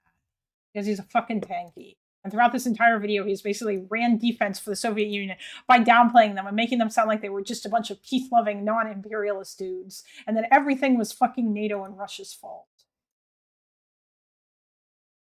Never mind the fact that, like, the Soviets, I mean, like, fuck, I think it was in China, that, like, the communist countries, that it's just, there was a bunch of shit with regards to, who started the Cold War or whatever, or when it was going to start. But the unfortunate fact of the matter is that, like, the Soviets obviously viewed the Western capitalist pig dog countries as a threat to them, and the West viewed the Soviets as a threat, especially given the fact that, you know, after they got finished with the Nazis, they kept marching in and they gobbled up Poland and other countries that were not previously in the Soviet Union that were in Eastern Europe. Okay, you know what? I'm not going to press play because I'm going to get too triggered. I'm going to just go get something.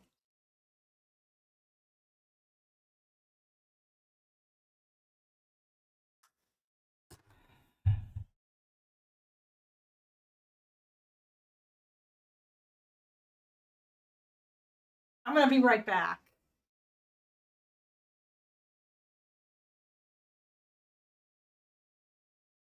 Yes, I'm going to have another bowl of cereal. I'm basically just like Lonerbox. I have the same problem. Do we need more Jewish prayers?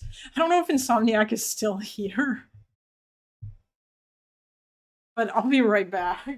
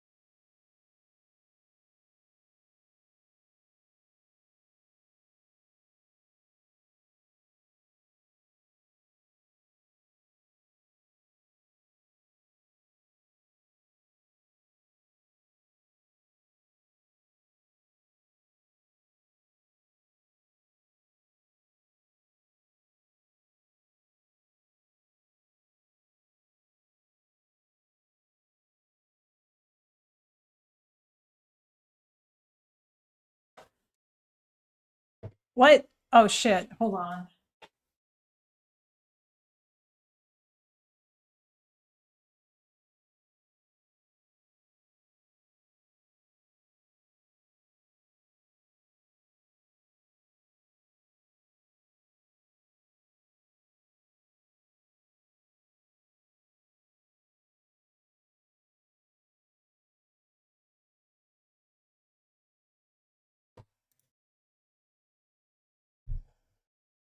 There you go, cat. There you go, chat. I'll be right back.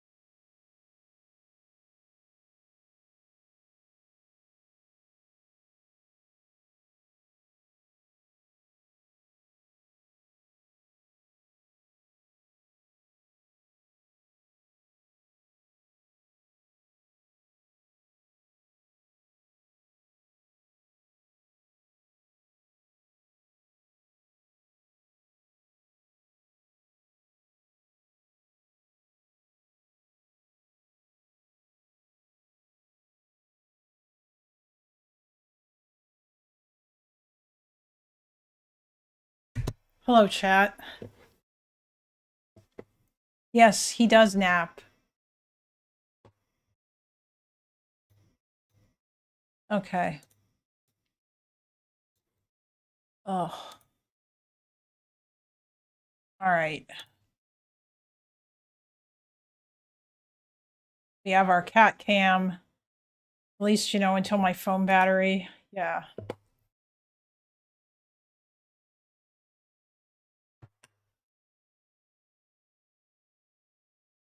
Although it's...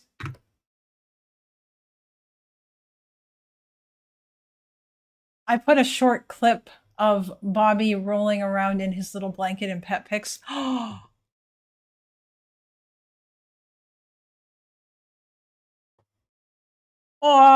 Epic posted more adorable pics of his doggo.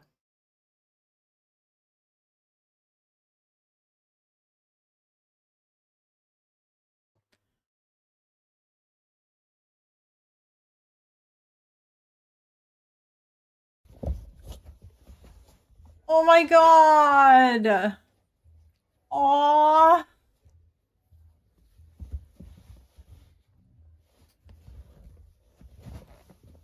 That is so cute.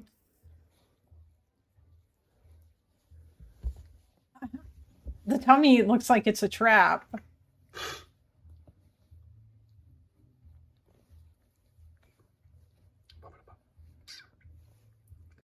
Thank you. That's adorable. Thank you for this cat break.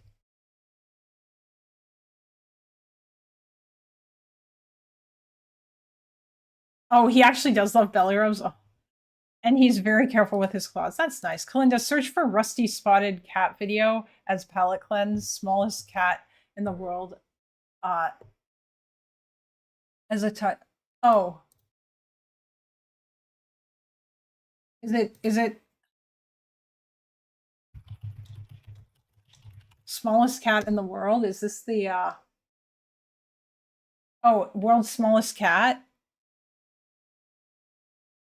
Oh, I think I've seen this. The Rusty Spotted Cat, yes. Its content isn't available. What is going on with YouTube today? All right. We gotta finish this first though, okay?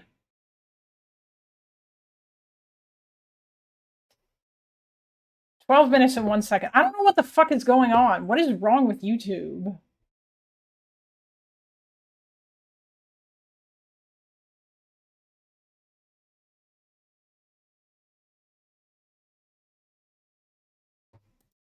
Not 1 inch eastward promise. As Andrew Cockburn wrote in The Spoils of War, By the way, that was not a promise. The not 1 inch east, whatever. Secretary of State James Baker had unequivocally spelled out Washington's end of that bargain in a private conversation with Mikhail Gorbachev in February 1990, pledging that NATO forces would not move 1 inch to the east, provided that Soviets agreed to NATO membership for a unified Germany. While it is true that no formal treaty was signed, declassified documents. By the way, they were talking about West Berlin or East. They were talking about moving into East Germany and East Berlin, just as an FYI.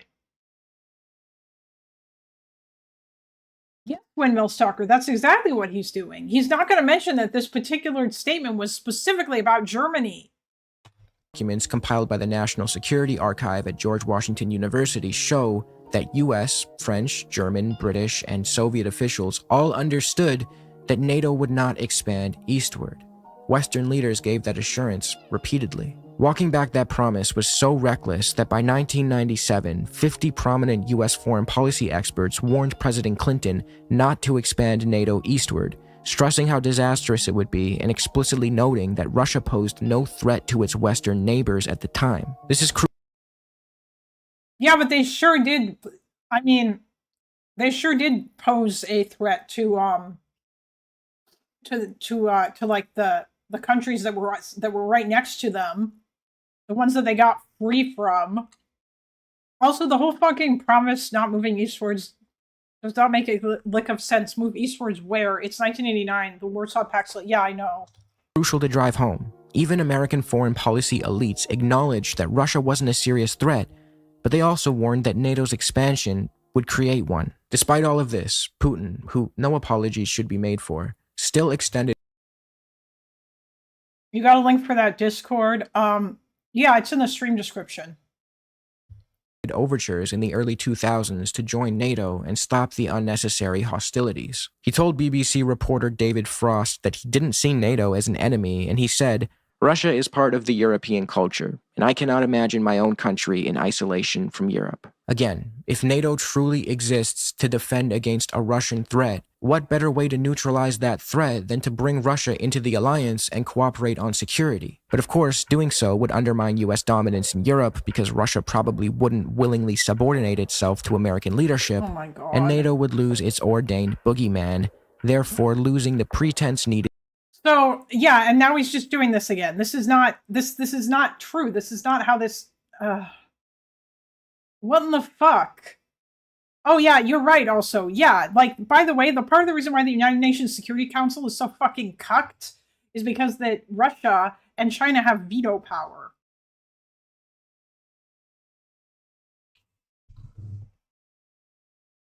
I slapped my desk so hard with that line my cats woke up so I can vacuum now. Oh my God. Like,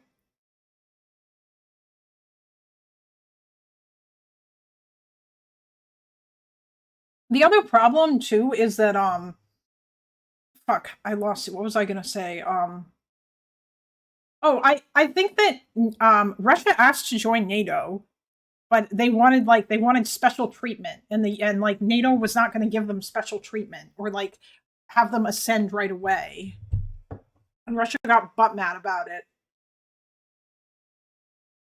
To justify its military spending. This is a self-fulfilling prophecy. You cage a country by expanding a hostile and exclusionary military alliance around it. That country reacts. When it reacts, neighboring states feel threatened and rush to join the very alliance that provoked the reaction in the first place. And the data proves it. As Medea Benjamin and David Swanson note in their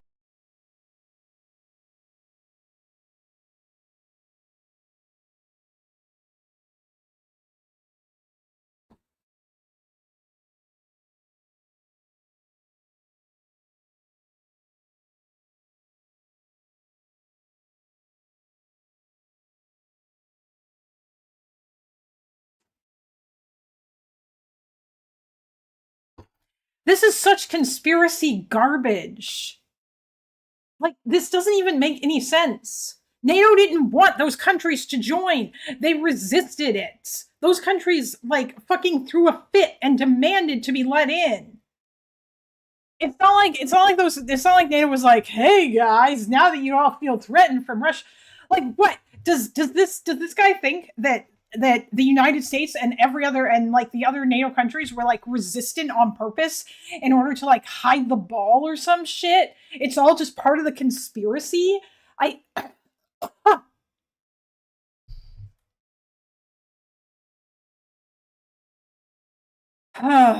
One of the recent Steven Rosenberg videos has clips of Steve interviewing U.S. officials that Putin made that supposed request to. He called it nonsense. I'm actually curious to learn more about that, because it might not even be true. But I think that he asked, but he wanted special treatment or some shit, which is, you know. This video has been killing me. Luckily, it was kitty cat meds and lunchtime. Oh yeah. book about NATO. Before Russia's invasion of Ukraine, public opinion was against Sweden joining NATO. The first poll to register. Also, I just want to say, I fucking hate this argument. Like, oh my God, Russia totally was going to react because of NATO. No, all of these other countries saw Russia was doing some like fucking sus shit, and they were like, oh my God, they want to expand again, and they got like they got like mad about it. Like I think the Chechnya stuff, but actually, Russia fucking around in Chechnya, I think was one of the things that provoked a bunch of countries to want to join. And Russia's invasion of Ukraine provoked more countries to want to join. Putin also was telling that Ukraine is free to join any. Yeah, he did. Like, Putin would say this kind of shit too, you know? So, I mean, I don't know. I hate this argument, this whole argument that like, oh my God, we mustn't make Russia feel uncomfortable. And like other countries doing things might make Russia mad. And majority support for NATO membership, 51%, came in March 2022, just after the Russian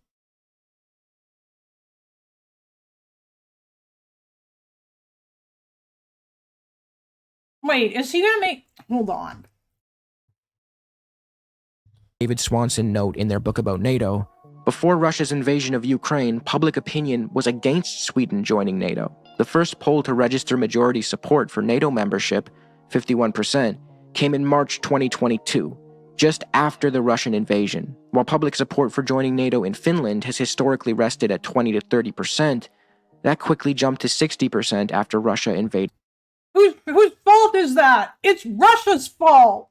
Ukraine. Now, to be absolutely clear, none of this is meant to excuse or justify Putin's illegal invasion of Ukraine. If one of my many criticisms about NATO is that it violates the sovereignty of others, circumvents the Security Council, and disregards its obligations under the UN Charter. Yeah, but you're basically kind of doing that, though. You're like kind of repeating Russian propaganda about how, like, oh my god, Russia felt so threatened and all this other shit.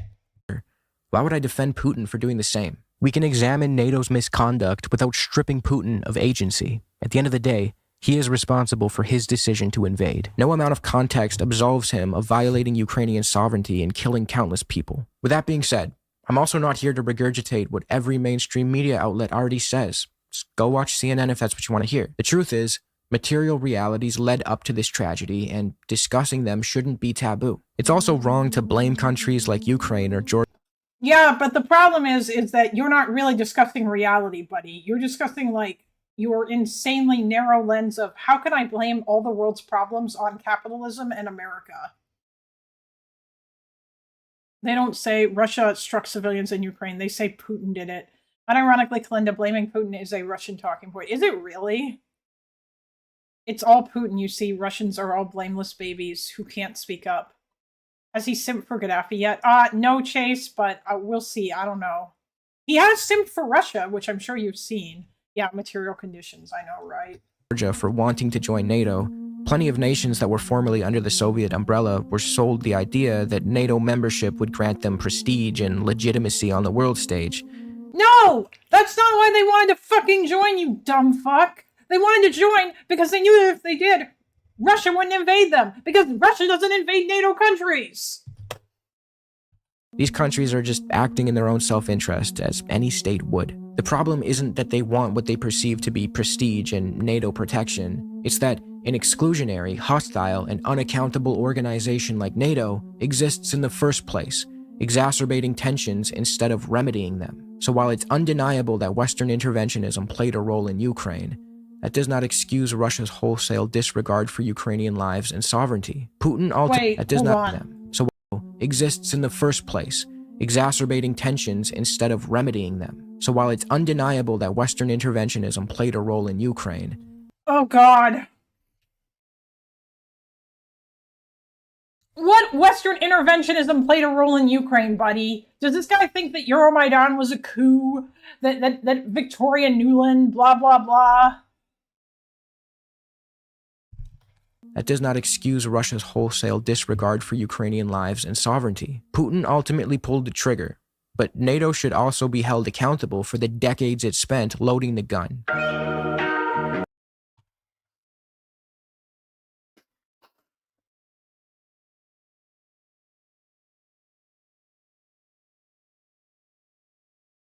Like, he's got it wrong for why these countries... Ugh. I saw Victoria Nuland on the embassy roof, with a Chaytak.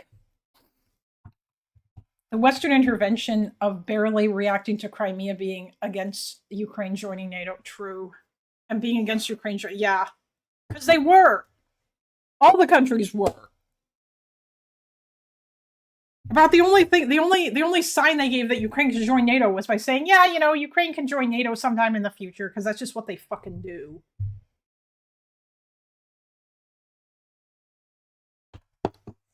Basically, the revolution I don't like equals CIA color revolution. Revolution I like equals base proletariat. Yes. And all, yes. As you can probably tell by now, given how many times I've reiterated this point, NATO's #1 priority is to keep a boogeyman alive. That boogeyman forces NATO members to do two things. First, it keeps them politically aligned and locked together under US leadership. Second, it effectively compels them to allocate portions of their national budgets to military spending year after year. Oh yeah, how's that been working out since the end of the Cold War, guys? How's that been going? Has the United States taken any steps to force them to do that until Trump came into power? Yeah, how are we rolling over there with the the West intervention of the like, did Russia even get any sanctions after they annexed Crimea? How can Russia be a boogeyman if they're led by an actual bad guy? Yeah, I know, right? Like, now this guy's gonna talk about how NATO profits or whatever, like how NATO profits off of war and promotes capitalism, which of course, obviously, you know, that's bad because capitalism is evil and bad. Russia acting as maniac is self-fulfilled promise. They were bullied to become a psycho. Yeah, apparently they were. Yes, that's what this guy is going to say. But it's so stupid. Again, how much money do these countries fucking spend on military since the end of the Cold War? It's not very much, except for France, because they don't trust any of y'all, apparently. Oh, Obama slapped weak sanctions after the... Yeah, okay. So essentially, their response was literally just, we condemn, that's bad. Also, a little bit of sanctions. I hope it's... And apparently Obama sent, like, not a lot of aid. He sent some aid to Ukraine, but not much military aid or something. Yeah. Obvious by now that NATO does not merely function as a supposed security provider for its members. Sure, that's a perk for some, but it's not NATO's raison d'etre. In practice, NATO operates as a massive, integrated market for the Western military-industrial complex. The expansion of the alliance directly serves the financial interests of Western weapons manufacturers. Bro, how much money? What? How is this even true outside of the Cold War? Even if it is true after all. Like, what in the actual fuck? That doesn't even make any sense. Most of these countries don't spend a whole lot of money on their military because the Cold War's over and they were like, we don't need to do that anymore. Anyone claiming capitalism comes next should be aware that war is super harmful to a country. That is also true, yeah. Basically what this guy is claiming, though, is that being in NATO forces all these countries to spend shitloads of money on their military, even though that is not true, because that most of them do not meet the fucking NATO requirement to spend X amount of your GDP. What is it right now? It's like, is it like 2%? How much does NATO require you to spend on your military? Committed to 5%. Okay, well, yeah, they committed, but what's the requirement? The new 2035 target, split structure, 3.5. But like most of them don't spend that. They're not even close. Oh, there was an old 2% target.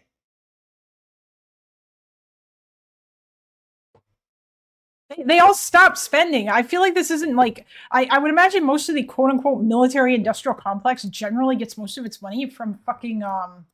from the United States. Because the U.S. spends most of its money on military. Forced how? Finger-wagging harder?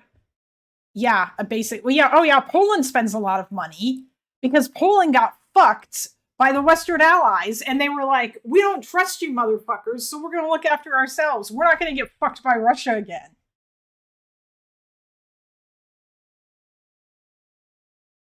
By creating new markets and mandates for arms procurement. By constantly inviting more NATO members and partners, which are essentially a tier below full membership and exist all over the world, from Israel to Japan, NATO creates a massive playground for weapons manufacturers. Oh, Israel mentioned. He had to mention Israel one time.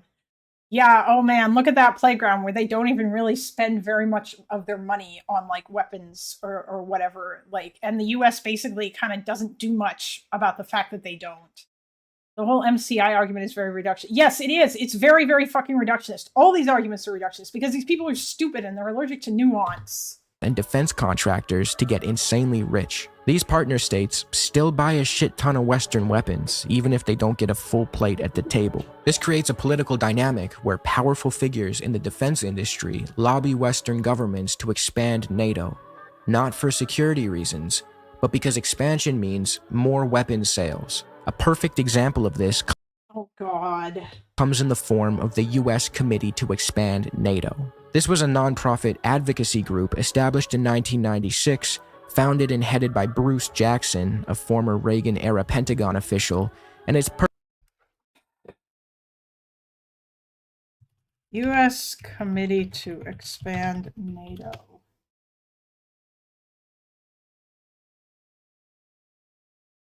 Oh, it's gone.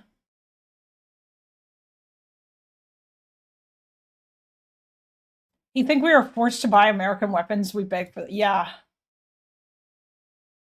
Source, I made it the fuck up.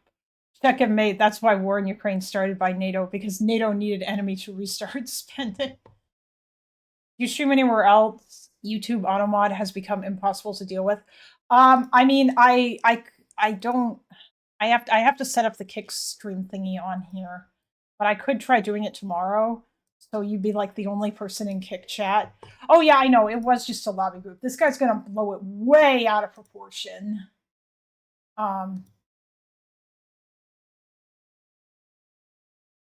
It mobilized political business in neoconservative support to ag countries. Okay, but who was... I mean, if it was just like a bunch of hawks who were like, hey, we should add NATO or add more people to NATO.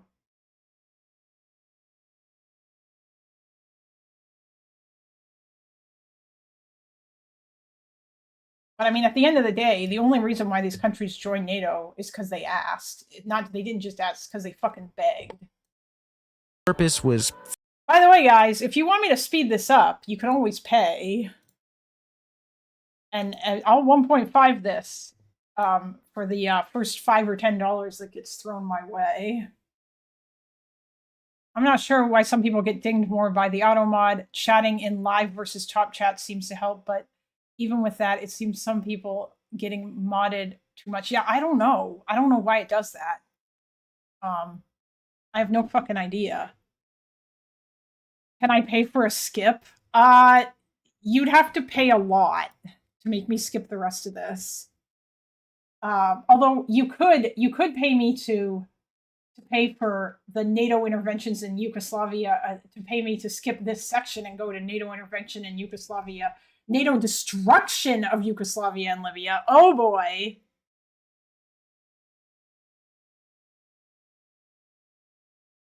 This is for Speed Up Fund. Okay. This is for the Speed It Up Fund. Whoops.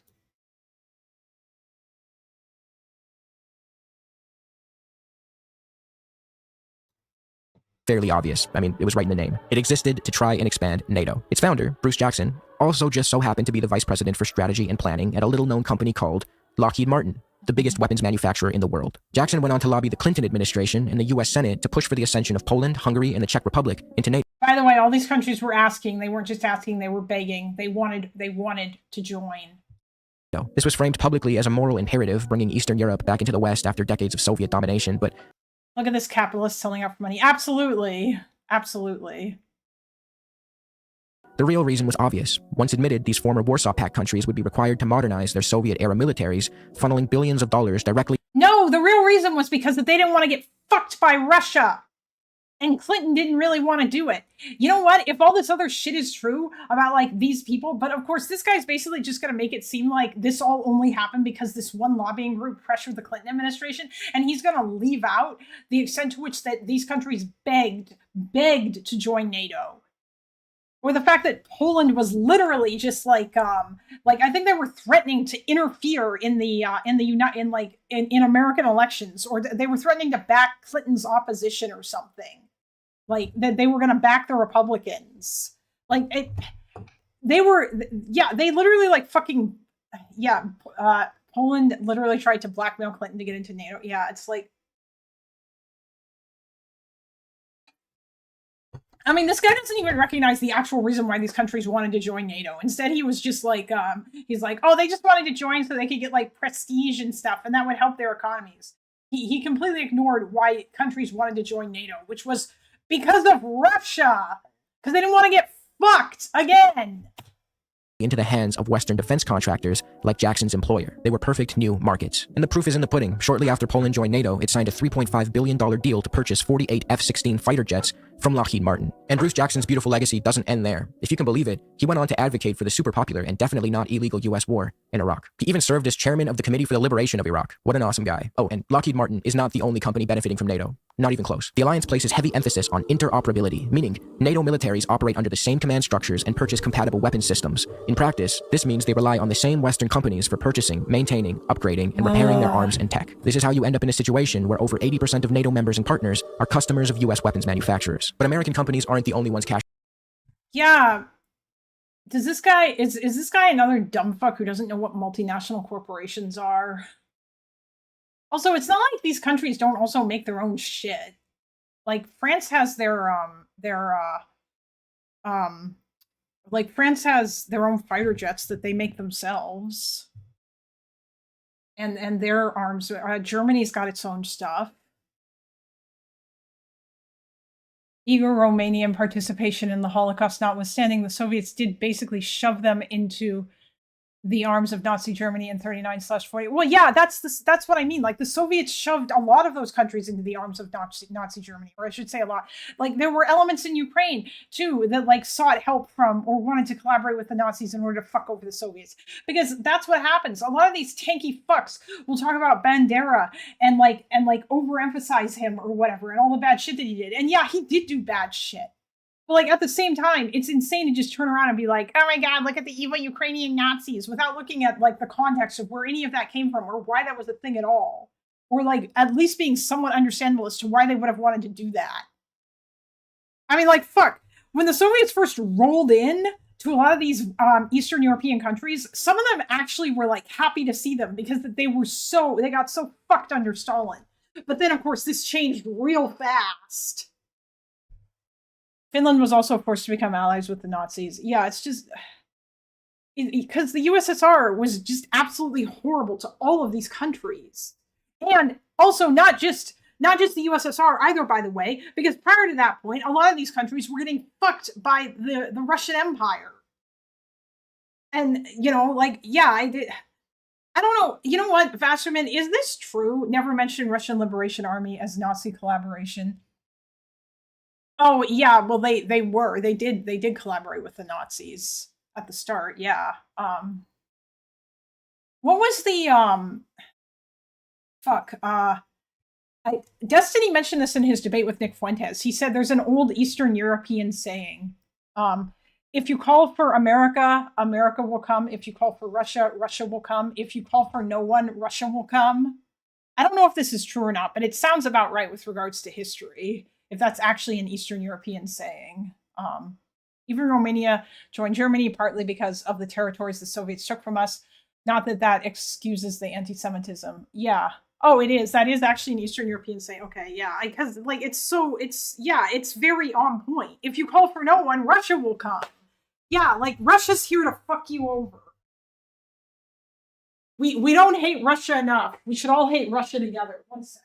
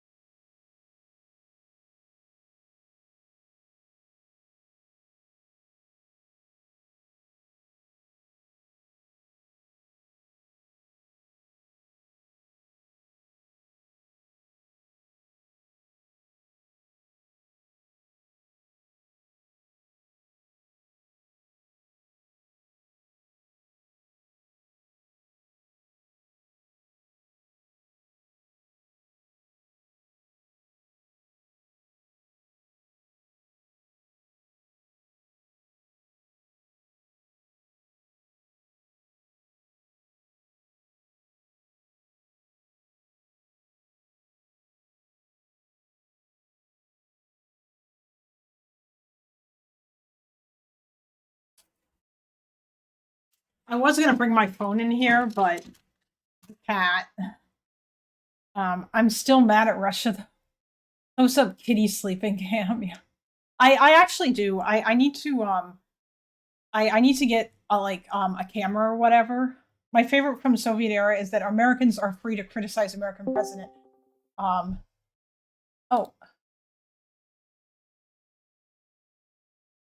Hello. Why, hello. Hi there.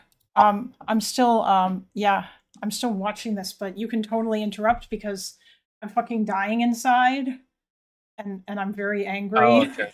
This guy is insanely stupid.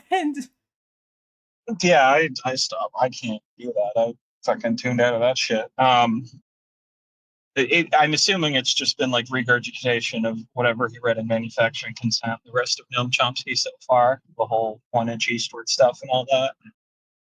Yeah, and also the military-industrial complex is responsible for all the world's ills, and countries only join NATO because they that would want be so prestige. Yes. I wish we had a military-industrial complex like we used to. Then we wouldn't have to pick between Taiwan and Ukraine like we are right now. True. Did you want to go over the World War II stuff? I have like 40 minutes. If not, I get it. We can do it some other time or. No, I never absolutely do. I wish to learn things. Okay. So I'm going to start by, like I often do, making an analogy to a different, clear example. Would you say that it's fair to say the big factor in Japan's defeat would have been the U.S. and Britain? I think we'd agree with that, right? Yeah. I mean, again, I just want to say, first of all, that I don't know that much about the Pacific War.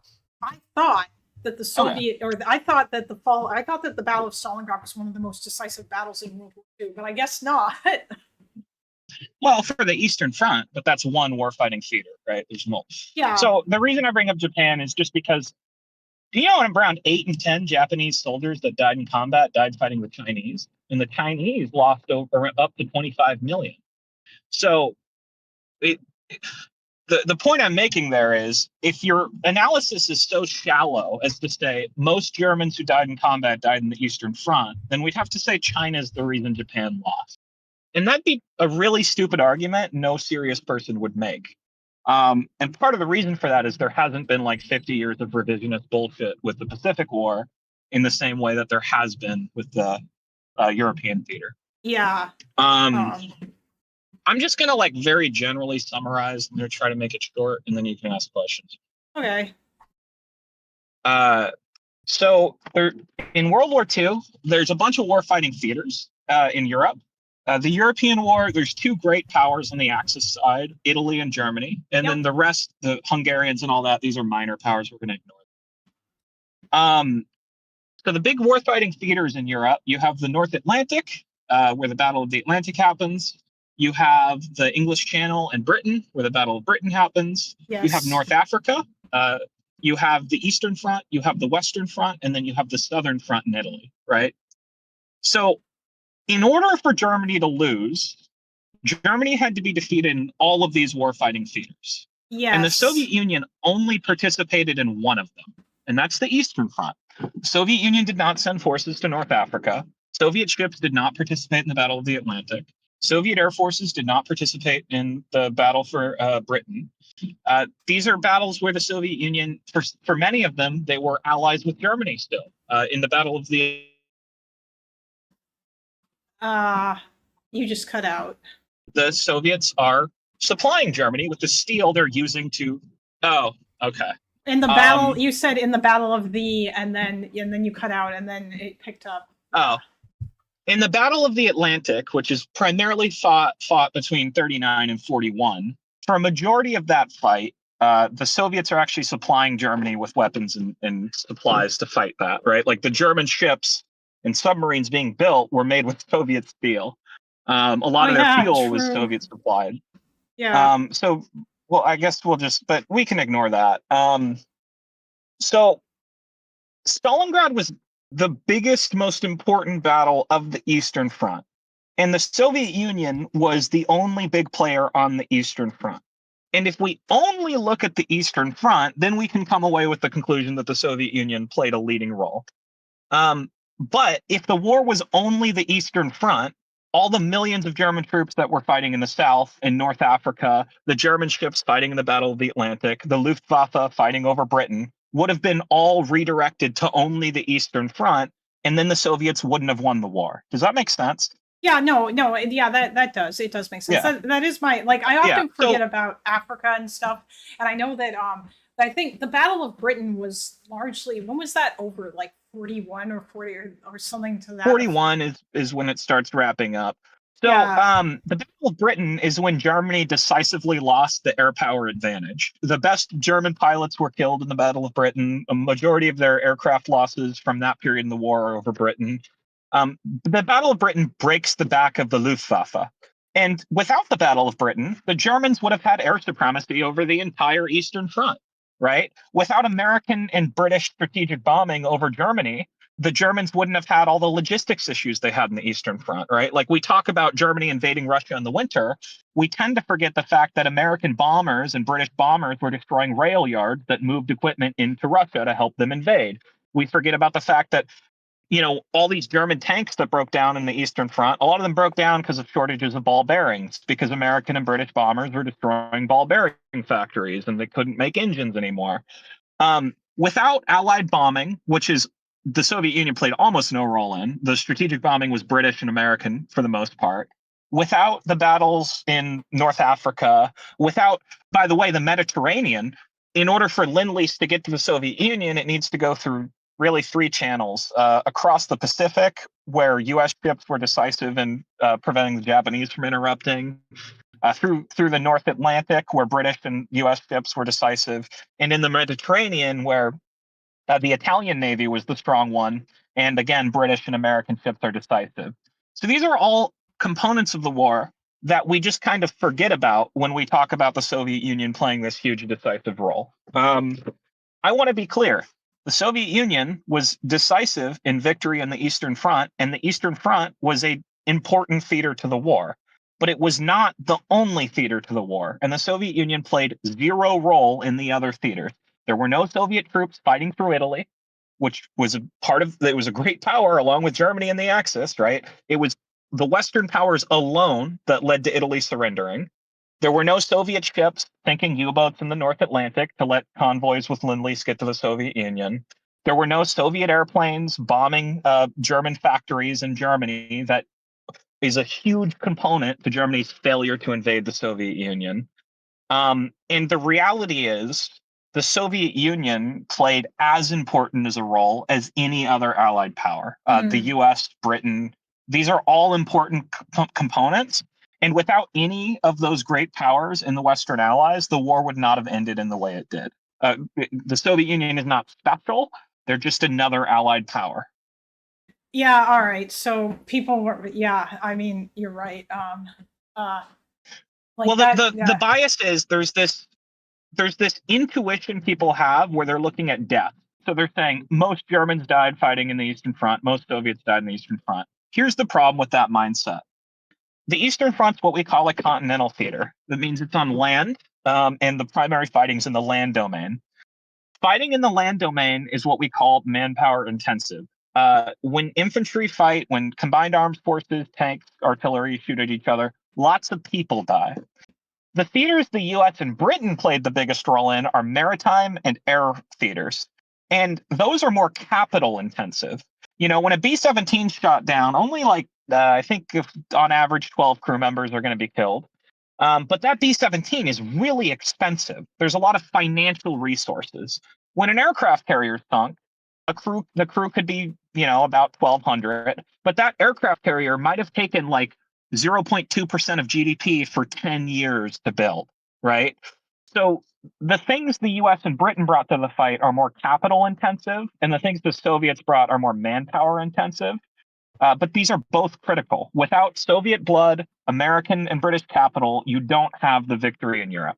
You need all of these components.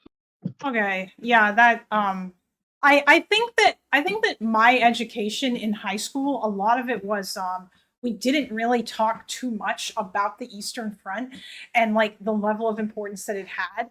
but I also didn't really take any classes that were like military history once I got to university. So anything that I learned about the war was sort of like the war was kind of secondary to anything else that I learned about. So a lot of what I learned about, because I learned about the Holocaust a whole bunch, was Eastern theater stuff, like the Eastern European part of the war, because that's where a lot of the really bad shit happened, at least in Europe. Not that bad shit didn't happen elsewhere, but yeah. Well, again, I use Japan because it's a clearer example here. Again, most Japanese soldiers died in China. Most of the deaths were Chinese and Japanese in China. But China didn't ever have the sea power or the air power to bring the fight to the Japanese home island. China could never fly bombers over Tokyo. Chinese warships were never able to blockade Japan. And the reality is Japan would have never surrendered without the naval blockade and the strategic bombing and the threat of invasion. And those three factors are factors that no amount of Chinese sacrifice in human life could have ever constituted, right? China could have shoveled another 10 million people to die in the trenches across Manchuria, across the line of contact. It never would have meant that they were putting bombs on Tokyo. And that's what it did take to end the war. Does that make sense? Yeah, no, yeah, of course. There's always a lot of stuff. It's like, wait, Leah's saying most basic World War II education, at least in the US, focuses on solely the Eastern theater. Wait, really? Also, hi, Maritzi. Is that? No, that's not true.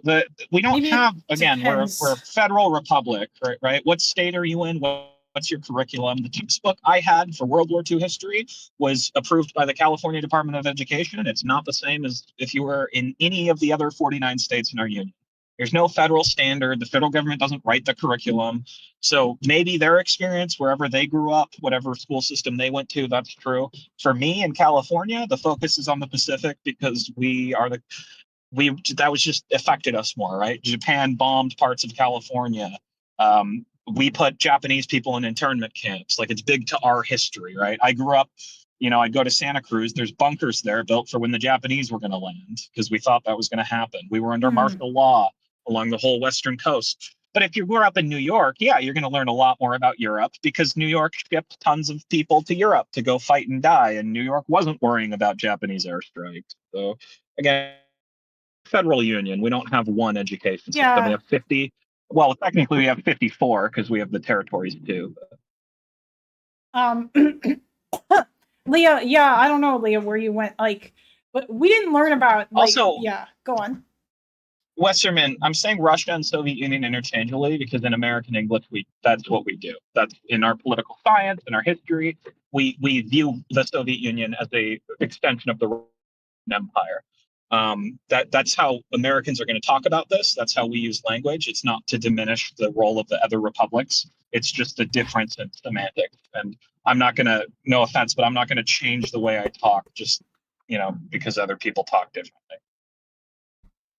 Yeah, I mean, you are mostly also saying Soviet be better. I mean, in fairness, well, again, it's because we recognize the Soviet Union as a Russian empire. That's where it comes from. Right. We don't recognize the legitimacy of. It seems like it's like in the Soviet Union, they were all Soviets or they were all taught to be Soviets. But if I go and look, it wouldn't surprise me if I discovered that a lot of the Soviet identity was basically just Russian shit as opposed to, Well, I don't know if that's accurate. I'm not an expert on Soviet history, but my understanding from what I have learned is that under Lenin's time, they did encourage nationalism in the republics. And even though Stalin tried to clamp down on that, it wasn't very successful. So I know there was other identities besides the Russian one. I'm just saying the reason, like at the War College or in like US documents, we use Russia and the Soviet Union interchangeably is because we see the Soviet Union as just an extension of the Russian Empire. And we see the other republics as colonized peoples. That's how we're taught to view. Yeah, I think that is a fair way to like look at it. But it's like the thing is too is when I was looking into this, Russian wasn't like banned or sorry, Ukrainian wasn't like banned under the Soviets later on, but Russia was kind of like the lingua franca, like it was the language that you had to know if you wanted to get anywhere in like Soviet society. If you wanted to work for the government, it was like the language that everyone One spoke. of my the language cats a lot of has people spoke entered in the cities, Discord. and all this He's other kind bad, of stuff. don't let him fool Yeah. you guys. Yeah. And by the way, we do this with other empires too. Like we say the British Empire. We don't say the United Kingdom, the British Raj, the British Dominion of Canada were our allies in World War II. We just say the British Empire. We don't say French Algeria and French, shit, I don't know all the names of the French colonies, but we just say the French Empire. This is a consistent way we talk about strategic powers and great powers. The reason we do it is so we are all on the same page. And again, that's how I was educated. It's useful to view it that way in the context of how we discuss things at the War College. And I'm not trying to diminish people, but I'm not going to change my whole language to satisfy someone. Yeah, I mean, I get it. no I do disrespect. think it's, I do think, obviously, I think it's important to like, point out or whatever that it wasn't just Russian soldiers that died in fighting in World War II for the Soviets either. But yeah, well, more I mean, Ukrainians and Belarusians died than Russians. A majority of the Soviet casualties were Ukrainian and Belarusian. Russians were not the majority. Yeah, that's yeah, that's true. Yeah, it was also But again, when we talk about British troops, I'm just again so we're consistent here because nobody complains when we say British troops were dying, but a huge percentage of the British deaths were from India and Canada and Australia, right? British Crown dominions at the time. True. So and if I say British troops died in the Battle of Britain, did you know in the Battle of Britain, for every 3 pilots that died, one of them was from Canada or Australia? It's not me diminishing Canadians and Australians to say British forces. This is just how we talk about militaries. It's consistent. It's not like I'm treating Russia uniquely. Okay, wait, hold on. What do you want me to read, Vasterman? I don't know if I want to like facilitate arguments between Epic and the chat about like semantic stuff. I read what she said. I get it. I get that perspective. I'm not going to change my language just for I'm not going to learn a new way of talking just for online people when I have these discussions in real life a lot more. You know what I mean? I think it's probably because it's like your job too, so it probably wouldn't really. Wait, what's important? Sorry. Yeah, I mean it's. What? Wait a minute. This semantic leads to saying that Russia was ally in World War II, not Ukraine. Do your American citizens now say that we were never your ally? Well, I mean, Ukraine is. Well, neither the Soviet Union wasn't an ally of the United States, so that's not even how we use the term ally. Look, I'm just not really interested in getting a semantics debate about very technical language. It's just not useful, and I'm not going to do it.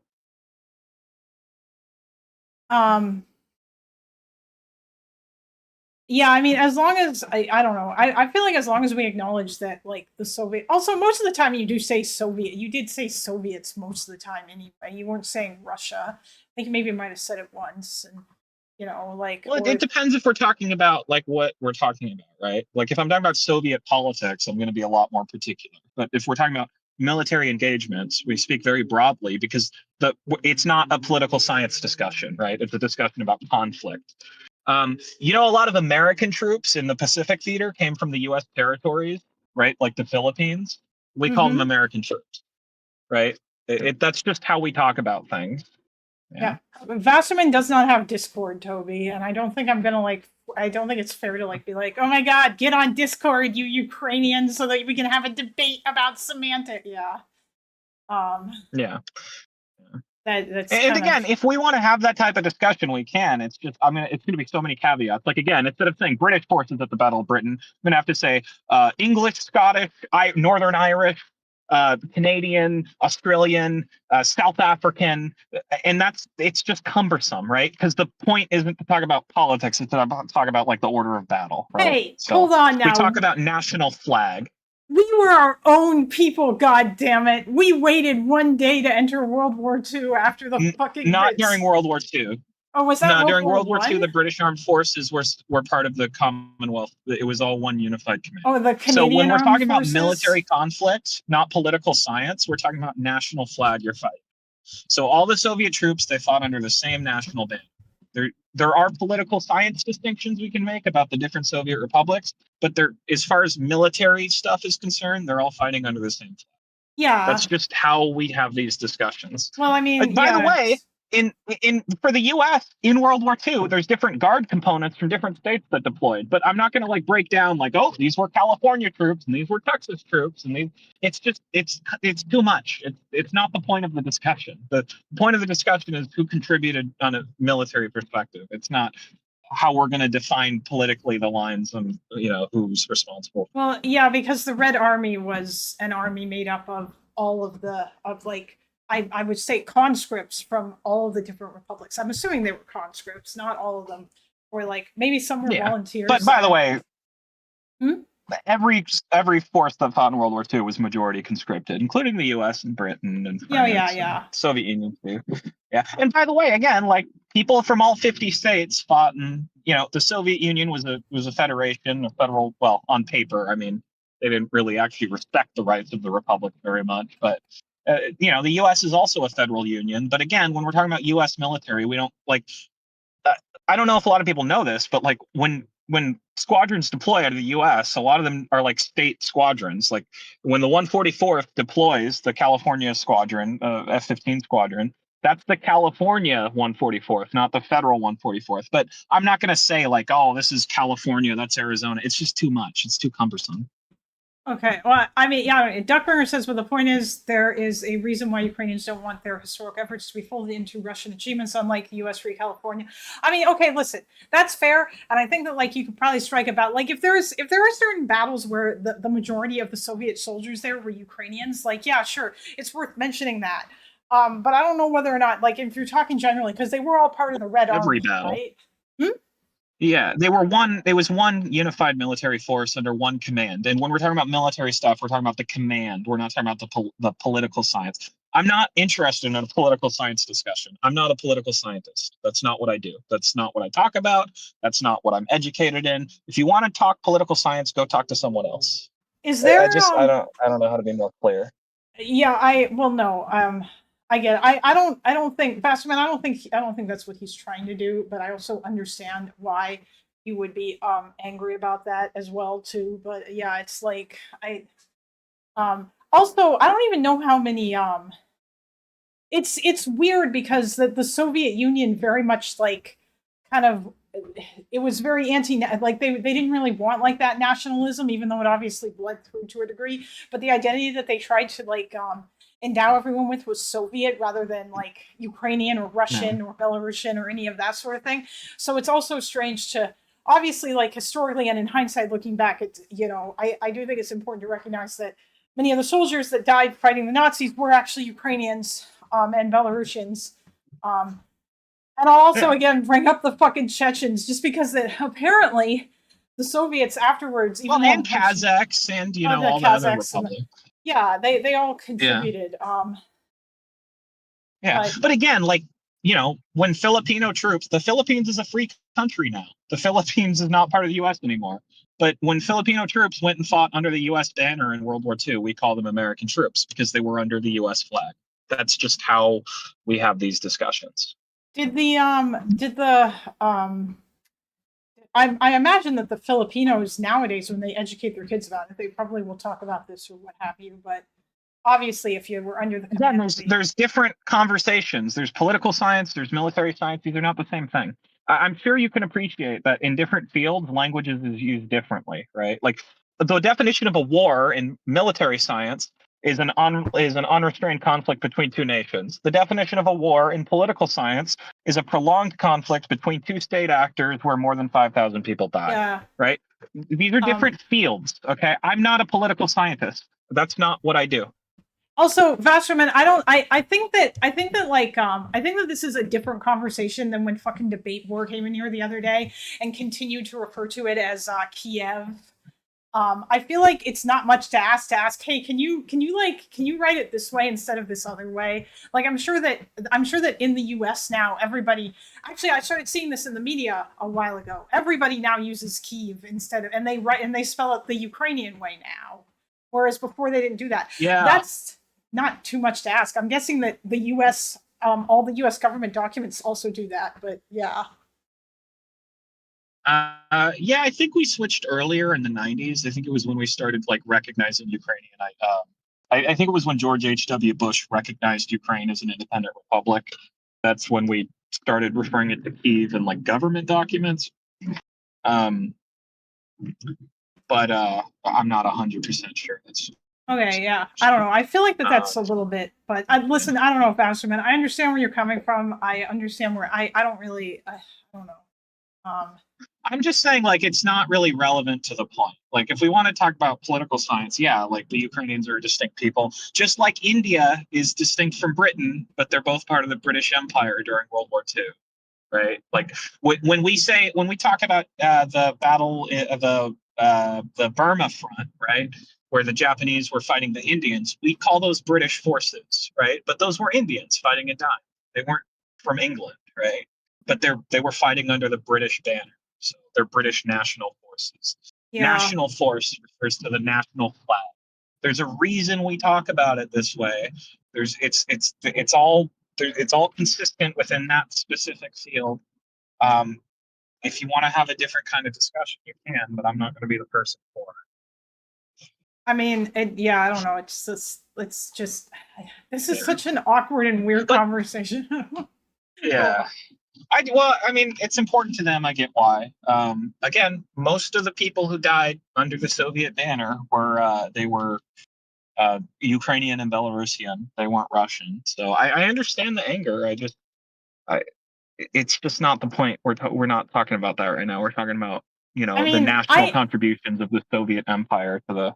I think that a bigger problem would be like if you failed to mention that fact, or if someone failed to mention that fact, or if they made it, if at no point was this ever explained or whatever when you're talking about history. But yeah, well, that's why like I'm here. I don't know how many viewers you have right now, but like if I were sitting down with CNN and there were millions of people watching, obviously I'd do a really big effort to push back against Russian revisionism. And I know why they're sensitive, because Russia has rewritten history that it was the Russian people's sacrifice, not the Soviet people's. And I get all that. But I think everyone listening right now to this specific channel is aware that's bullshit. And I don't really feel like I need to signal that super hard to you guys. I think I can just talk like I normally talk, like I would with other informed people who already know these facts, because I'm assuming the people listening already know this stuff. Yeah, I get it. Yeah, it's because you are being used as a substitute right now, Cullen. What am I? I don't think I am, but okay. I mean, maybe I don't know. Anyways, I think to the original point, I think you get the core point, which is just that like the continental fighting the Soviets were doing, that's going to be manpower intensive, a lot of dying. The war in the air and on the sea, that's going to be more capital intensive, a lot of money. So if you look at like what the Germans were sending humans to do, a lot of them were dying in the Eastern Front. But if you look at what the Germans were spending their money on, their Air Force and Navy dwarfed spending on the Army. And winning a war, you need to destroy all of these capabilities. Like the Eastern Front alone wouldn't have won the war. The North Africa alone wouldn't have won. It took all of this collectively, and Germany would not have surrendered in 1945 the way they did if any of the Allied powers didn't contribute. Yeah, all right. So it sounds like basically, yeah, all right. So it sounds like what you're saying is that World War II was a team effort that was one that like that it took all the allies to help out, and they all played their own important role. And like maybe don't fucking just make it be about the Soviets or America or something. Yeah. Yeah. And again, because I use Japan because it's so much clearer. But like if we look at Japan, without the millions of Japanese that died in China, they probably would have put up much more of a fight when we were island hopping across the Pacific, and maybe they wouldn't have fallen in 1945 like they did. Likewise, without American bombers flattening Japanese cities and the American naval blockade and British and American forces preparing to invade the home islands, the Japanese probably could have kept fucking with China for 20 or 30 years unrestricted, right? So you need both of these components. One is not enough. You need the whole sum total of the effort. Yeah, all right. That's kind of what I mean, yeah, okay. I feel like I used to understand this, but at some point, or maybe I just wasn't expressing it enough.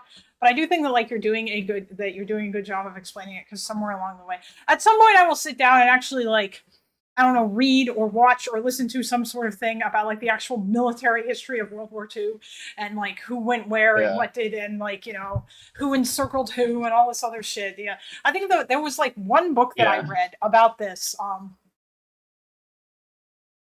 It was about the Wehrmacht. I think a very simple way to think about it is the Soviet Union destroyed the German army, but America and Britain destroyed the German Air Force and Navy, right? Yeah. And again, like a war is a combined effort with combined arms with different service branches. People look too much at what's happening on the ground because that's like easier to understand. Yeah. Okay. Yeah, I think that is a fair, you know. Yeah, it was just, and I know also too, yeah, Russia, obviously, they refer to the World War II as the Great Patriotic War. And these motherfuckers literally passed a goddamn law to make it so that you can't question the history of World War II. And by question the history of World War II, I mean, of course, question the Russian version of the history of World War II. So you can't talk about Molotov, Ribbentrop, you can't talk about like any of the bad shit that the Soviets did to German women. You can't talk about any war crimes or anything like that. And it's, yeah, it has to just be that the Soviet Union was awesome and it defeated Germany. And by the Soviet Union, we of course mean Russia. And that is what they mean when they say it. Yeah. So, yeah, and again, that's why I understand why a Ukrainian person would be very upset that I'd use that language interchangeably. I'm just trying to explain why I would, because that's, you know, in the world I come from, everyone at the War College knows that it was mostly Ukrainians dying. That's not in dispute, right? We're not, you know what I mean? So that's kind of how I talk about it. I get it. Yeah, I mean, I don't know. I think that that's also one of those things where it's like, you're not going to explain X, Y, or Z every single time you talk about a thing. But if you were talking to people who didn't know anything, then you will talk in a different way or whatever.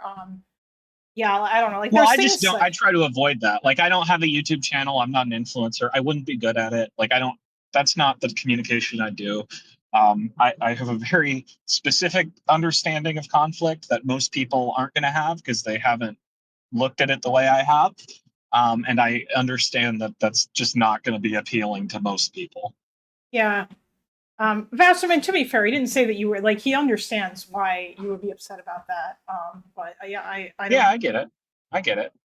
But I mean, you got to understand, like, again, I bring up the example, like, there's probably a lot of Indians who get upset when they see like British forces as the losses listed when it was Indians dying in Burma, right? But that's just kind of how these discussions are had. That's, you know. Yeah. Really, you should just say Soviet forces if you're talking about, but and I think probably most people do, but the problem too is I mean, like, fuck, I think for a long time I used to think the Soviet Union was just Russia because I'd never taken a class on the Russian Revolution or any of this other shit. Yeah. And yeah, that's how a lot of people look at it, and a lot of Americans too. They're just going to see the Soviet Union as just another Russian empire. And like, by the way, there's some truth to that. Like, in a way, like, I think we can all agree, Ukraine was like an occupied nation. Like, they were being overlorded by a Russian empire. But I get, like, there's an interplay where, like, if I say that to the wrong crowd, I could be reinforcing the Russian revisionism. But I just don't think this is that crowd. I think we all know better. Yeah, I mean, like, there was definitely also, like, really, I'm pretty sure that any kind of nationalism that meant like the like talk of like leaving the USSR was also not something that you, like, it's not like they gave you free, and like communism was enforced and you couldn't talk about being a capitalist or what have you. Obviously, I have to look more at like how the Soviets were treated or how the Ukrainians were treated overall in the Soviet Union, or not just them, but like just others in general. Because right now the main thing that I know is the Russification policies that Stalin pursued, and the Ukrainianization stuff that Lenin allowed, and the nationalism basically, or the rather not nationalism, but the fact that he allowed these countries to like retain their cultures and languages under, like, at the beginning under Lenin, because he wanted to induce them to stay, and he figured that would help. But yeah, it's now again, I'm not certain on this, but my understanding is that Stalin saw that as a mistake and tried to clamp down on Ukrainian nationalism and Belarusian nationalism. That was one of their big disagreements, actually, Stalin and Lenin. That was something that they disagreed on.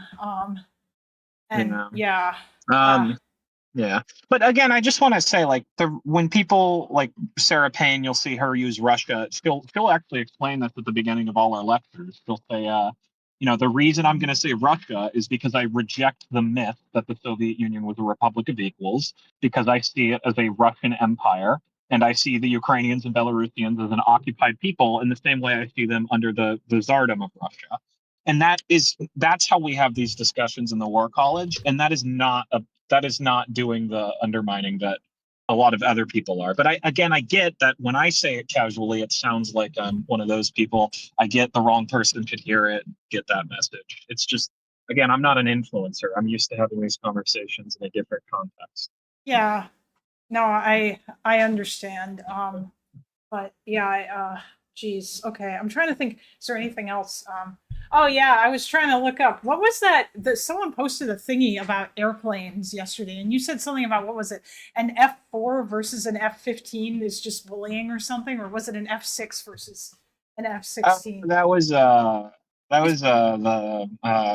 Bulgarian gentleman, Mr. Bombastic.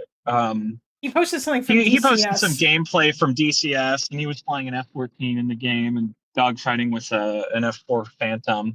And I said it was bullying. The F-4 is just like the F-14 is the plane the Navy developed to replace the F-4. It's superior in every way. The F-4 is a third generation fighter. The F-14 is a fourth generation fighter.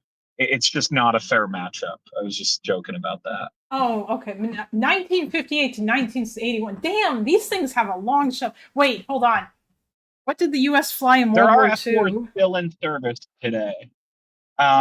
A couple hundred different types of aircraft, but the most famous fighter that you're going to know about from the U.S. is the P-51 Mustang.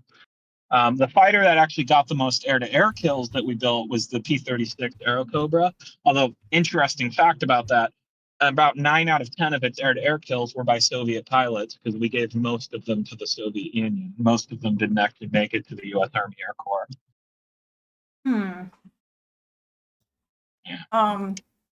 Also, yeah, so by the way, chat, if anybody didn't see in the Discord, there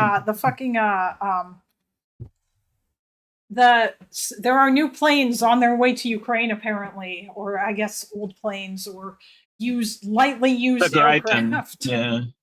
The Gripen. Yeah, they're no, those are new planes. They're so I guess from the Rafael deal's not new. That was made in 2025, but that's a long-term 10-year production agreement, and those planes probably aren't going to get in the country before the war ends. The Gripen deal, that's new news. And that apparently, from what you linked, and then I did some further reading on it, that they're supposed to be delivered this year. So that'd be cool. And it's up to 100 planes, but we don't know how many yet. Yeah, I hope that happens. That would be nice. Because it sounds like, from what you were saying, that if the Ukrainians can get some more air power, then they would actually be able to do proper pushes against the Russian line. Yeah. So the way to think about it, so those, all those drones that are making it impossible to move across the line of contact? Yep. So those drones have a very short range. Their flight time is about 40 minutes, and their speed isn't very high. They can cross about 15 miles. So they need to be operated close to the front. So the people flying them, the command centers, the launch positions, they're all within about 20 miles of the line of contact. So if you can push that line of contact in the air domain back, if you can generate a localized air supremacy over the front, you can start bombing those facilities. And if you destroy those, now the Russians, they're pushed back beyond their ability to strike people at the line of contact. And now you can have a situation where any Russian trying to aggress is going to get hit with overwhelming Ukrainian air power from drones, from aircraft, from also from ground-based artillery. And then the Russians are going to have the opposite, where the Ukrainians will finally be able to conduct assaults without being constantly harassed by fires from artillery or drones. That's what's so important about this. Yeah. So Gripen can carry those Meteor missiles we talked about. Those can go about to 120 kilometers. And if they're flying Gripen armed with Meteor missiles, and by the way, the contract that they agreed on, the Saab's going to supply those missiles with the Gripen. It will be the first time in this entire war that Ukrainians have had not only equal footing with their Russian pilot counterparts, but actually a superior strike envelope. And that's going to mean you're going to start seeing Russian planes getting shot down in very high numbers. And that's going to change a lot of things for the conflict, assuming this all happens before the end of the year. Yeah, well, that would be nice. I don't know. Is it just right now? I guess the main thing we can all hope for is that the Ukrainians can just hold on, at least until, because the winter sucks and it's all really shitty. And hopefully Trump doesn't decide to do anything. Although, based on what you said, it sounds like of the two people that it sounds like Trump's probably just going to get more and more frustrated with Putin, because, like you were saying, Putin Also, Trump's big issue is with us giving Ukraine stuff for free. When we're talking about the Gripens, like Saab's paying for those engines. We're making a profit on them. I don't know if Trump has a problem with any of this. Trump seems okay with Europeans paying for things. Right now we're selling a ton of arms to Europe and they're handing them to Ukraine. So I don't think it's very likely that would get blocked. I also don't think Trump knows anything about aircraft procurement. I doubt he's thinking right now oh, I'm going to go block the engine transfers to Saab so they can't build the jets for Ukraine. I just don't think that's very likely. Yeah. Oh, I'm sorry. Wait, Windmill, are you fuck, what it's a Swedish aircraft, right? The Gripen, or I guess it just means Griffin, doesn't it? Is that what it translates to, chat? That's the translation. Yeah, that's the English translation. Okay. The actual name is JAS-39, but they all get calling names to make it easier. Eagle, Falcon, Raptor, Yes. Phoenix.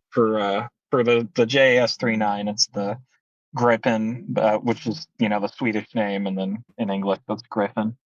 Yes. Okay. Well, I mean, maybe we should all just call. I don't know, but whatever. All right. I don't know. We don't use it in the U.S., so we don't have an official standard calling name for it. So people just call it what they call it. I've heard JAS 39. I've heard Saab because it's the only jet Saab makes right now, fighter jet. I've heard Gripen. I've heard Griffin. It's really just your own preference. There's no right or wrong answer. Okay. Well, how much do you know about Libya and what the fuck happened there? A lot less than most of the rest. I mean, again, most of my education is going to be in East Asia, and then Europe's secondary to that, and everything else is very distant. I know the basics, but I wouldn't call myself an expert. I will say that Libya was a shit show in how it evolved, but I don't think that changes the fact that we needed to do something. He was going to go gas his own people, and I think it's one of those situations where everyone's mad because of how it turned out, but they'd be even more angry if we did nothing because it would have been even worse. Yeah, that's what I figured. I figured it was one of those damned if you do, damned if you don't kind of situations, except you'd be really damned if you don't. Maybe these people might not have complained because some of these dumbasses probably thought Gaddafi was base because, he was all about that Islamic socialism or something because it's got socialism in its name. I guess they probably thought he would there are people who think Gaddafi was awesome, but leaving aside those people, yeah, I imagine that it would have probably the fear was we don't want another Rwanda. That was really bad, and we don't want to be responsible for that kind of shit again, where a shitload of people get killed, or where it actually becomes a genocide, or any of that sort of stuff. So it did seem like it was a pretty big shit show, but yeah. I mean, even the Russians and Chinese didn't use their veto, right? That's how bad it was. Yeah. Which, I think that should tell you all you need to know. But there's also this unique aversion we have to chemical weapons. They're scary, and people don't like to see them used. And when they're used, it comes to a very serious response. And Gaddafi was going to use chemical weapons against large numbers of civilians. So, do we know that I don't think for people sure? would be happy if we let that happen. I assume we know that for sure. I know that there was danger because he. He was saying he was out loud. He was saying he's gonna annihilate these people. He was literally screaming about it for days.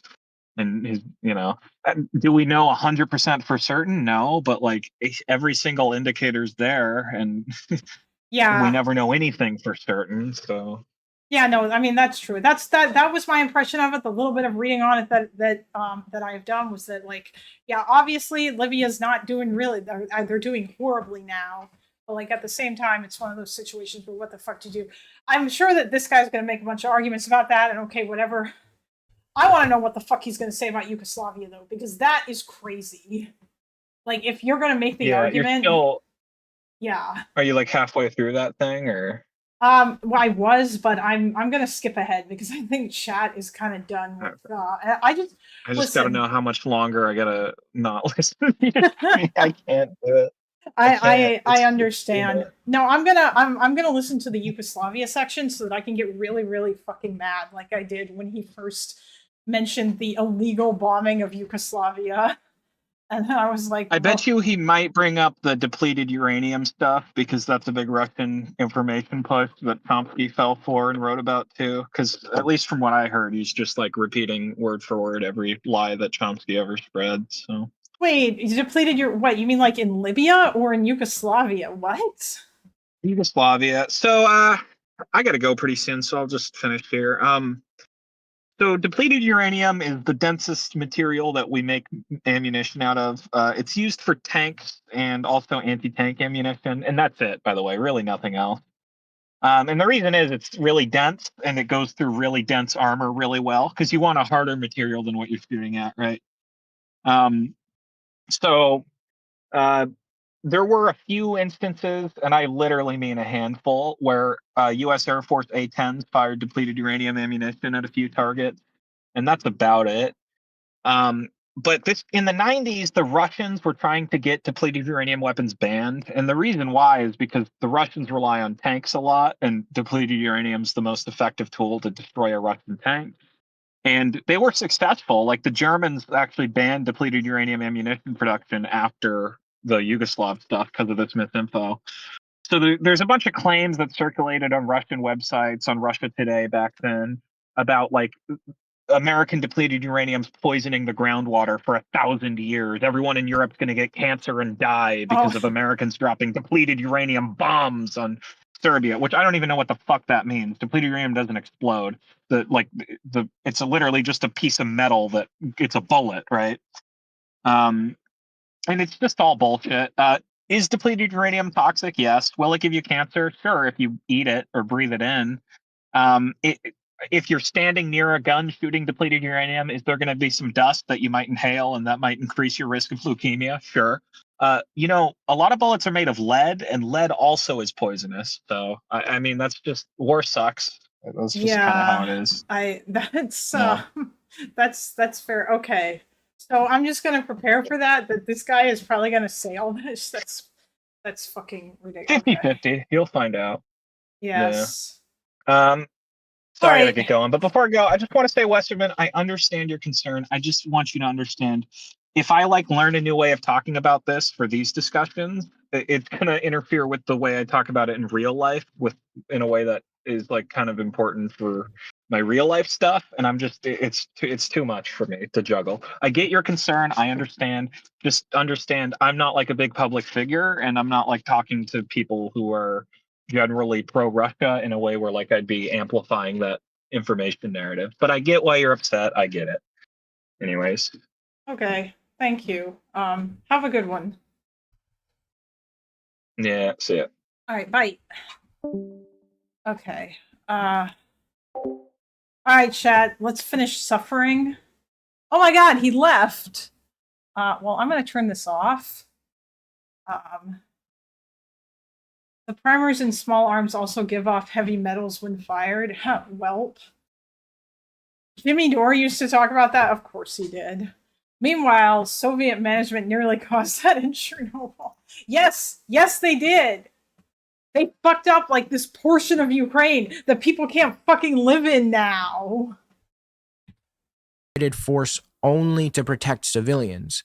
Scholars Alfstein and Christensen had this to say in their paper, The Legality of the NATO Bombing in Libya. Any armed... Okay, are you going to talk NATO about Yugoslavia? Force Walid for weeks before slave market. Okay, it sounds like this guy is mostly just going to talk. Or Greenland would be good if it dismantled NATO. It's not to run defense for Putin or Russia. This video exists to shine a light on a military alliance complicit in some of the worst human rights abuses of all time, and to explain how creating exclusionary and hostile entities like NATO— Wait, does this guy even talk about Yugoslavia? What? Is it literally? It sounds like he just doesn't. The reality is that Gaddafi threatened Western capital and US dollar dominance while using Libya's oil in ways the West did Oh no, is he fucking... not approve of. Hillary Clinton's leaked emails confirm this, showing discussions about how Libya's oil would be divided among Western corporations once Gaddafi was gone. With that doesn't change the fact that what he was gonna do to the civilians. context in mind, let's look at NATO's disastrous intervention in Libya. As fighting between the Libyan government and rebel factions— He only talks about Libya, doesn't he? from being complicit in the horrors committed Okay. by separatist groups linked to Wait. circumvent to Wait, here we illegally go. bombing and occupying what remained of Yugoslavia by from being complicit in the horrors committed in Iraq and Afghanistan to illegally bombing and occupying what remained of Yugoslavia by circumventing UN authorization, while backing criminal separatist groups linked to drug smuggling and organ harvesting, NATO's atrocities are abundant. Over What? What? What? Who? Which what? I don't even know if I want to even bother. Why did he show Afghanistan? NATO had no NATO was in Afghanistan, Bill. There were NATO troops there because NATO countries wanted to invoke Article 5 after the United States got attacked on 9/11. And by the way, I will maintain until like the end of my days that the war in Afghanistan, at least the initial war, was absolutely morally justified. The United States was attacked, and the people who attacked them were in Afghanistan, and they were being supported by the Taliban government. The shit that came after was a giant fucking shit show, and they fucked up all that nation building crap, and I had to stay there for 10 fucking years because they fucked it up so hard. No, 20 years, I'm sorry. But, you know, and long after all the other countries had fucked off, the US was still there. Maybe the British stayed there for a while, but yeah, I don't... No, I don't think NATO had anything... You mean Iraq, Bill. I don't think NATO really had anything to do with Iraq. At least not officially. Because most of these countries, they were not down with that. and over again, NATO inserts itself into regions under false pretenses only to make matters exponentially worse. Even former NATO Secretary General Lord Carrington argued that NATO's actions in the former Yugoslavia exacerbated the ethnic cleansing it supposedly sought to prevent. Benjamin and Swanson— Oh, I'm so sorry. So we're just going to listen to what Lord fucking Carrington had to say about it. He was the only guy, just because he had some issues with it. By the way, he was one of the negotiators to try to get them all to play along or whatever. Also, it was the British and I think the French who were opposed to NATO bombing in Yugoslavia. They eventually came around to it, but they were opposed to it initially. So it wouldn't surprise me that there were people in the British government who were opposed to that shit. But, I mean, of course, he doesn't talk about, like, there was already ethnic cleansing going on. This was a thing that was happening. I do not... How the fuck can you say, just make this assumption that there wouldn't have been, that it caused ethnic cleansing? Listen, I don't know as much about Kosovo, okay, because I haven't really gotten there yet. And I'll get back to learning about that shit after. But, like, I very much doubt that Milosevic just magically changed his ways and stopped wanting to fuck with, like, the non-Serbs after the war in Bosnia ended. Like, there was a little bit of a calm down period, but obviously he didn't want Kosovo to leave. Have this to say on the matter. After the NATO intervention in Serbia and Kosovo, Serbs and other minorities became second-class citizens, clinging precariously to homes and communities where many of their families had lived for generations. More than 200,000 Serbs, Roma, and other minorities fled. Camp Bondsteel, a massive base set up by the US military and used as a CIA black site for unaccountable detention and torture, became Kosovo's largest employer. And US military contractors also sent Kosovars to work in occupied Afghanistan and Iraq. In 2007, a German military intelligence report described Kosovo as a mafia society, based on the capture of the state by criminals. Oh, okay. So wait, does this guy think that Kosovo shouldn't be independent from Serbia? Is this what we're? I don't fucking know, dude. This sound like this is so one-sided, man. All right, I'm done. I can't do it. How about world's smallest cat? Here we go.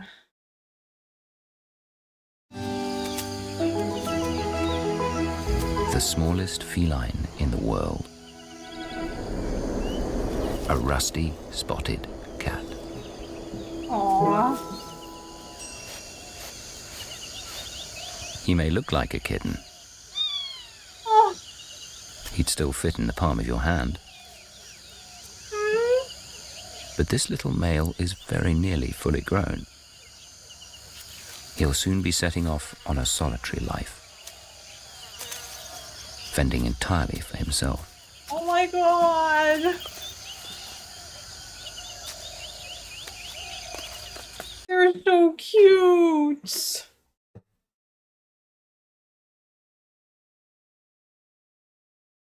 Also, why? What in the fuck? Oh, of course.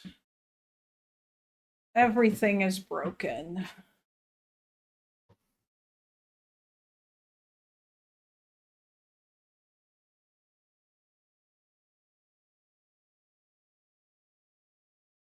Ugh.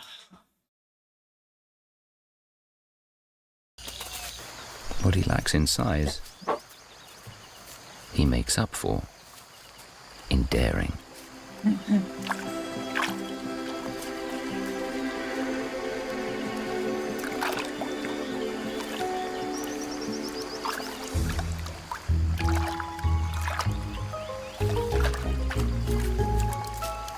Young cats are born curious.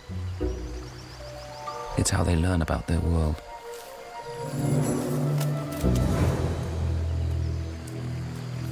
Even if it can get them into trouble.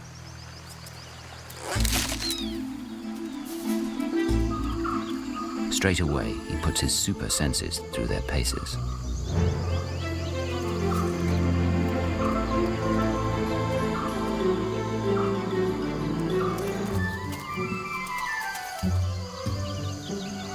His eyes are 6 times more powerful than our own, and sensitive to the slightest movement. That is so cute. I'm totally gonna get copyright, or not copyright struck, but I'm totally gonna get demonetized for that shit. I don't know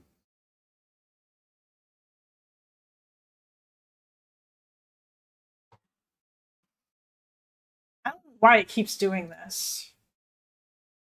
I feel like it just hates me today.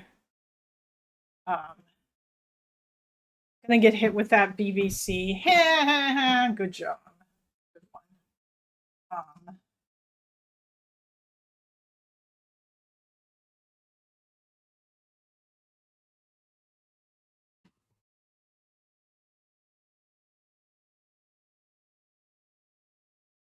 Okay, let me see if I can find.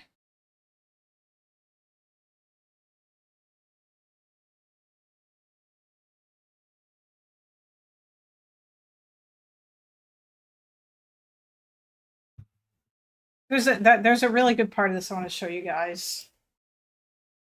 Попередній запиши виліт десь хвилин 12 тому. Назва такий самий, як цей. Курва. Це добре? Так, штора. Як раніше було, вони там мали там якісь класичні атаки. Okay. So these guys are defending Pokrovsk. They are drone pilots. They like this documentary was uploaded several months ago, but this was filmed over the course of a year. This was uploaded on November 1st, 2025. But this was filmed over a course of like of a year. Thanks for showing off Jeffrey. He's a very large baby. Oh yeah, you're welcome, Samuel. He's an adorable kitty. Yeah, I know. Well, maybe he wanted to call himself that for the lulz. But yeah, so this guy is the drone, one of the drone commanders. And I'll try to read the subtitles. Hold on. All right, hold on here. Yeah. They used to carry out conventional assault tactics, usually starting with an artillery barrage. They used to send vehicles like tanks with mine rollers.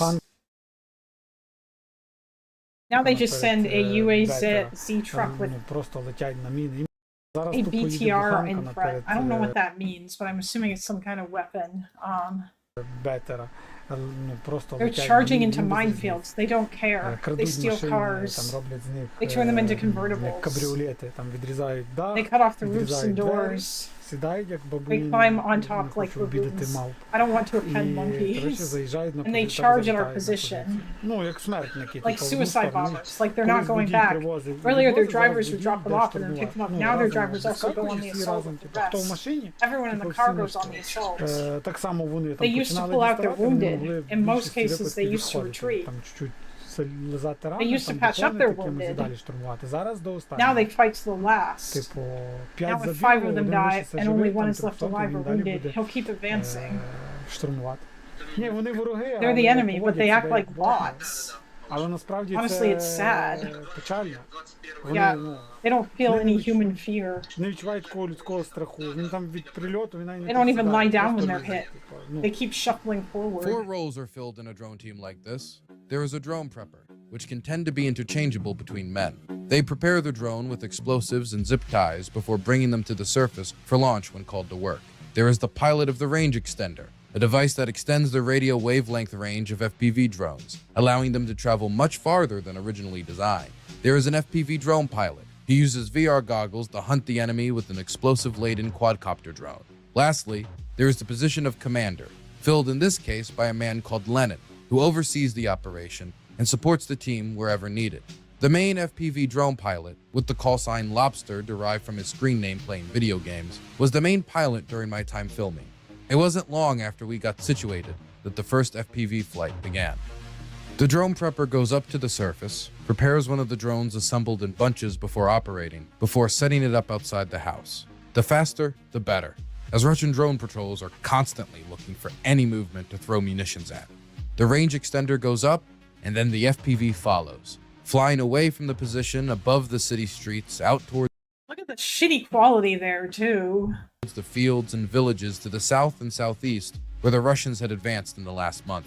You can see the artisans of the war had been hard at work turning the earth into a maze of trench work surrounded by burnt pockmarks. Most of these drone missions end in one of 2 ways.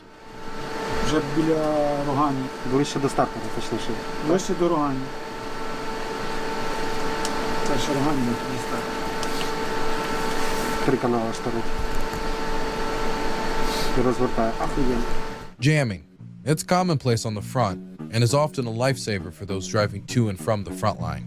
While not effective in every instance, as it is dependent on jamming the frequencies that the drone attacking it is currently using, and it not being a fiber optic drone connected by a wire, it still has saved countless lives, as was the case for this Russian soldier riding towards the front in an off-road vehicle. The other way to take a drone down, a lot more nerve-wracking for those on the receiving end, is to shoot it down, which is a difficult task for those bumping around in the back of a pickup truck. Думаю, що зможуть. Збив. Я ж казав, дивися, прямо в кому попали. Сука. Both of these threats, along with other technical failures, lead to the majority of drone missions resulting in failure, outside of a basic suppressive effect. But with so many drones flying around the front, enough that you frequently pick up the video signals of enemy drones, and at such a low cost compared to the targets they are taking out, at roughly just over $1,000 a pop, even a success rate as low as 20% can have a devastating impact on enemy equipment and personnel in an extremely cost-effective manner. Yeah, what were you saying, Bogdan? So now we have different ammunition. It's cumulative, or not anti-infantry, anti. Hold on, there's another part of this.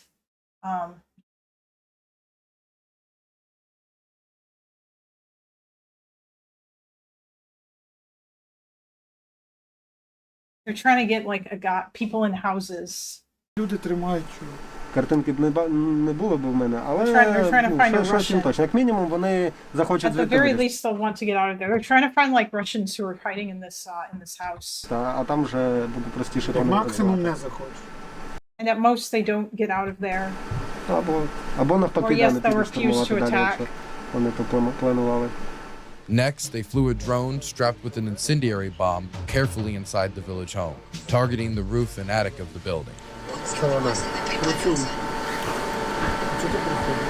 Because the roof is more damaged there. They just said so.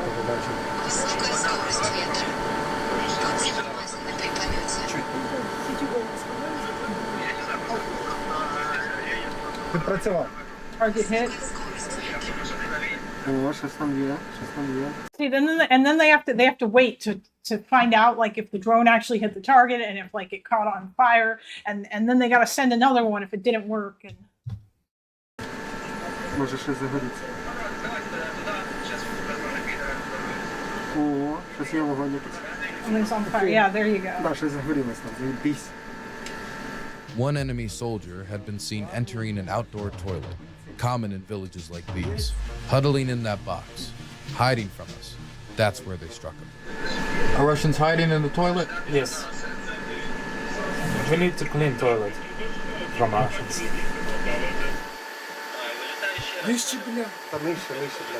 The first drone hit dead on, but it refused to detonate on impact. No detonation. Що за херня? Виносьте ще один, в мене батка є. Перевірте нормально, чи скріплено все. Когось хуя без детонації. Давайте, поки я вишу, виставляй. So the team decided to come. This must be like so frustrating, you know, like you fly it in perfectly and it hits, but then it doesn't blow up. Come back around with another drone to get the job done right this time.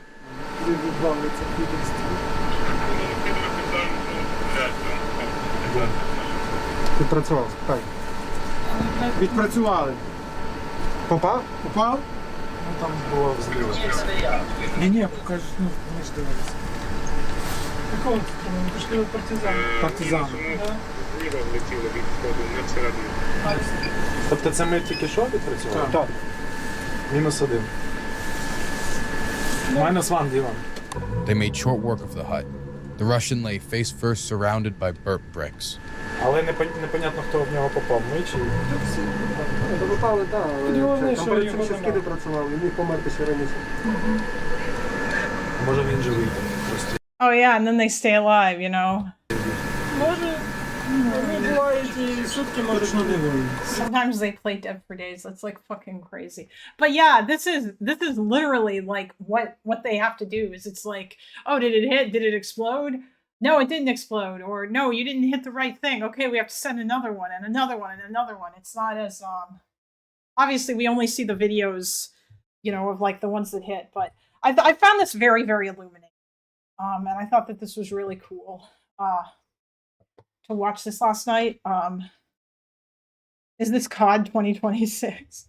Honestly, I suspect that that's definitely going to be a thing.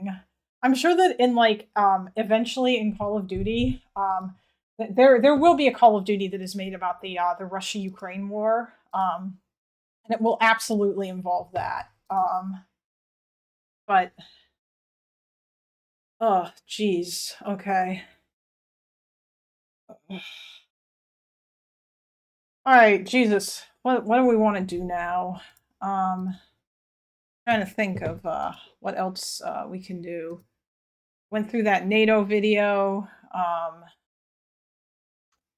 Is there any interesting news? Oh, right, there was this. Russian opposition leader says Alexei Navalny Russia killed opposition leader Alexei Navalny using dart frog toxin. UK says.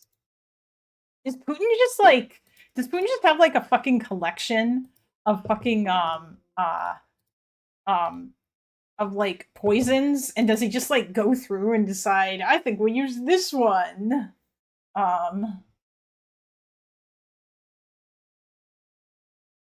I had an idea for a game that had to do with military sensors. Russia can't stop making new Russia bad scripts for new COD games. Yeah, true. Those FPV drones were kill streaks back in the OG Modern Warfare games. Oh yeah, that's true. They were. I remember. I remember the drones as kill streaks. I remember that being a thing.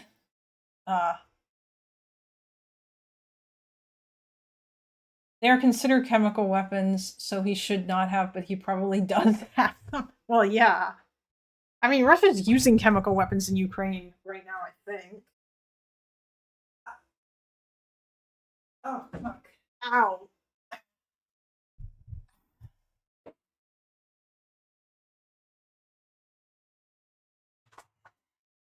Treadmill achieved. Oh, hello.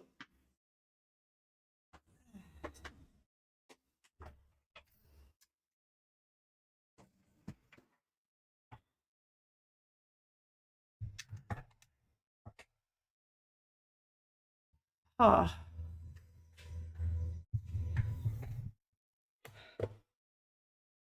Hello.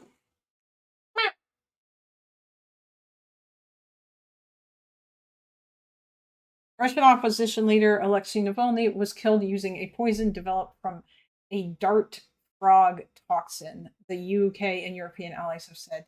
2 years on from the death of Navalny at a Siberian penal colony, Britain and its allies have blamed the Kremlin for following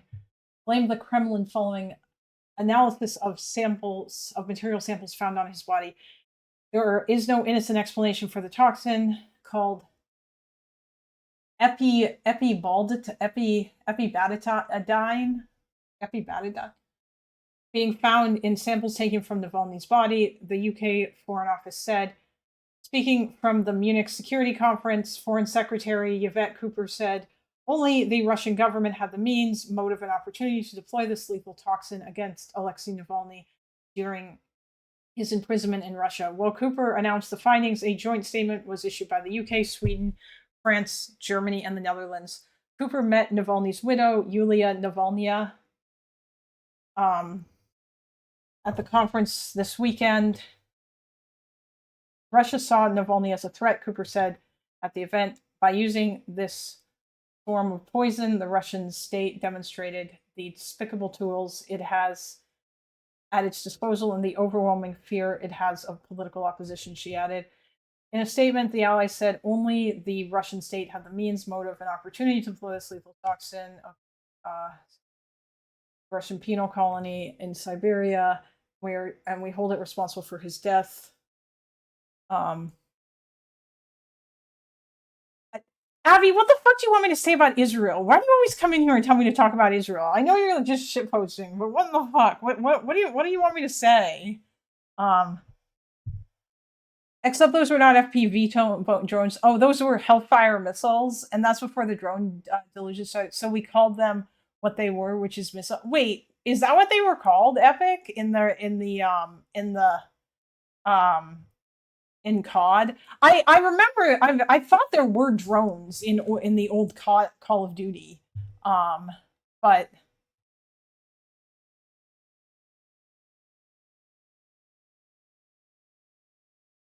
oh, Black Ops 2. Give us your desalination tech at Israel. Maybe we're talking about different old Call of Duties. But when I hear old Call of Duty, I'm thinking Call of Duty 4, and I believe the kill streak was called Reaper. Oh yeah, no. Epic, you need to remember, okay? Everybody, a lot of people in here are Zoomers, and so they're talking about like Call of Duty Black Ops 2, which is a considerably newer game than Call of Duty 4, I think. Israel right wing has its own civil war now.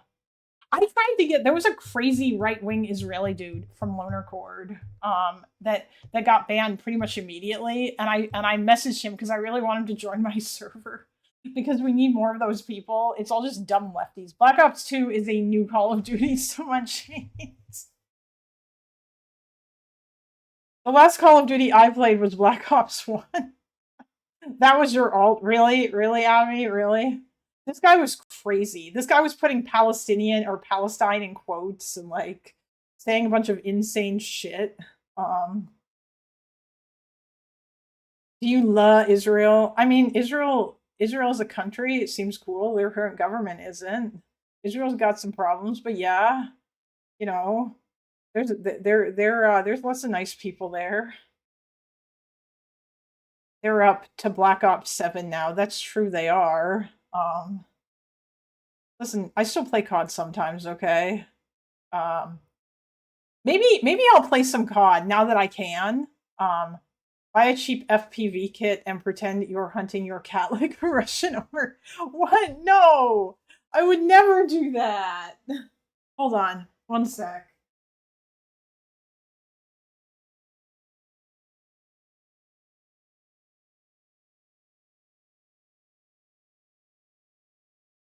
Don't slander my cat.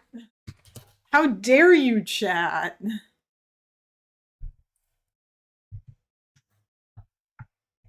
He probably would, actually. Did you ever watch Destiny's debate with the far-right Israeli politician? A long time ago I did, I think. Yeah. Simca Rockman. Jesus, this phone is down to 12%. What in the actual fuck? Okay. This thing needs a new battery.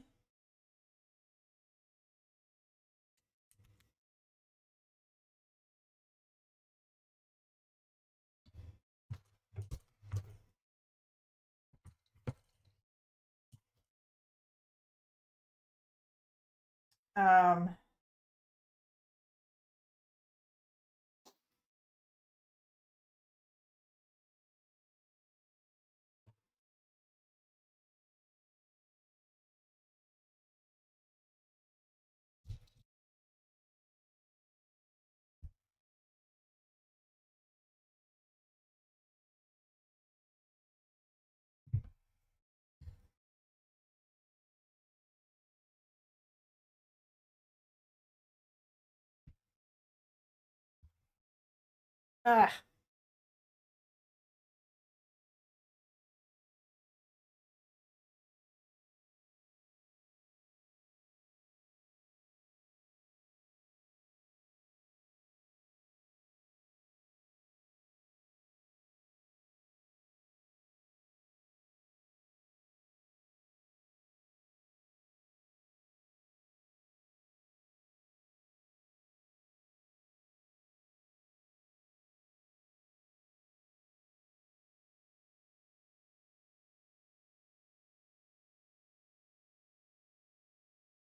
Hello.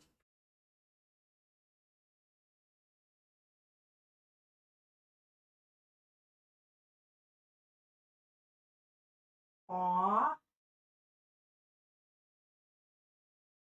You're so cute.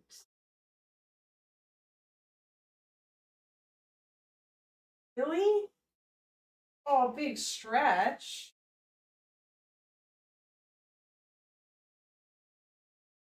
Hi.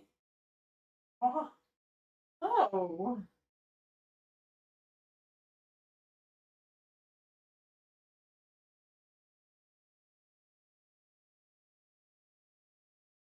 My God.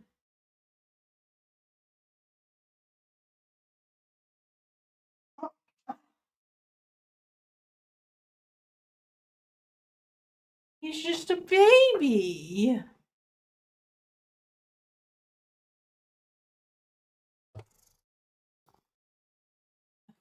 Fegaline. Fegaline. Yeah, I know. Fegaline. Yeah, it makes me think of that scene too.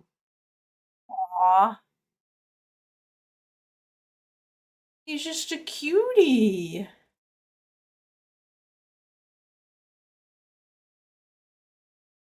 Rub dub the tub dab.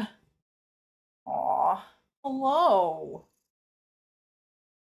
Ugh.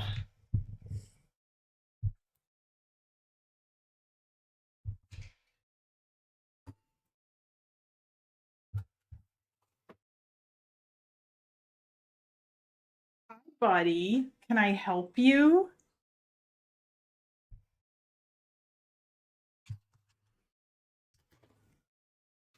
Okay, yeah, what the fuck? What are we doing? I'm hours behind in the VOD, but I came here to say, Oscario Cortez, bro. Oh, Ocasio? Oscario. Alexander Ocasio Cortez, yes. Oh, hi. Do you want to say hi to all the people?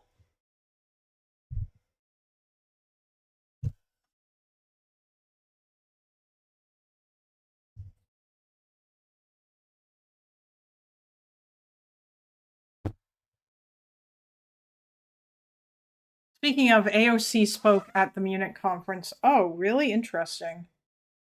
Oh, apparently Marco Rubio did too. Oh, also, apparently Hassan was in my country, which I was not aware of until later on. My favorite politicians are Ilhan Omar and Oscario Cortez. Yes. Oh yeah, he basically said that about her too. Like, he pronounced her name wrong. Hi.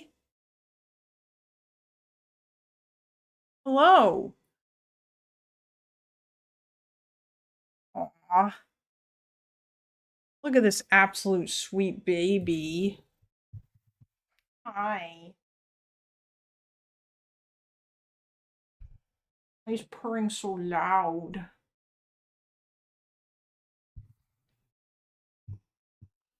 What a sweetie. I love you, Stuart. We love you. Mm-hmm.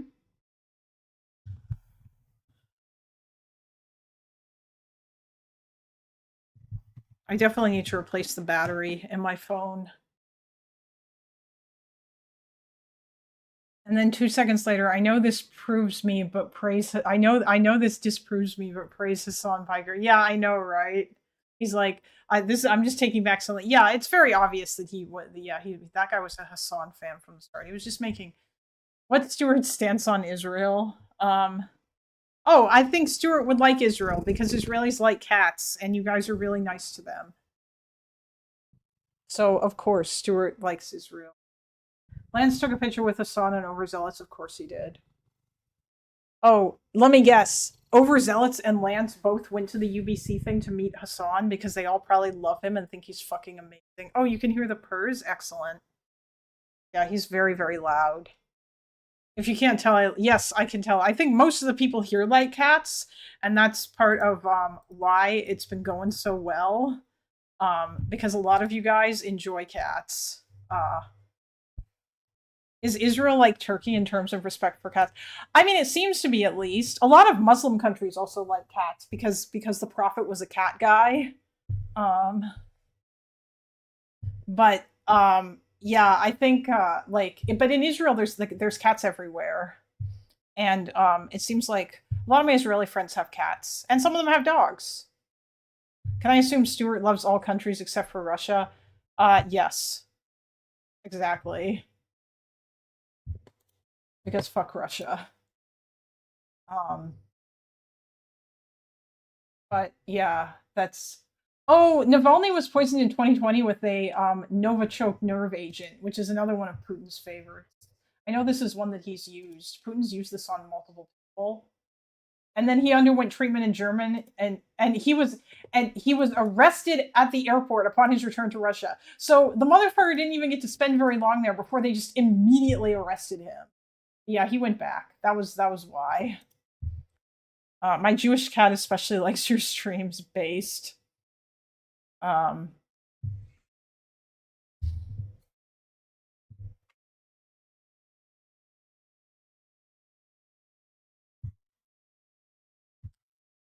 Wait, so the Egyptians' love for cats does not predate Islam? It does. It absolutely does. I'm just saying. I don't know. I think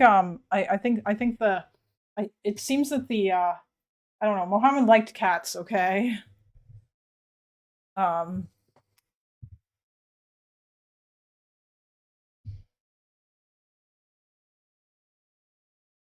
Meowl, Purenstein, exactly. He knew he was going to get arrested, but flew back anyway. The champ. Yeah, I mean, that was, honestly, it is quite brave of him to do that, but he must have known that they were just going to kill him. I suppose maybe he wanted to become a martyr, or maybe that was his intention. I don't know. Oh, someone else posted this. Speedy Taco posted Home Depot cat.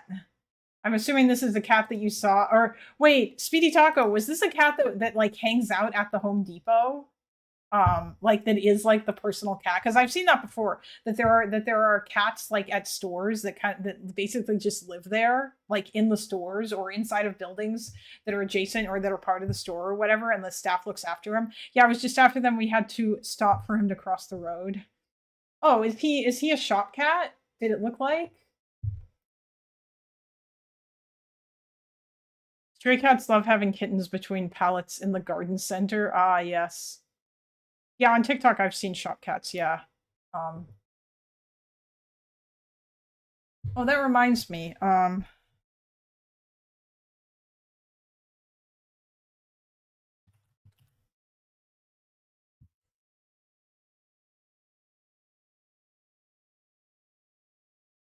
No, I want the actual video.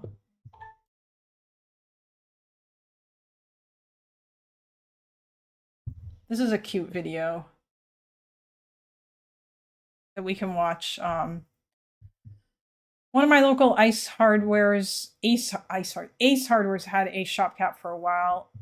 Would you rather have a lion, tiger, or jaguar for a pet? Oh God, that's a hard question. Probably a jaguar, maybe. Jaguar because it could swim with me. I don't know. I would rather have a cheetah, or a lynx. Lynxes are adorable. I'll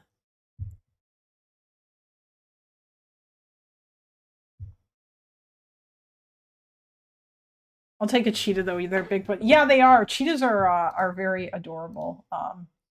Okay, hold on. Let's. I want to watch this because this is cute. And then none of them I prefer to live.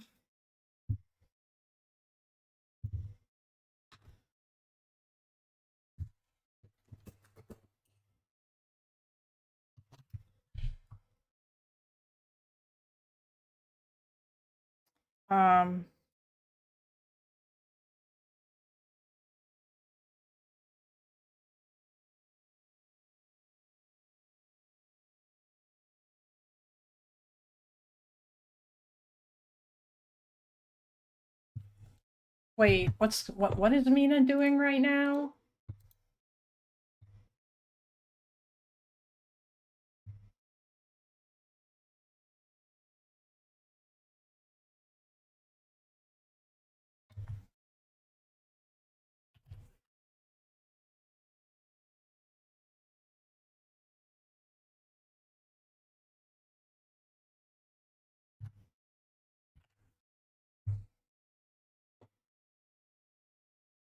Oh, she finished. Reacting to Munich Comic Security Con with Dispel. Dispel? Oh God. I still don't know what the fuck to make of that guy. Other than that, I'm just gonna take him not at all seriously, but yeah. Okay. Cats are a fixture in New York City's 24-hour corner stores known as bodegas. Not only do they keep the mice away, they're also treasured, often by customers. But there is a catch. They are illegal in stores that sell food. Now, a council member is pushing for legislation that would save the corner store kitties from eviction. Say hello to Simba, one of thousands of felines who've set up shop in New York's corner stores. Oh my God. You wouldn't know it from his calm demeanor, but his presence here... Look at him, he's so cute. Mina's no BS 5s kind of balanced him out. Bodega cats are a New York fixture. This cat looks like a Maine Coon or a Maine Coon mix with the big ear tufts and like the big floofy tail. Is actually against city rules. However, the cats are widely praised for helping keep pests away. Simba is very important to us because he keeps the store clean for the mice. City council members now hope to enshrine legal protections for these little store helpers. Oh my god, look at his face! Bodega cats are petite bourgeois. Does Silva make an appearance in this? No, he does not, but I am familiar. Yes, Silva has like a bazillion cats in his apartment, and that's actually awesome. By Silva chat, I'm talking about like the mayoral candidate in New York, or he was the New York mayor. He was the Republican running in New York. Technically, they're not legal in New York City, so we want to change that because they're here, they're friendly, they're part of New York City, they're part of the bodega, so why not make sure that they can be legal and not penalize the stores or have to find a new home for them? Hi, cutie.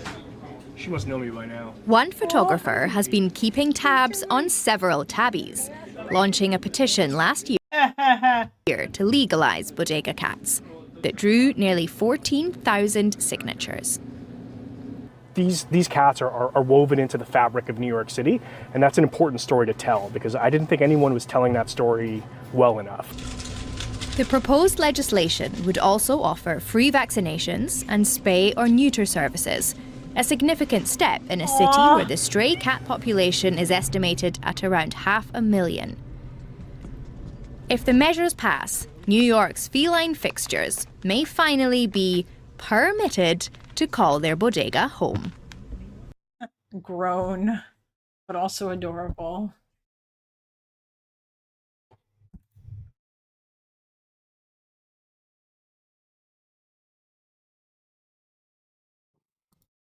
Oh, hi. Hello. Can I help you, sir? Give them voting rights, true. Hi. Are you looking for something? Do you have a permit for that cat? I mean, yeah, he's vaccinated. If Zoran doesn't protect kitties, he gets Trotsky. I'm sure that I don't see why he wouldn't sign that bill if it's passed. Seems like that's a thing that a lot of people want. You know, so. Now for another wild animal at stream suggestions, a local one for me. All right, sure, why not? One last thing. I feel like I should go longer, but I don't really have a lot of content. And I'm just kind of circling the drain. So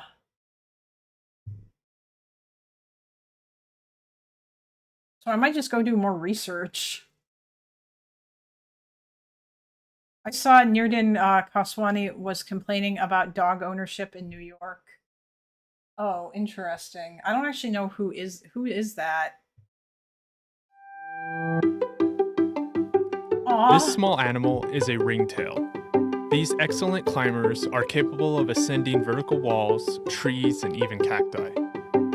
And you likely... Oh, the Within Our Lifetime lady. Oh, of course she was opposing... Wait, really? Oh, Jesus Christ, that's so stupid. What, is she like a fucking Islamist too? have never seen them. I don't think Islam likes dogs very much. Circling the drain. Wow, is this loader box? Sorry.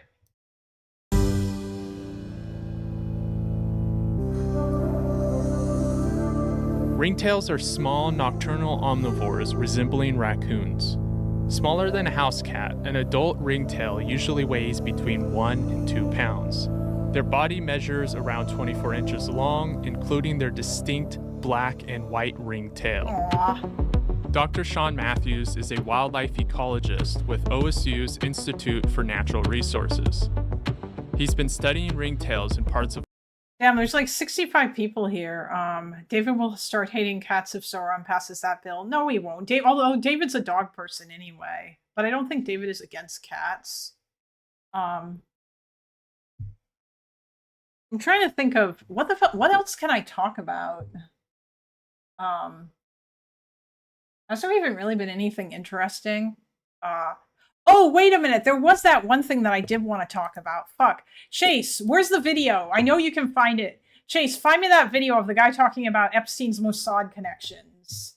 I know that you have it because you're the one who first posted it in my discourse. No, I'm not watching Vosh defending Hassan. I'm already tired of that argument. Can you, yeah, but Chase, you posted a video of somebody talking about Epstein's Mossad, like connections and how they were mainstream or some shit. Can you please find me that video and link it again in stream suggestions? Oregon and California for 15 years. That was really an exciting part for me personally, to be able to look at ringtails, this species that we just don't know that much about and that I didn't know much about, and they're so dang cute that it's kind of hard to pass up. These look at their big eyes. Medium-sized mammals are currently facing habitat loss throughout California and Oregon. Okay, you could watch Hassan at UBC. Yeah, I could, but Hassan's just going to give the usual commie takes if I watch him. Cat dander will make my eyes swell almost shut. Well, that sucks. That's unfortunate. Oh, jeez. Ow.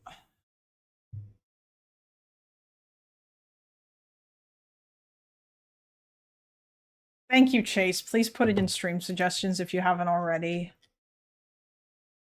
Oh, it was from Navarro Media. Pat, you're not going to kill me if I don't watch this entire video, are you? I feel like we kind of got the gist. The ringtails are cute. I've seen some young Muslims defend dogs online, which pisses off ultra-conservative Muslims. I'm sure it does. I don't actually know that much about Navarro Media. Who is Navarro Media? Is this guy just like a dumb fuck leftist?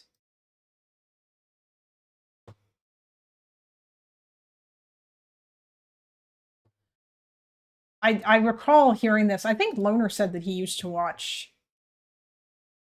Stop it, Speedy Taco. RN Bastani works for them. That doesn't tell me anything. I don't know who that is. That name is familiar, but I don't. Navarro, the tanky media outlet. Oh.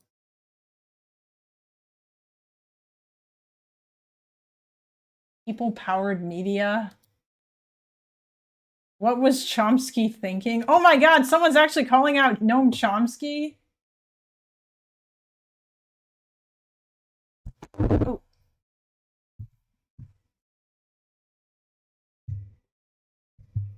Oh. Yeah, I don't know who Aaron Bastani is. I'm sorry, Chase. Aaron Bastani works. Yeah, but who is Aaron Bastani? I don't know who that is.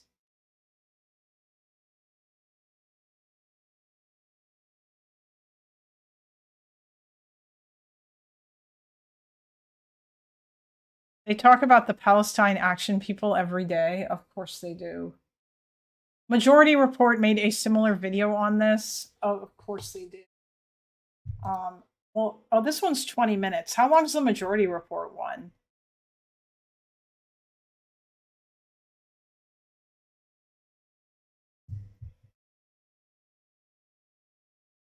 Sorry, now I gotta know. Who the fuck is Aaron Bastani?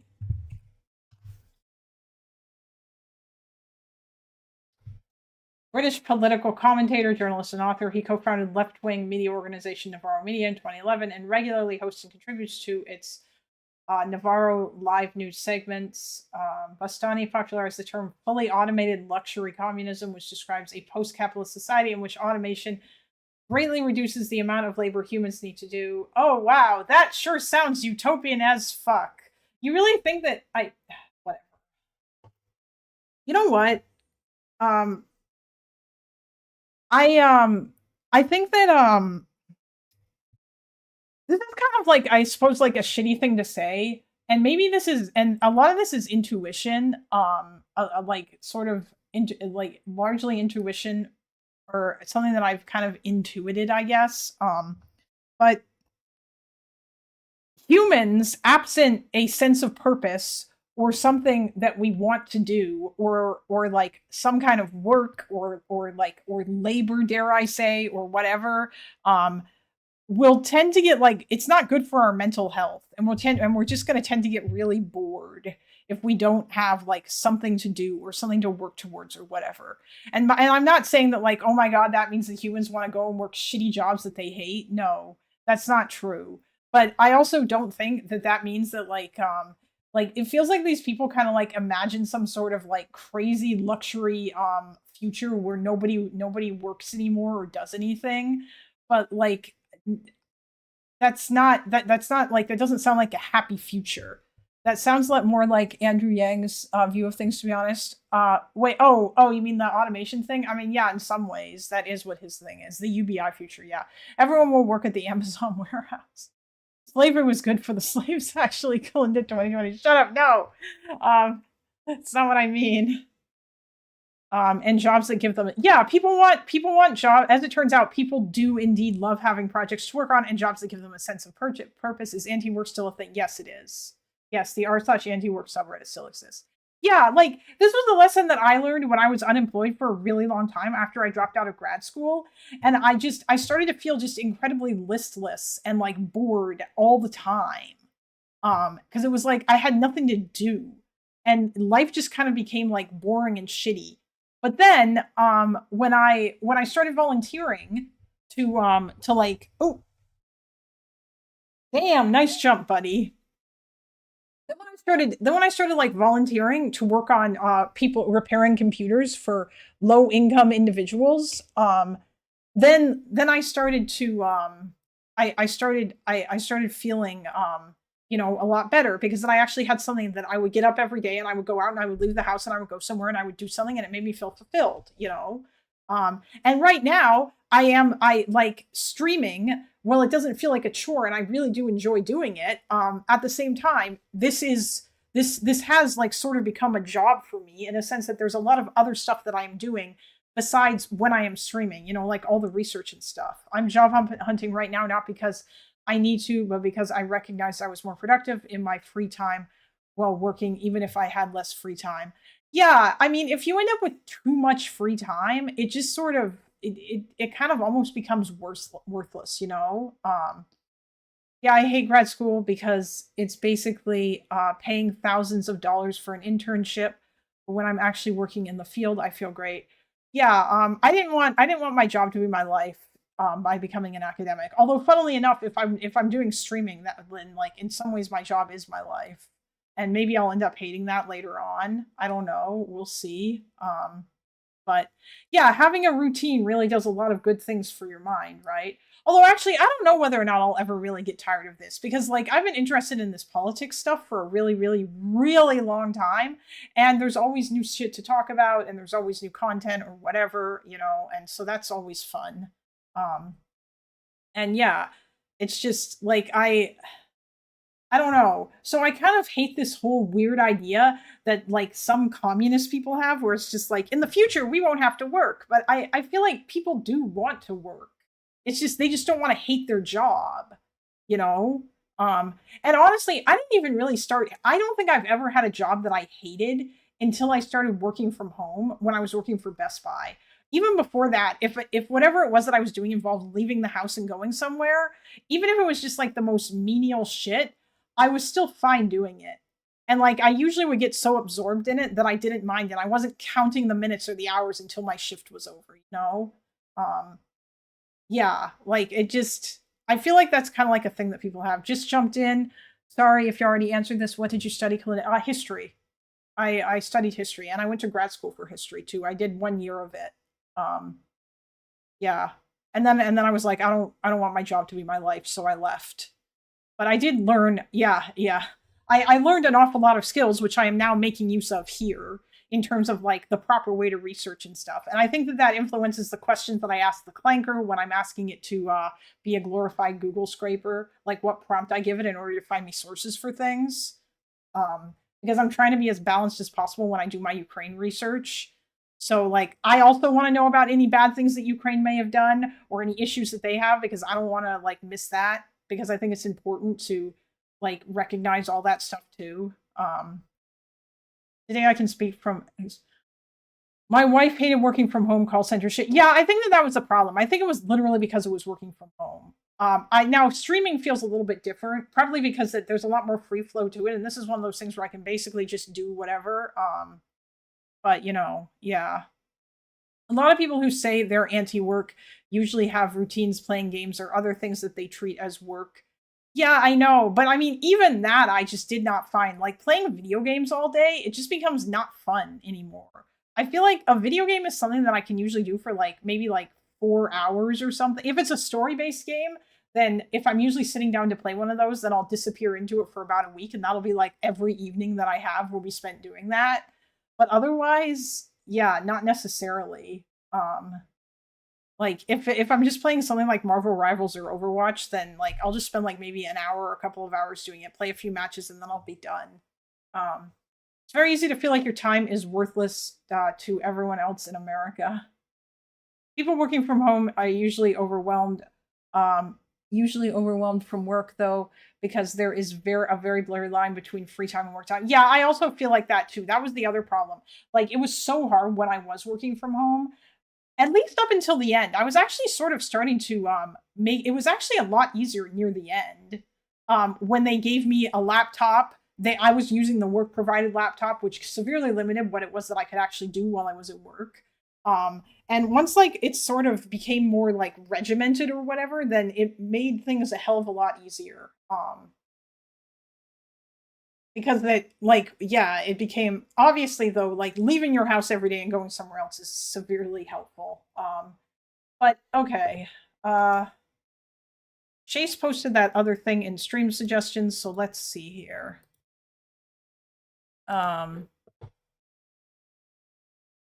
This one's 27 minutes, and this one is 20 minutes. Leaked recording reveals dark truth about Epstein. Oh, really? Are these dumbasses just going to do the same fucking dumb shit that Vosh was doing, where they act all surprised about the existence of multinational corporations? And your boss is treating you like, bro, you're already at your PC, so why wouldn't you do this thing quickly? Oh yeah, that'll happen.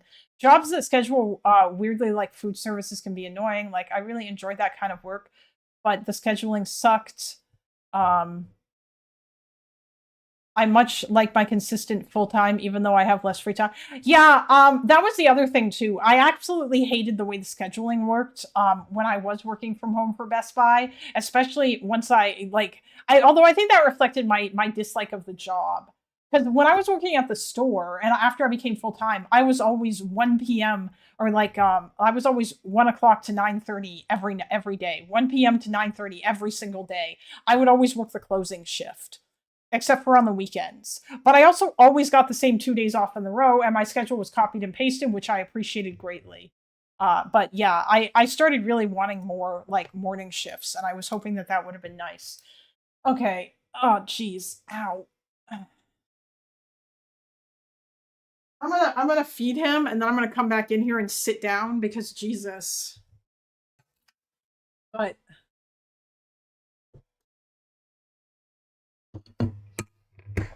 you know what? Let's watch this because I've never seen this guy before.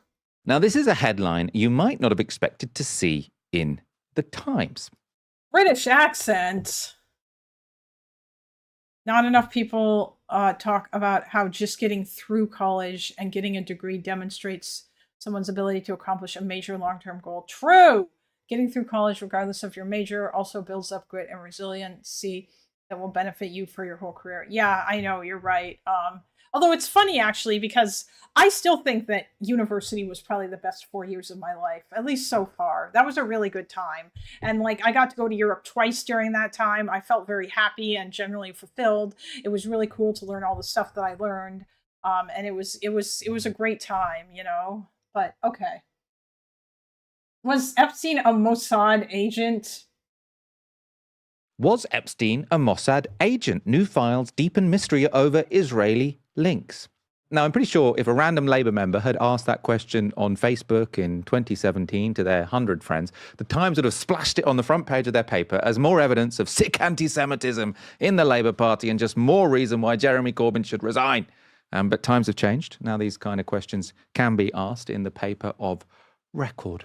Even the mainstream is becoming... I mean, I feel like acting like Epstein was absolutely a Mossad agent and this has basically been confirmed, you are kind of being a little bit weird. Like the anti-Semitism is it's a little bit crazy, you know. Yeah, yeah. Me too.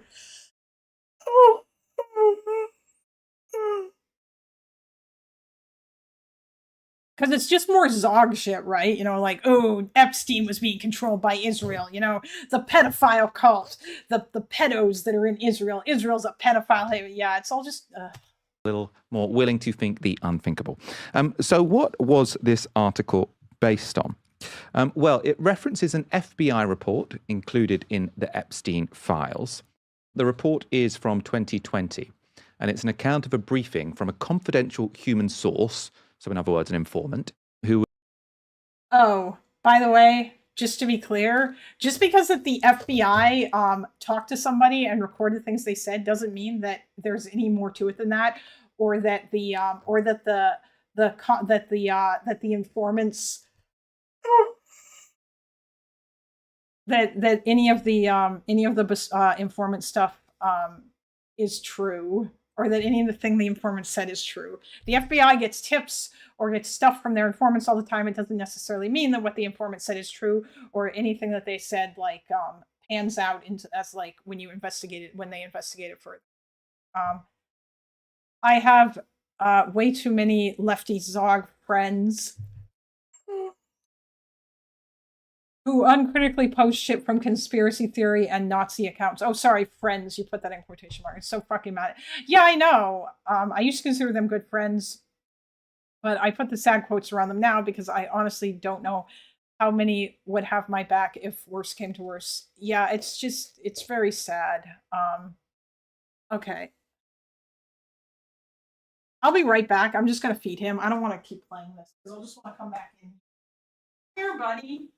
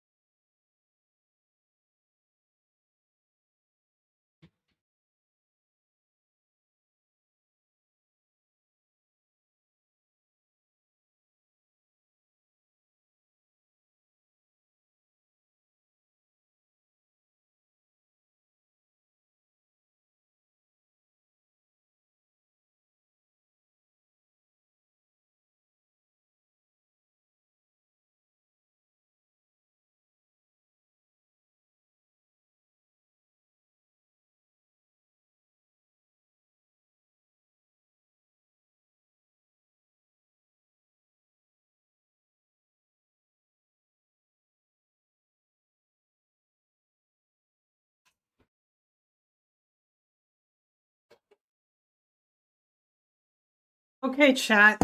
Are you all excited to find out about Epstein's potential Israel links?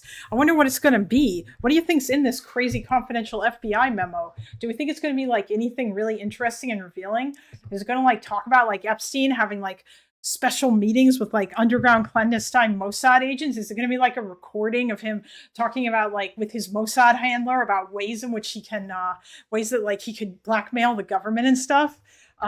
What's it gonna be? Oh my God. Was secretly providing information to the FBI.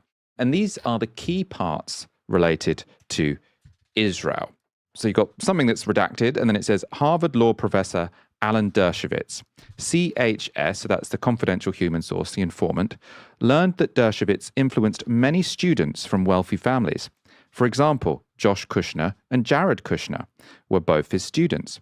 Dershowitz told the informant that if he were young again, he would be holding a stun gun as an Israeli intelligence Mossad agent. The informant believed Dershowitz was co-opted by Mossad and subscribed to their mission. CHS, the informant, still continues to communicate occasionally for Dershowitz. See previous reporting. Now, I'd love to see the previous reporting. And then the next point is where it gets onto Jeffrey Epstein. So they say, wait, really? That's it? Because the Dershowitz made some comment about like how he'd be a Mossad agent if he what do we think that Dershowitz is like okay. Jeffrey Epstein was represented by Dershowitz. CHS, so the confidential human source, remembered Dershowitz tell Alex Acosta, the U.S. Attorney Southern District of Florida at the time, that Epstein belonged to both U.S. and Allied intelligence services. CHS shared phone calls between Dershowitz and Epstein during which she took notes. After these calls, Mossad would then call Dershowitz to debrief. Epstein was close to the former Prime Minister of Israel, Ehud Barak, and trained as a spy under him. Barak believed Netanyahu was a criminal. Is all of this just from like this one guy's word? Does he give like any evidence? What? Epstein was represented by Dershowitz. Okay. CHS remembered Dershowitz tell Alex Acosta that Epstein belonged to both U.S. and Allied intelligence services. So that I've heard this before. I've heard this claim before. That Dershowitz supposedly that like the reason why Alex Acosta backed off was because that he was told that that Epstein belonged to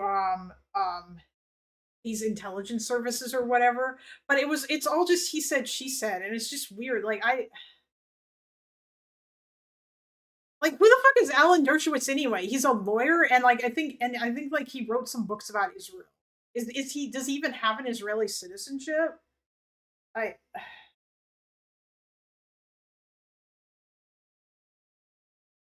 Hold on.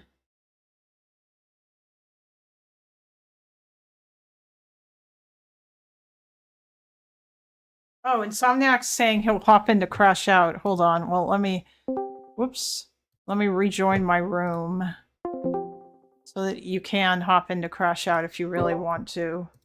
But, like,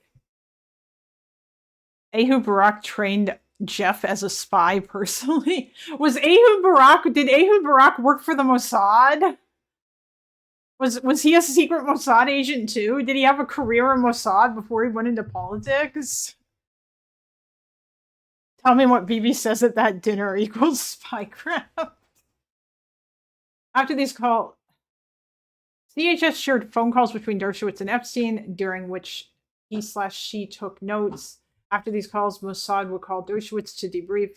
Epstein was close to the former Prime Minister of Israel and trained as a spy under him. Barak believed Netanyahu was a criminal. Okay. This is so weird. I feel like, is this confidential informant just talking shit? Because we've had other instances. Like, a confidential informant, by the way, alone is not enough. Like, they can provide a thread. But if the FBI further investigated and didn't find that this meant anything...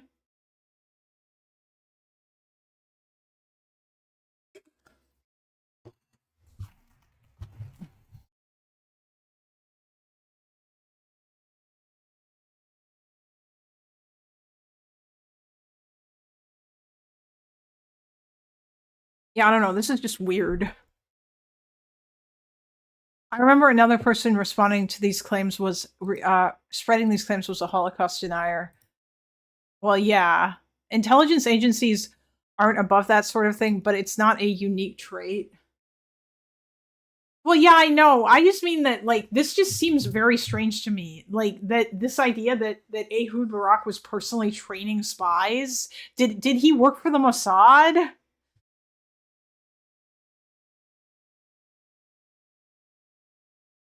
Saudi Arabia, Israel, and the United Arab Emirates are allied against Qatar, Turkey, Iran. Some people really need to raise their bar for what is actually suspicious behavior versus just humans communicating about stuff. Yeah, I know. Well, like the Dershowitz claim about like how he would be a Mossad operative or whatever, that sounds like it's just him, like, you know, talking about how, hey, it would have been cool if I'd been a spy in another life or some shit. Iran and Syria, one of CHS's, redacted, who presumably worked redacted, asked the informant a lot of questions about Epstein. CHS became convinced that Epstein was a co-opted Mossad agent. See previous reporting. It's pretty clear what this informant believed. Now, of course, it's not clear who the source is. One would presume they would have to be someone close to either Dershowitz or Epstein for the FBI to take them seriously. There's references here to sort of being part of a phone call and taking contemporaneous notes, so that would presumably give the person added legitimacy. That being said, their word should not be taken as gospel. This is sort of one person. Okay, thanks for acknowledging that. Also, where's the phone call notes? Dershowitz's comment is giving me, I totally would have been special forces if I didn't throw out my shoulder playing baseball in high school. Yeah. Giving evidence. Maybe they've got a grudge. Maybe they're, maybe they're being led down the garden path on some sort of suspicion. But I mean, clearly this is interesting. Isn't it weird? Barack was pro-Palestinian. I thought leave him alone. I mean, he was more than Netanyahu, yeah. So what about other possible evidence? Well, in the Times article, they mention Epstein's well-documented and very close relationship with former Israeli PM Ehud Barak. That's not good enough. Epstein was friends with a lot of Jewish people. And yes, he was also friends with Barak. He was a fucking billionaire. He knew a lot of people. And the newly released emails make clear that Barak stayed at Epstein's Manhattan apartment on multiple occasions, right up to the year of his arrest in 2019. And we already knew from reporting by Dropsite News, more on that later, that Epstein helped Barak transition Oh, jeez. from defense minister into an international security consultant. So he linked him up with various governments who could become clients. So not actually dissimilar to the relationship between Epstein and Mandelson, formed this very By the way, this doesn't make this isn't at all proof of Mossad shit, but okay. close relationship with a senior government minister. Barak was defense minister as well as prime minister. And then when they leave office, help them link up with either the private sector or other governments. Again, that doesn't prove a Mossad connection. There is reference to Mossad in the emails, though. So these are two of the emails where the agency is mentioned. So the first relates to David Boies, a lawyer who was representing Harvey Weinstein at the time, who was accused of hiring former Mossad agents to intimidate Weinstein's victims. So it's the lawyer, obviously Weinstein was being accused of multiple sex offenses, and then the lawyer, it was said, hired Mossad agents to help intimidate the victims. So this is an exchange from Jeffrey Epstein to Ehud Barak. November 2017. Did Boies ask you to help obtain former Mossad agents to do dirty investigations? This is getting a lot of press. And then Barak clearly. Why this? Okay, no, you know what? I'm convinced that there's no way that these people. Oh, sent from my iPhone. Yeah, this is the OCR fucking up. That's what all the equal sign shit is. This isn't like them typoing, because sent from my iPhone is an automatic signature. But also asking former Mossad agent, that doesn't, whatever. Doesn't want to talk about this by email. Call me. I'm in Paris. And then Jeffrey Epstein responds, I tried, and then gives the number that he can be contacted on. The second exchange from the following year seems, I suppose, like more of a joke, an inside joke, but who knows how it should be read. This is from December 2018 from Ehud Barak. Hi, Jeff, are you going to be in London on Thursday? Best, EB. And then Epstein replies, unfortunately not. You should make clear that I don't work for Mossad. Smiley face. Again, read of that what you will. The article also references what is probably the strongest circumstantial evidence relating Epstein to Mossad. And that's this man's. This is Robert Maxwell. Robert Maxwell, the father of Ghislaine Maxwell. Oh, God, here we go. He's a disgraced media tycoon, so he owned lots of British papers and then stole people's pensions. Oh, he was widely suspected of having connections to the Israeli intelligence agency. And after he mysteriously died, after falling from his yacht in 1991, his body was brought to Israel to be buried in Jerusalem's Mount of Olives. That's a graveyard reserved for Israel's elite servants. His funeral was attended by Israeli Prime Minister Yitzhak Shamir, Israeli President Chaim Herzog, and at least 6 serving and former heads of Israeli intelligence. And a lot of Mossad agents at that funeral. Investigative journalist Gordon Thomas. And this is just more, isn't it weird? Like, none of this stuff is a smoking... Really? And Martin Dillon. Although, you know what? Even if he was like a spy for Israel, even if like Robert Maxwell was back before he retired, even if he worked for Mossad, that doesn't mean that Epstein did. Even referred to Maxwell as Israel's super spy, And that was in their book of the same name. And in that book, they claim. Wait, hold on. Are you guys... No matter how many times I try, no one believes I'm in MI6. Yes. Wait, so I'm assuming that's wrong about being reserved for Israel's elites, Avi? I'm assuming that you guys know.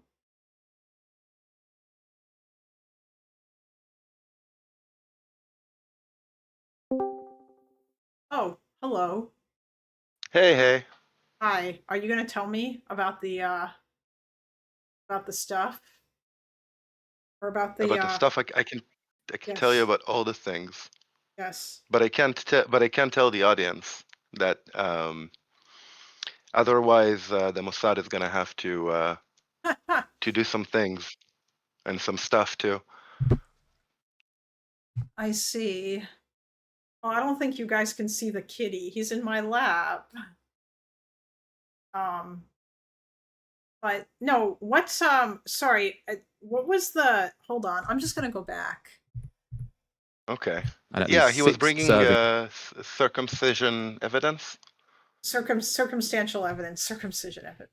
Yeah, but he mentioned something about how like he was that Maxwell was buried in this one place that's reserved for Israel's elites. I don't remember what he said. And former heads of Israeli intelligence. Reserved for Israel elites. Is he Hold talking on. about like that mountain in Jerusalem? Yes, that's what he's talking about. But someone else in chat just mentioned it's really fucking expensive to get buried there. Yeah, it's first of all, yes, it's very fucking expensive to get buried there. You could also get a spot there by doing something like monumental. Oh yeah. Wait, isn't Oskar Schindler buried there or around there or something? I think he's buried in Israel because that he was a hero that saved thousands of Jews in the Holocaust. Yeah. The Mount of the Olives, right? Har HaZeitim? Yes. Yeah. Yeah. Yeah, that's what he's talking about. He's saying that it was like Israel's elites or whatever are buried there, but he's making it sound like it's like the state only chooses who can be buried there. It sounds like that from what you're telling me, that's not true. That there's also, I know that like there's a lot of soldiers who die there if you die like that die during wars that accomplished things like with medals and such. Then like they automatically like get like a burial there as well. Also, I think politicians over like a certain year, like if you're long enough in politics, then you also get buried there. I think judges, like, and also then people who made a difference or were recognized as monumental. Yeah, okay. That makes sense. Yeah, Van Loven's saying the same thing. But it's not like a shadow government who decide. Also, like, what kind of weird flex is that? Oh, that he was buried there, so like, that means like yeah, like what you can get buried in like the one place where they don't harvest your organs, the evil Israelis. Like, oh my god. Yeah, what are you going to substantiate? Like, what kind of conspiracy theory are you going to substantiate over that? It's like, you guys see the boggles kitty? me. Probably can't, and No. I can't shift it down anymore.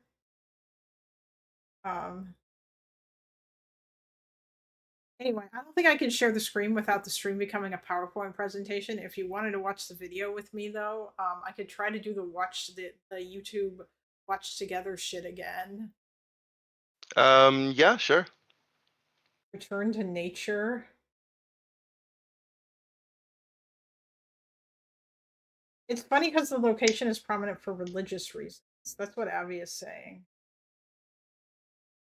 Wait, hold on. Avi, weren't you and Van Loven going to have an argument about something? Or not you and Van Loven, sorry. You and Insomniac. Insomniac, weren't you and Avi going to have an argument about something? I can't remember what it was now. It has something to do with voting. About voting. Yes. Yes, voting and democracy. Yes. Yes, that. Avi, are you available? Or is it too late? Actually, it probably is too late. It's like 4 o'clock. I think it's probably fucking. Isn't it like what, like 9 o'clock for you? No, it's like 11 Oh, o'clock. okay, yeah, But 11. I don't think it'll be a very interesting argument though, Oh, okay. because it's like, you know, pro everyone voting or pro only people in my camp voting. Ah, I Uh, see. Hmm. I mean, obviously, Insomniac versus Avi. I need to back up. Ashkenazi bro. I mean, aren't both of you guys Mizrahi or something? Is Avi? Yeah, Avi, or your Mizrahi brother. Now let's sit quietly and look at the chat. Uh, Wait, Avi's just said what? okay, by the shock, I would assume no. Okay. Wow, I see. They hate us because they ain't us.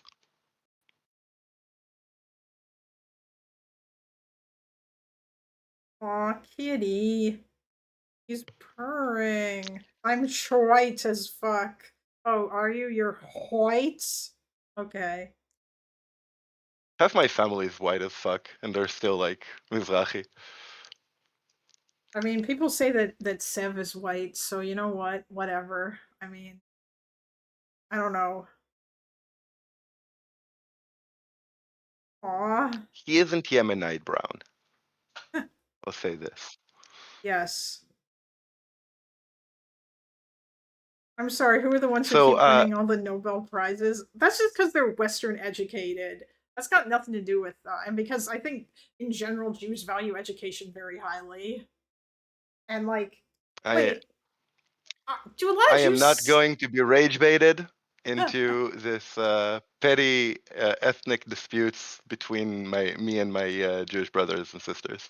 I was just gonna say, do a lot of Jews do a lot of Jews still win Nobel Prizes? Prefer to fight them over politics. Or is that an old thing? Because when I was saying like that, like about like I guess Western education, it seemed at least a long time ago, was very high quality. But now obviously there's a lot of other countries that have really high quality as well. You know, like I in Japan, education is obviously of a high quality or whatever. But different countries also value different things.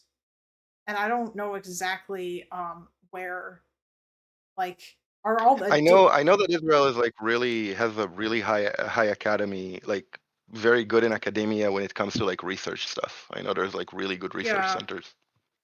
Really good research centers here. Yeah. Well, yeah, then that's like, you know, Belinda, let's schedule something with Addie, Insomniac, and I. Maybe they'll convince me. I mean, maybe we could do something. I don't know. Yeah. Maybe tomorrow,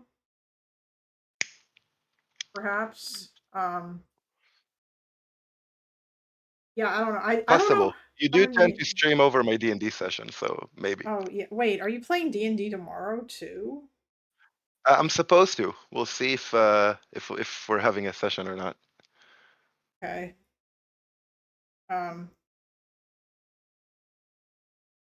Aw. Weekends are for roleplay. True.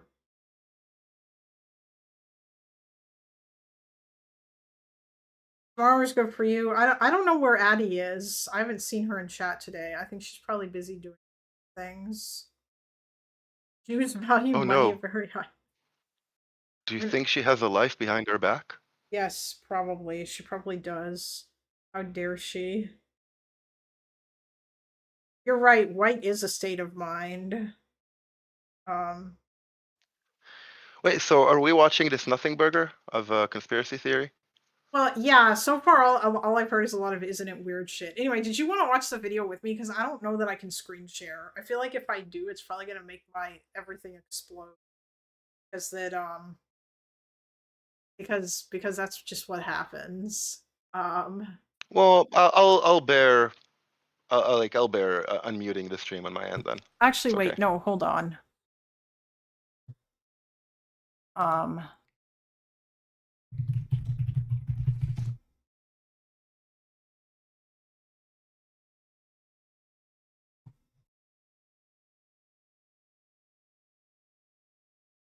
I gotta say, like, the shit Westerners make out of Ehud Barak is insane to me. Why?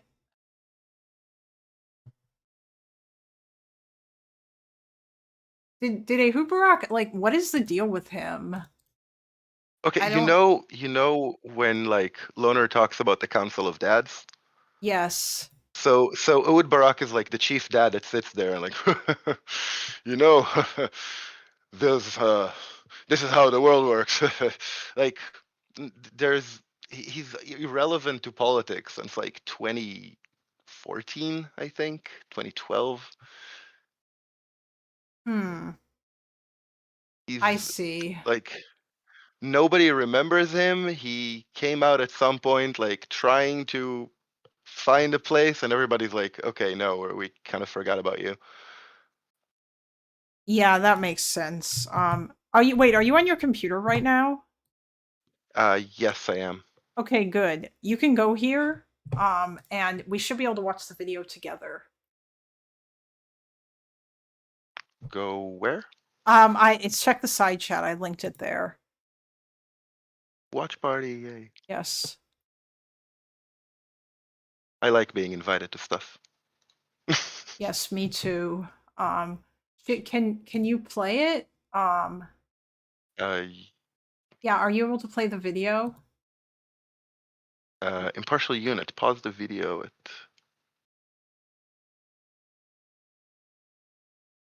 to yeah, Mossad. I can. And that's this man's. Is This it playing Robert for you? Yes, it is. Try playing it again. Okay. Maxwell, Robert Maxwell, the father of Ghislaine Maxwell. Okay. He's a disgraced media tycoon, so he owned lots of British papers and then stole people's pensions. Yes. He Yeah, so basically, I'll keep playing the video, but if you want to pause it to say something, feel free. All right. I'm hands off. Okay. Well, you can if you have something you want to say.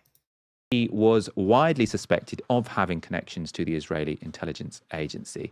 And after he mysteriously died, after falling from his yacht in 1991, his body was brought to Israel to be buried in Jerusalem's Mount of Olives. That's a graveyard reserved for Israel's elite servants. His funeral was attended by Israeli Prime Minister Yitzhak Shamir, Israeli President Chaim Herzog. Also, I think Ben 11 said in the chat that it costs like $20,000, or maybe it's probably not shekels, $20,000 to like get a grave on the Mount of Olives.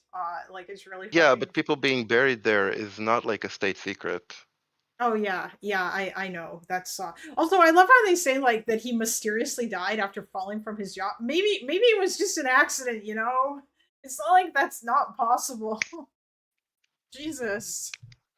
Anyway.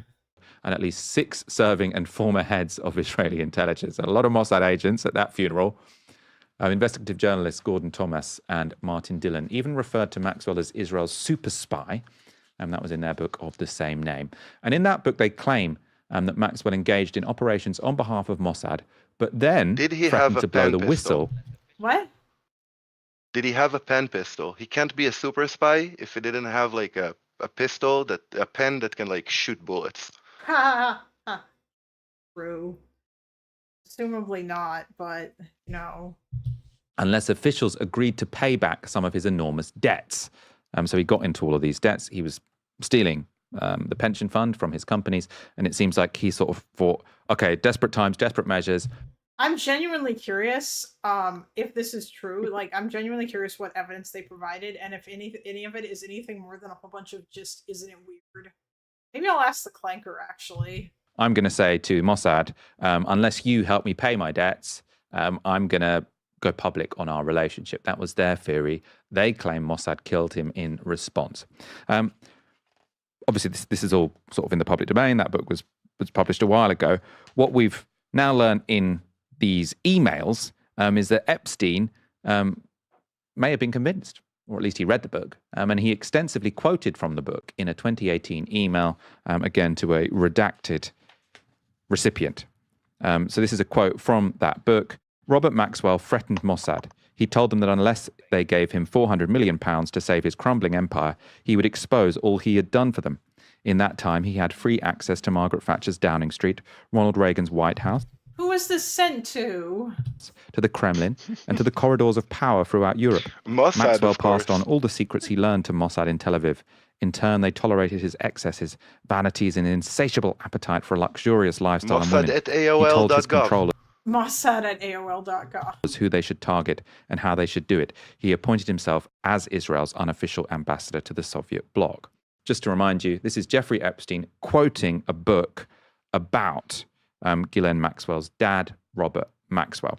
Now, on first reading, that email didn't scream to me that he actually worked for Mossad. Like, he's read a book about Mossad and is now quoting something to a person. So this doesn't seem like someone who has insider info on Mossad. Oh, by the way, the subject line for that was "he was passed away." That's not from the book. So I suppose it does look like Epstein's convinced there. He's saying he was passed away and here's the evidence. However, this exchange from 2017 provides an interesting twist. So in 2017, the self-help author Deepak Chopra wrote this to Epstein.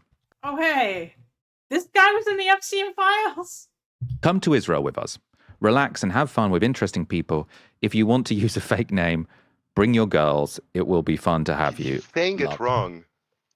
What? Come to Israel with us. Relax and have fun with interesting people. If you want to use a fake name, bring your girls. It will be fun to have you. Love. Based. I don't actually know who Deepak Chopra is, or at least I've heard that name before. But yeah, that's funny though. This is an aside, but this is obviously sort of the Sorry, wait. You can pause it if you want to, if you have things to say. Yeah, no, it's okay. It's okay. We don't have to pause it every time. I'm flabbergasted by how much of a nothing burger this is. Yeah. grotesque nature of how these people email each other. Use a fake name, bring your girls, it will be fun. It's all very gross. Epstein's response, though, is perhaps more surprising. So he says, another location, I do not like Israel at all. And so this email, I don't like Israel at all, proof is being used by some to sort of suggest clearly he wasn't a Mossad agent. If he was a Mossad agent, why would he hate Israel?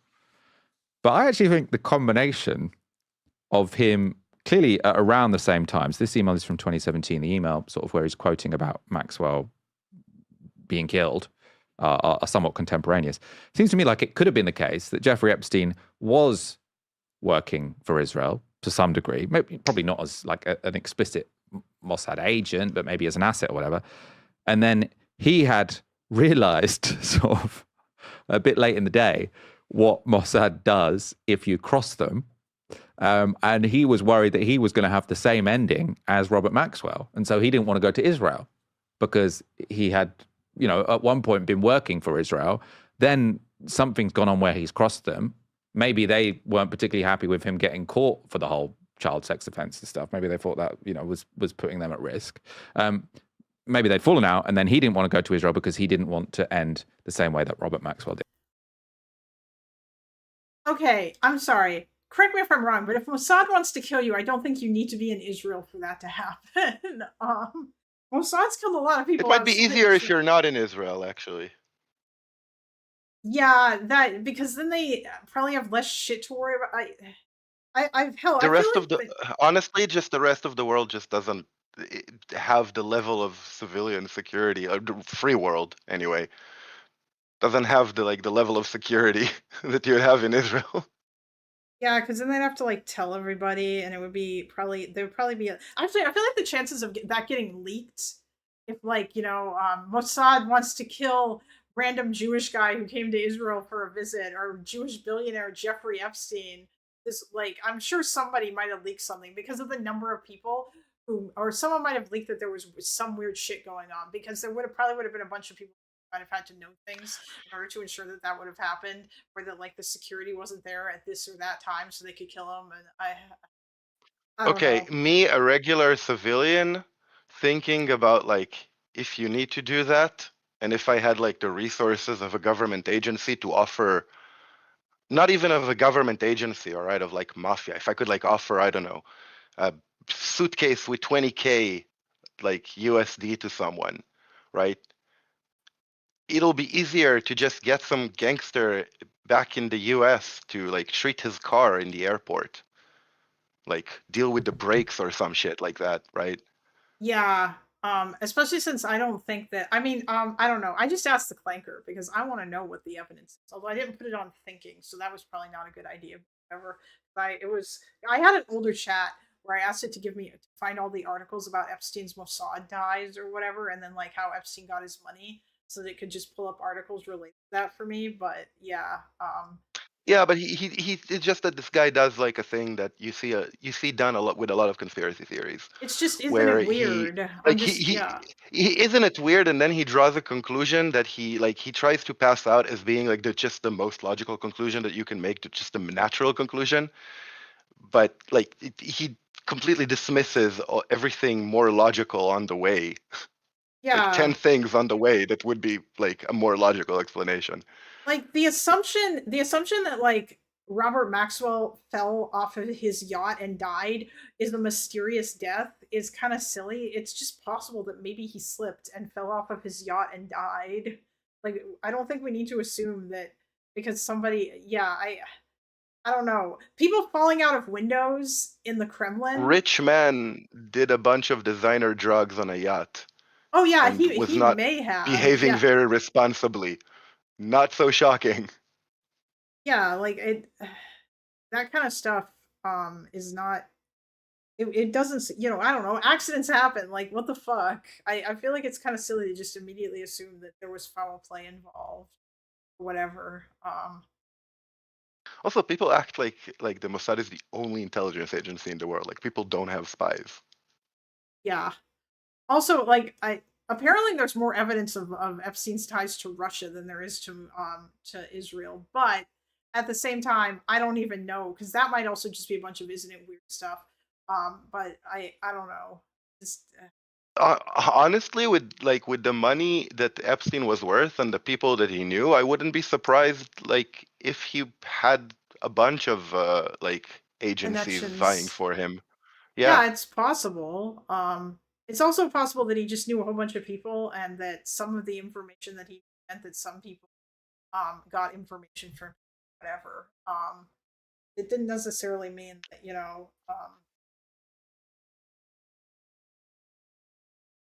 okay. Hold on. What? Oh, hi. Hello? He's like moving around and standing up and stuff. I'm just seeing what chat's saying. But of course, haven't you heard about Mossad selling spyware to every country in the world and training American employees?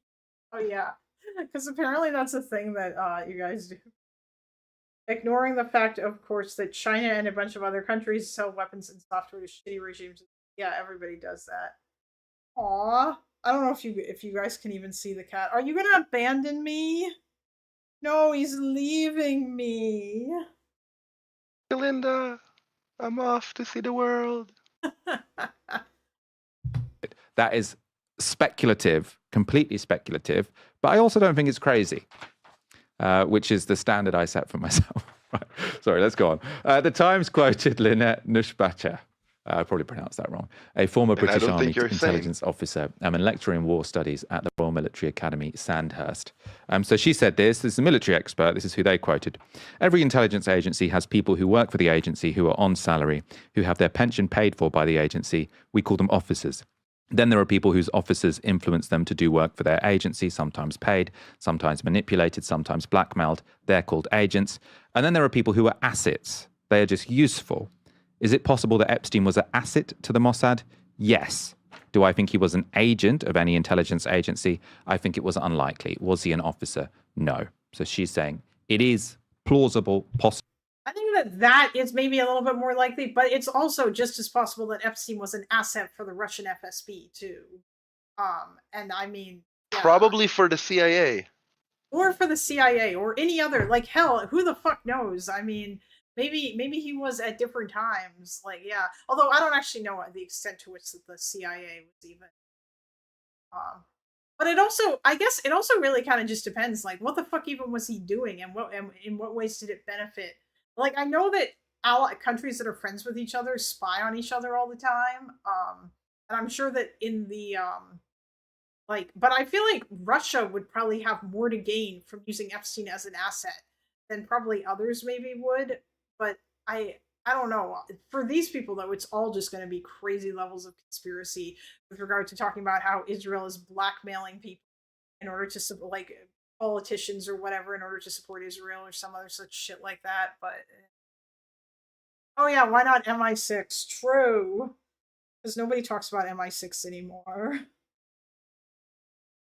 Oh hey Epic. Wait, who understands the terms correctly? Epic. Oh, that's yeah, the person who understands the terms correctly is an intelligence expert. So she knows about this shit because I think she's studying in academia or something, or an intelligence analyst or some shit. I don't know. Possible that he was an asset, though not someone sort of directly working for Mossad, which seems plausible to me. Someone I trust on this, who's done a lot more research on the relationship between Epstein and Israel than I have, is Murtaza Hussain from Dropsite. He's written extensively on. Oh God, no! That just makes me not want. Yeah. Is there a word for it in English, like the reverse of an appeal? Like, is there a depeal to authority? I don't think so, but it kind of I get exactly what you're saying. Like it, yeah. I mean, I don't want to be one of those people who shits on like various specific sources, but it's so hard to take people seriously when they obviously have probably motivated listening, especially if you work for Dropsite. Like I noticed that most of the people who were harping on Epstein's supposed Mossad connections also just happen to be the same people who have like all those opinions about Israel and they hate Israel so much, and there's like probably a level of like that. And you know what? If you want, you can make the same argument. Like maybe I'm giving more consideration to Russia claims because I hate Russia, and there might be some level of truth to that.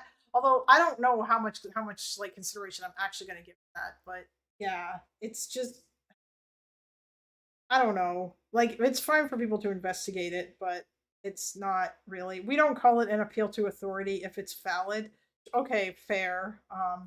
The term appeal authority in English, that term refers to fallacious appeal to authority. Yeah, I understand. Epic. Yeah, I doubt the validity until I'm proven otherwise. You'd forgive me for the bad faith after 3 years of this shit. Yeah, true. Especially because Dropsite News is a terrible website.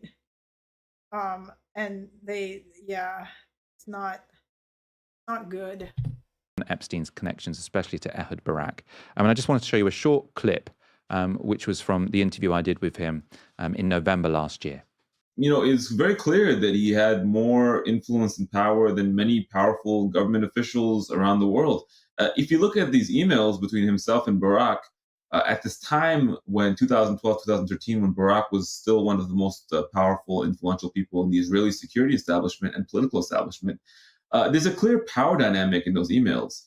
It was not that Epstein was seeking out Barak's attention or trying to get a hold of Barak per se. It was really inverted. Barak was somebody who was eager for Epstein's attention, eager to work with Epstein, anxious to be in his good books and so forth. So, it certainly wasn't like. Is this really that surprising? It's because that Epstein knew shit and Barak was like going into civilian life or whatever, and he was probably trying. He wanted it was in his best interest to like be on Epstein's good side so he could get Epstein's to hook him up with like some sort of sweet position on some company board or whatever. I don't find this to be that particular like weird. No, it's not that weird at all. Like it kind of goes back to the whole intelligence thing. But also, again, they're also inflating like the influence that Barak has. Yeah, I mean, wait. Okay, you know more about Barak than me. Did Barak ever work for Mossad? Was he a spy? Did he ever? Okay. No, he was like in his like as an officer in the IDF. He was part of like special forces. Okay. Like he did like special operations and stuff, but he wasn't part of the Mossad. I mean, sure, I guess he like operations that he did like relied on intelligence Mossad got. He was never like part of them, like his most remembered, like the most remembered thing that he ever did was like behind enemy lines. He once dressed as a woman Oh, to like go undercover. okay. I see. Like, yeah, that's the war heroism on this like at the face of this asset. You know what I mean? Like it's Okay. if you're Yes. Israeli, it's pretty nonsensical. Okay, it doesn't really sound so. This doesn't really necessarily sound like someone who's going to be training Epstein as a spy then, because like it doesn't sound like he did much. Like, sure, he was in special forces, but If Epstein wants to pass as a femme fatale. They all used to be special forces. That's woke. Epic says, "Good one, Epic." Yeah, yeah. It just, okay. Look, he's probably like, you know, a competent man, and he does know like generals and such from his time as prime minister and his time like in politics. But his influence over these people is, as far as like we know, you know, because obviously I know as much as I do as I know, is very, very like lackluster at best. Well, yeah. He's There's their a friend, but he's not a man with leverage. Yeah, I don't imagine that it's anything related to that, like and also it's fairly normal once you leave political life too, to like maybe be able to trade on your name or whatever and the people that you meet in order to go and get like some cushy job on the board of some company or whatever. Like that's not an unheard of thing. That's why it was funny when Vosh was acting like it was an insane thing that Barack was going to that like Epstein was going to see if he could get Barack on the job of Palantir or something, or like to get Palantir some shit in Israel or whatever. And Vosh was acting like this is like so crazy when it's like multinational corporation is going to multinational corporation, and Palantir sells their wares to governments all over the world. So it's not weird that they would sell them to um yeah. Hmm. Okay. You can test Epstein was anything as like working for suspicious with enough wink wink, right? Yep. Mossad or something like that. He was far more powerful than that. He was somebody who people who were working for Israeli intelligence, like Barak, continued to do throughout his career and throughout his life. They were looking for Epstein's help. So Epstein was somebody who had leverage over all these people. He was seen as someone more powerful than them. You know, if I were to speculate, you know, very conservatively, he was somebody who clearly had the ability to make individuals very wealthy if they were connected to him, if they were in his good books. So that could give him a sense of leverage over them. Also, this is not noted in his email. Wait, isn't Barack is Barack rich already? How rich are like former Israeli like prime ministers or politicians? I imagine that Netanyahu His pension is set for a very nice house and a very nice car and like good food for the rest of his life. Okay. Did he? I wonder if I'm sure he must have other money besides that, or is that not If like not, if not for like a retired politician salary, then for his like time is in like in the IDF. okay? Well, yeah, it sounds like he did. Because he's like a high ranking officer, right? They also like have a really nice pension. Okay. Oh, all right. So you're already going to be well off because of that. And I won't be surprised if he independently made investments, right? Yeah. Oh, yeah. He absolutely would have because I mean, like because he did, and Epstein was probably making investments too, and that's honestly probably the nature of their general overall relationship. Business people run in similar circles to each other, especially people who want to like do investments like higher up business stuff. And yeah, I oh, it sounds like so. Yeah. Now, are you asking me whether like he like was in a position where he would refuse a shitload of money? I don't know. Like I don't know a lot of rich people who you tell them, "Hey, here's a shitload of money," and they'll say, "No, thank you, I'm rich enough." No, I just wondered just how much I wondered about that because this guy was saying that Epstein could that he had the power to make a lot of people rich or whatever. I don't know the extent to which that is true, given that Epstein himself got a lot of his money from another billionaire who, like, Epstein basically kind of stole it from him. Epstein did give Ghislaine Maxwell quite a bit of money. She didn't really, not like she was super rich when she met him. I don't even know how rich she was really, but yeah, I don't know. Um, whatever. I'll just And it's not noted in his official schedules, but we know that he was heavily involved in global sex trafficking of minors to other elites. So one can only imagine what sort of leverage that may have also afforded him. Helena, What? I don't know where you stand on this question. Oh, he's Barack talking about or no, Epstein? no, he means Epstein. Epstein. Yes. Okay, yeah, okay. Epstein. Although I think that there were allegations made that Barack may have partaken in some of those girls. I think Virginia Giuffre may have made, but then there are some people who say that what she says or that she wasn't necessarily a reliable source. So I have no fucking idea. I don't know. A lot of this is just a whole bunch of isn't it weird? Like there really isn't any kind of no smoking. It's kind of yeah. I don't know. People just love conspiracies, especially if they involve the Jews. Well, at the end of every conspiracy theory, you'll get there eventually. Yes, eventually, you'll get to the Jews. ContraPoints had a really good video on that. Oh, about She really like, conspiracies.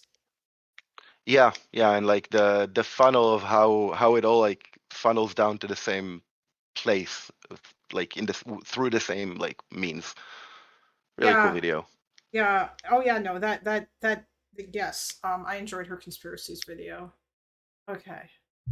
Mossad agent or not? I suppose there's also the point that it's interesting that this is now being picked up in newspapers like the Times. At least, I mean, I even saw Tim Stanley on the Telegraph's Daily Tea podcast say, why is nobody talking about the Israel connection here? Which I thought was very illuminating. In fact, I think Tim Stanley in the last kind of year or so has really kind of changed Toby. around what I thought of his journalism. Wait, what do you say? What's Toby's hearing my background. oh, your scissors? And it makes me want to. Oh, are you cutting a joint right now? Is that what's going on? No, not at all. Oh. You know what I should Jesus, I meant to go to the weed stop the weed shop. There's one on the plaza across the street from me.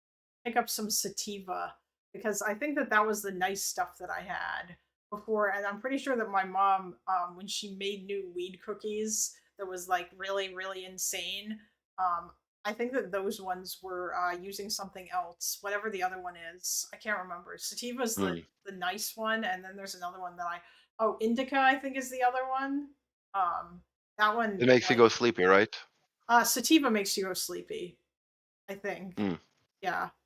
The other one, yeah. Although I don't know. I had 2 mojitos during the D&D session, so I am good. Oh, you only smoke sativa, Toby. Yeah, oh, indica makes you sleepy? Okay, sativa is the other one. All right. Yeah. I think I don't know what the difference is between them. But I think the stuff that I have is it's got like way too much THC in it, I think, and so it's kind of crazy. Sativa is good for chores. But I mean, maybe both of them are the same. All I know is that the fucking weed that my mom gave me in the recent batch of cookies that she made from like I think it was like from like last year or whatever, that stuff was just like way too hard. And yeah, I feel like the other stuff that I used to have before that was much nicer, more relaxing. Anyway. I think he's been very interesting to cover as someone's very candid about conservative politics. That's a story for another time. But if even he on the Telegraph are talking about this, then clearly these links are much greater than what was being reported previously. Remember, we was all talking about how they were talking about these Russia links, but no one was mentioning the Israel links. Now, oh, is it sped up for you now? Insomniac, is it sped up for you? Now it's paused, but yeah, it's sped up. The tide on that beginning to turn, which is interesting. I think, in my own opinion, from the information that we have right now, I think I probably closely align with what Lynette Nussbacher was saying specifically. I think she's right in her assessment of this, insofar as could he possibly have been an asset? It looks quite likely. It looks quite likely to give the links to all the powerful people that he's got, whether that is in a position of power, they're looking for his advice, or whether he's looking for them, or whether it's vice versa, or whatever it is. I think that that's what the information that we have from these files certainly shows. Do we know that he was sympathetic to Israel? Absolutely. Not just in terms of his personal agreements with people from the country or from... I mean, okay. There's lots of people who are sympathetic to Israel. Are they all? There's lots of rich people who are sympathetic to Israel. Does the Mossad make all rich people sympathetic to Israel? Is every rich Jew a Mossad asset? Also, Yeah. you should check like how many people have investments in Israel, because there is a booming like global commerce happening there. It's kind of a big deal in the high-tech world. Oh, well, yeah, that's true. Cleo is a Mossad asset. True. True, Van Loven, true. Only PS, have you watched Best Johannes video on Epstein? No, I have not. I don't care that much about the Epstein stuff. I just like looked into the Israel shit a little bit, and all I found was it's just a whole bunch of isn't it weird crap. The profile people from the country, but the mission of the country. Right? He was the guy who donated to the IDF, lots of money into the IDF. He even donated to the charity, which puts the most amount of money, or puts lots of money into settlements, into actually funding illegal settlements in the West Bank. So this is somebody who has really close ties to the project that Israel represents, even if he's not directly being related to the Mossad. Oh, that's really what this is about. Okay. Yeah. Necessarily, right? Whether he's somebody who's a person of interest who has these links to powerful people and who may have done things that they had similar interests as, right? There's a difference between someone doing something because they've been told to and converging interests based upon shared ideologies or shared values or on shared positions, which may be the case. It may be the case that just happens to dovetail into each other because, of course, we see from the cozy little chats between Ehud Barak and Jeffrey Epstein. Barak was the one who got him onto Palantir. These links between powerful companies and powerful people, and this, I guess, that's a very kind of military-based relationship between. Wait, I thought it was Epstein that got Barack onto Palantir. Not only Palantir in Israel, but thanks to Palantir Israel and the United States, and potentially the United Kingdom, but given the fact that Palantir have contracts with us now as well. So those are all converging interests. Does he have to be on the books as a paid agent for that to be important? For Israel to be important for the Mossad? Clearly not. Clearly that doesn't have to be a direct relationship rather than a causal or casual relationship. But it all does look extremely fishy. Although I will say, when it comes to the thing saying, I don't like Israel at all, you may be scared of going there. He doesn't have to be a spy to be a spy. Is that what you're saying? Yes, it sounds like that is indeed what she is saying. This is very fucking weird. I don't know. I don't think that he's like Epstein was a rich dude who had a lot of connections to a lot of other rich dudes, and because of that, it meant that he knew a lot of people. I feel like that's, you know, and like the dude literally networked his way into wealth. That's how he got his money. He fucking networked his way into it.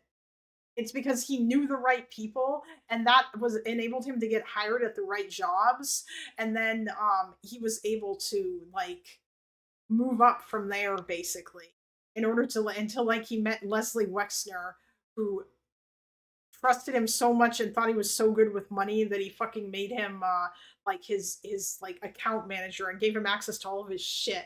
And then like Epstein was able to like basically do whatever he wanted with his money. And I don't know. That's that he literally he got in front of powerful people, and it just doesn't seem. Yeah, this is just so stupid. I don't know. Yeah. They would hold him up for the things that he'd potentially double cross them for. I mean, well, Israel have shown they're very happy to assassinate people in other countries as well. Like Atef Sieso was assassinated in Paris for. He was the tax folder. True, Project Pat. Basically, yes. Being a member of the PLO. So I don't think it is necessarily past Israel's remit to engage in reprisals against their state enemies, whether they're on Israeli territory or not. Of course, whether that came into Jeffrey Epstein's mind at the time of the war, he's staying away from Israel for reprisals, of course, that remains to be seen. But well, I mean, even if you think they could take you out in another part of the world, it's presumably easier for them to take you out in Israel, right? True. So he may not have thought, I'll be safe in a New York prison. Is Adi, are you still behind on the video, or are you caught up?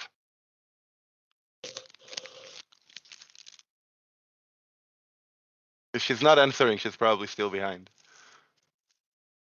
I could not state clearly enough how irrelevant Ehud Barak is in Israel for the last decade plus. Yeah. Oh yeah, no, you're right. He wasn't. I think it was worth like he was a multi-millionaire, I think. Like I said, it actually legitimately surprised me how much money his island cost. I thought that islands would cost way more money. I thought they'd be like 100 million or something. But apparently Epstein paid like $10 million for Little St. James. I was like, Jesus, I didn't realize islands were that cheap. Obviously, that's not actually cheap to the average person, but I was expecting that they would cost more. It's a fucking island. I thought islands would be worth more money than that, but I guess not. Yeah, oh, hello, Addie. But yeah, people tend to forget that rich, powerful people are as insecure and clueless as the rest of us, maybe even more so, and that they flock to other sources of power or to people useful to them. That's what Epstein was, exploiting rich, smart, powerful people with crippling self-esteem issues. Yeah. Well, I mean, yeah, he was. Like, that's what he did. He networked his way into wealth. He wooed those people by offering them power, women, luxuries, etc. I mean, you have to do something with the island. I don't know how large the market is for islands. True. Where he did die in suspicious circumstances. So he didn't need to think that he was safe outside of Israel to think that there was an increased threat inside Israel. So I could see, to me, it seems unlikely that he just suddenly changed his mind. Where like his whole life he'd been really pro-Israel, donating to the IDF, yada yada yada, and then. I mean, you know what? Maybe Epstein was pro-Israel. Okay. Maybe Epstein was always pro-Israel the entire time, but maybe he was just like, maybe he went to Israel and he was like, you know what? I don't like it here. It's really fucking hot. And like, I don't like the people. And I don't like maybe he just didn't like it there. Is it possible that might be the case? Maybe he thought it was too expensive. I don't fucking know. Like, Can anyone think of reasons why, like, maybe he just didn't feel like going there, and it didn't have anything to do with any weird shit? Oh yeah, no kids. Being pro-Israel and hating being in Israel are probably the most Jewish sentiments I know of. I stand behind this statement 100%. 110%. Yeah, like, I don't. It is hot, and people are pushy. Yeah, there's like so many other reasons why, like, maybe Epstein was like, no, I don't want to go to Israel. I don't like it there. As opposed to, or him saying, I don't like Israel. Maybe, like, that could mean so many different things. And yet these people are just reading shitloads into it. It's very silly. That's basically the meaning, right? Like, you have your reasons why you need a vacation from the place, and then you have your reasons why you miss coming back. Yeah. I mean, yeah, like he probably maybe he was probably there like multiple times, but it doesn't mean that he, Yeah. It's not, yeah. Also, he was an American Jew too. And apparently that's very like, yeah. Okay. Also, if he was friends with Barack, it could also mean he wasn't a big fan of Netanyahu. But I don't know, like, if he was close with Netanyahu or not. Oh, I don't think so. I assume that probably would have been in the files. Also, Beefy seems very eager to point out that he wasn't. Yeah. Because they're like from two opposing like legacy parties, right? Yep, true. Maybe he didn't like the direction that he saw Israel going. I don't know. Although that's not. But then apparently maybe he also but apparently he gave money to settlements, and I don't like. Was Barack pro settlement? I thought that he was one of the people trying to get a peace plan. Yeah, Barack wasn't, at least towards the end of his political career, he wasn't big on settlements. I don't know what was his position on it in like the early 80s or 70s. Okay. Oh yeah, but although Epstein probably, he probably did give lots of money to things. Also, yeah, people are pointing out too in chat that you guys are right. Like, the Jewish community is fairly small, and a lot of people know a lot of people. So yeah, Jewish world is small, and yeah, that wealthy and powerful network. Yeah, that's, yeah, he gave us stuff. He gave tons of money to Jewish org. So yeah. Oh yeah, he also gave money to JF Gary Effie, but that guy's like a raging anti-Semite, so that's even fucking weirder. He just gave shitloads of money to things. It seems to me that probably if he doesn't want to go to Israel, there is a reason beyond he's just sort of lost the taste for it. That's true. That's true. You don't turn heel on an entire political project that you've self-financed, and not just self-financed kind of casually, right? There are charities. What other reason could you have other than being chased by the intelligence organization? What the? Yeah, I know. These people Like, are, you see what I mean? They're pretending like this is the most logical, just natural thing to occur to you, but only if you come with this conclusion already in mind. Yep. Then you're just Yeah. affirming your biases. To the I rest of us, you're kind of cringe. I doubt Epstein cared that much about the politics. He probably just generically gave money. Yeah, probably. He probably just gave money to Jewish organizations, and maybe some of them were like doing settlement shits, and so it was like whatever. Like, I love Israel, but I'm weird, and even then I had enough after about 3 years for the first time. Yeah, I mean I don't know. There's lots of reasons why Epstein can just be like, no, I don't like Israel. I don't want to go back there. It doesn't have to be like weird political massage shit. Support, civil society in Israel, which is people donate to it. It's not a big deal. But donating to a charity that funds settlements, right, illegal settlements in the West Bank, shows that your connections to Israel are a deal greater than just I like this country because it's the Jewish homeland or whatever. It's the project of colonization that he's directly funding with his own money there, which is a much closer link than most kind of casual Israel fans, I guess you'd call them. Aren't there like Jewish orgs that do other stuff besides also like building settlements, or are the orgs that do that? Actually, wait, no, that's not true because We are talking about Epstein. The guy was a freaking pedo. Yeah. Why do you think that he's suddenly going to get a moral barrier out of, oh, but I'm actually funding like colonization? The guy fucking did unspeakable things Yeah, to fucking minors. I know. He is not like a better person than colonization, than supporting settlements. Come on. Most Israeli girls were not his type. True.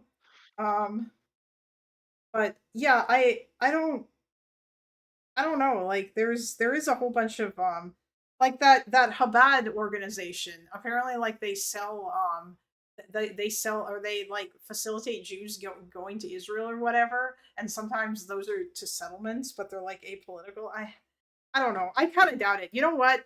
Honestly, it wouldn't surprise me if Epstein was like one of those guys who was just like, "Hey, give me a list of things that I should donate to," and then he just did it without fucking thinking about it because he probably, yeah. Do they? I don't know, Addie. Somebody was saying something. Maybe it wasn't Chabad. What was that organization that everybody was protesting? That was like that was facilitating people going to Israel. Doesn't sound like Chabad, but I don't. Okay, maybe it wasn't them. Facilitating people going to Israel? Yeah, no, Like doing Aliyah? Yes, yes. That like would help people get set up with housing and stuff. But maybe they didn't. Adi asked if it's nefesh benefesh.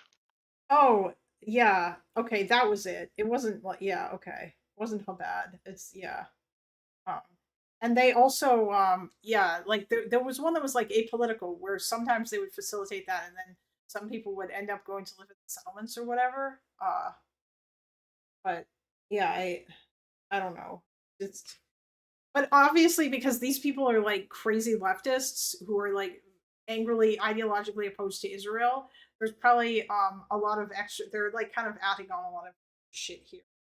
I hate that leftists have made me defend that org. It's so rude. Oh. This point would have other. No, I mean I agree. Like I agree to the point that like it's not good that they're going to the West Bank, right? They should go to Kiryat Shmona. The city needs a revival after the whole thing with Lebanon, with Hezbollah. Oh yeah. Based. Don't go to the West Bank. Go to Kiryat Shmona instead. Johan, I know you're saying they weren't protesting the org, they were protesting the synagogue. They were. I think that the people that were protesting there were protesting the they were protesting because the event they were protesting that was going on at the synagogue was because of the land, because the synagogue was hosting or hosting some sort of land sale or something for like for West Bank settlements, and I think maybe other settlements in Israel. It wasn't just the West Bank; it was other. But the only reason, as Addie has pointed out multiple times, that was happening at the synagogue is because the synagogue is the only org that can provide security for it, because nobody else would fucking do it, because the Jews have basically been forced to like do everything in synagogues now, because and obviously there, like, I'm not going to say that there was absolutely anti-Semitism like from those. Obviously, I mean, for fuck's sakes, they were chanting about how they supported Hamas, so I'm not going to say they weren't being anti-Semitic. I'm just saying, like, I guess their excuse for that protest was that it was happening, that it was over like a settlement land sale, but I think that's probably just a cheap sort of thing they decided to use. They obviously just don't like Jewish people, or at least a lot of them don't, or some loud portion of them don't, and nobody else there gave enough of a fuck to say anything. Which seems to be If you'll purity test hard enough, if you'll purity test hard enough, you'll find something condemnable. That's the principle behind a witch hunt. Yeah, basically. Obviously, I'm not talking about Epstein. Yeah, Jews in general. Epstein doesn't need anything to protect him. He is abhorrent. True. I think he just gone. I actually feel, even though I sort of made this connection in the last 2 hours, I feel now quite confident that Jeffrey Epstein was too scared to go to Israel in 2017, and that's very interesting. I've not heard the name Lynette Nussbacher in a while. She was one of the... I'm so glad that you have like talked yourself into this conclusion that you have no evidence whatsoever for, when there are so many other possible and probably more likely explanations. And like your strongest like claim here or whatever is the intelligence lady who said that it's possible that Epstein was a Mossad agent, not that it was likely or whatever. But I think she also said that like it's probable that Epstein, or not an agent, sorry, that it's possible that he was a Mossad asset. And yeah, I guess sure, it's also possible that he was a Russian FSB asset or any other asset. CIA. The experts that they hired to talk about military strategy on the BBC show Time Commanders, if you remember that one. Fantastic. Which, although that used to be hosted by Greg Wallace, though, so let's say about the better. I suppose the Israel part of the narrative that I always found, I suppose, attractive in terms of sort of parsimony was the money side, because the big gap in the sort of whole story of Epstein, it was always quite clear to me how he made these elite friends, right? He was charismatic. He could provide nerdy guys with sexy parties that they might not get otherwise invited to, right? He made them feel like hot and sexy as well as smart. I don't think the event had anything to do with West Bank settlements. They may have been upset at the org, but the protest was directed at the synagogue. Yeah, that's probably, I mean, listen, whatever. I'm not going to defend or like try to like split here, because they were literally saying, say it loud and say it clear. We support Hamas. If you're talking about, I might even be thinking of a different protest now, Johan, too. Like that, the protest that I was thinking of might be a different one than the one that you're talking about too. Because if we're talking about the synagogue protests, where like they were screaming about how they supported Hamas, like those people could have just been, they were just protesting the synagogue. I might be thinking of something different, because there's been so many fucking protests at synagogues. It's gotten insane. Maybe he knew if he came to Israel, Netanyahu would annoy the bejesus out of him asking for money and gifts. Yeah, maybe. Maybe that was why. Is he dead though, for real? Yes, Toby, Epstein's dead. He might be hidden in the tunnels of Jerusalem though. Oh yeah, the tunnels of Jerusalem. Look, we can't prove that Epstein is dead more than we could prove that Trump isn't a giant sea cucumber. True. Kind of nerdy people who got to feel like jocks for a while. But he could only do that because he had loads of money. Also, he could bring very interesting people, some of whom he brought because he was sort of providing their institutions with money. So all these brilliant academics come.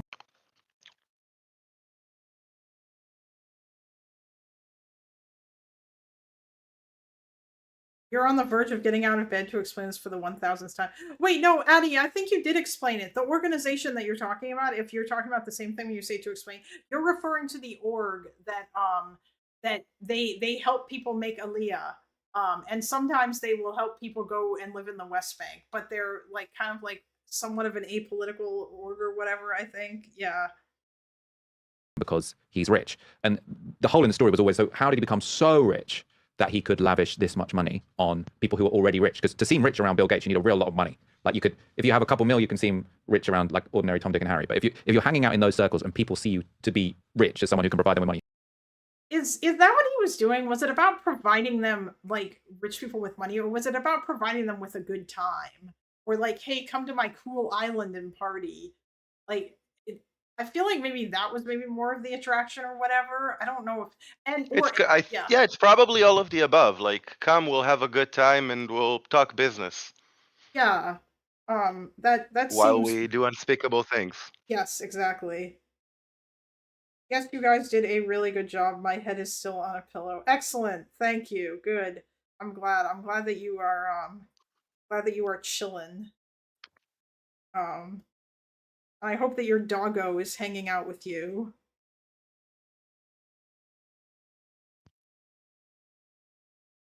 I mean, he had to be called a financier for a reason. That's true, but that doesn't necessarily mean that he gave people money. Epstein, I think, ran like hedge funds and stuff. He would manage other people's money. Is I think the main thing that I'd be really, really at least for a while. goddamn rich.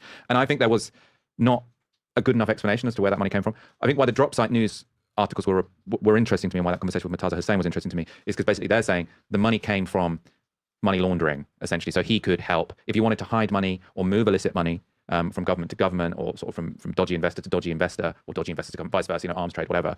Then you wouldn't go to an. Wait, did he just say arms trade? Okay, I mean, I don't know if that, but maybe. It wouldn't surprise me if Epstein was doing money laundering. I mean, the dude was already doing a whole bunch of illegal shit.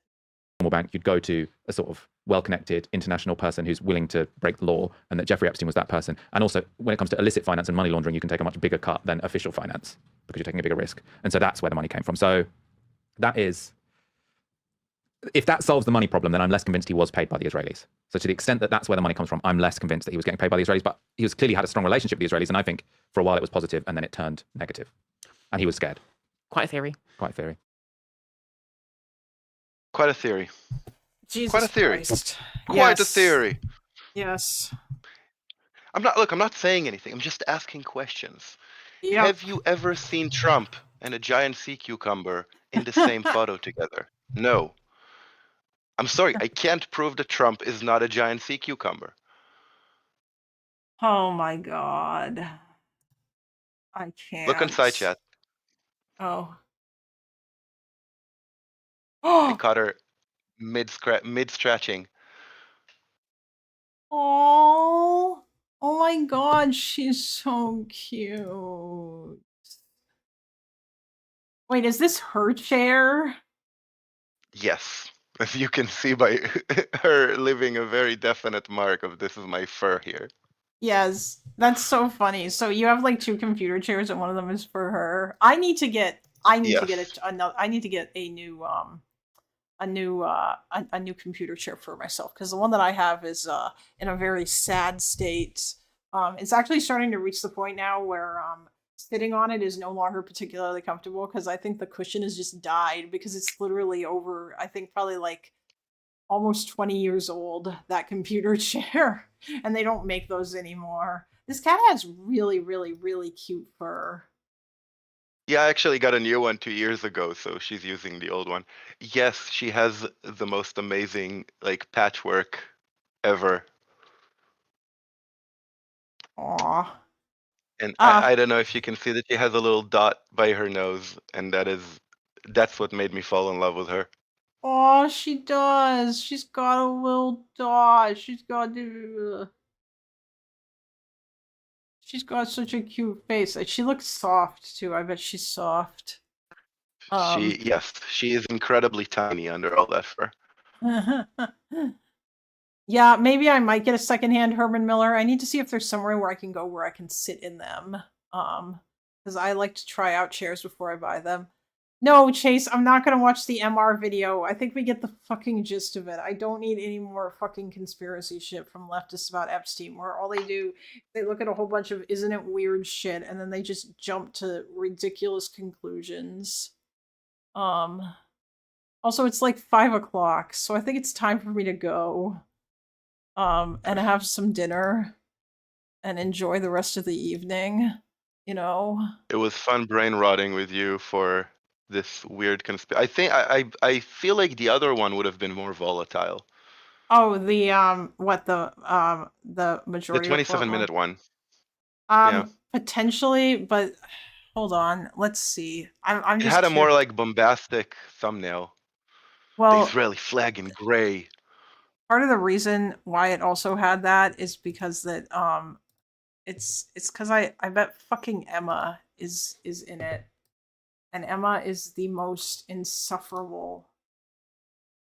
In the latest batch Ugh. Emma. of Epstein.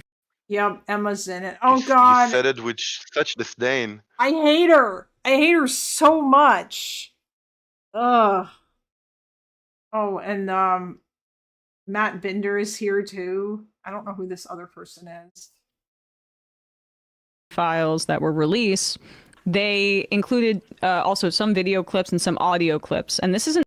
Oh, it's just, but this is about the recording, which is yeah, and I just don't care about that recording. It's the recording where like where Barack and Epstein are talking about Palantir, and like Barack is trying to or Epstein's giving Barack advice about, like shit that he can do now that he's out of political life and or he's going into the private sector or whatever.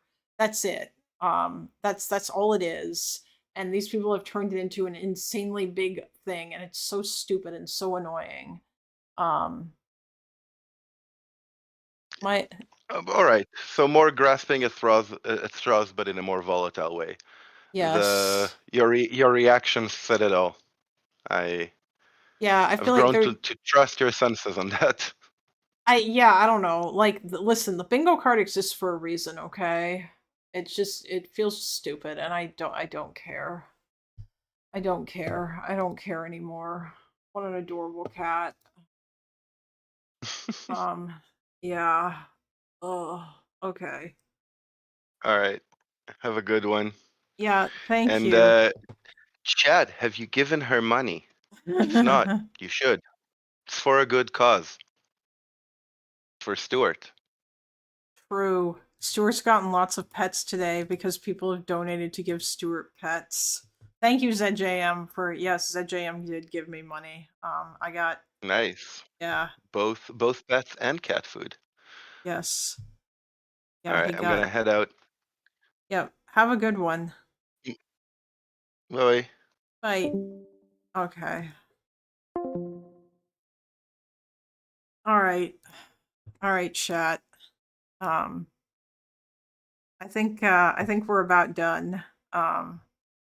Also, yeah, that MR video will just be Judenhass draped in, isn't it interesting, vague JQ shit. Yeah, basically. It's so boring. I don't care. I gave 10. I didn't see those pets. Just say, wait, you didn't? You didn't see the pets? Samuel? For Stuart. I thought I did. I did them. All right, hold on. Did you see Thomas Massey tweeting about not being suicidal? No, but also thank you, Jordan, for the $5. Fine, you know what? I will totally take this as an excuse to pet Stuart more. I was working LOL, I could have missed him. I may have also, but that's fine. I'll just go give Stuart some more pets. Hold on. 1 sec. We're gonna pull up the cat cam.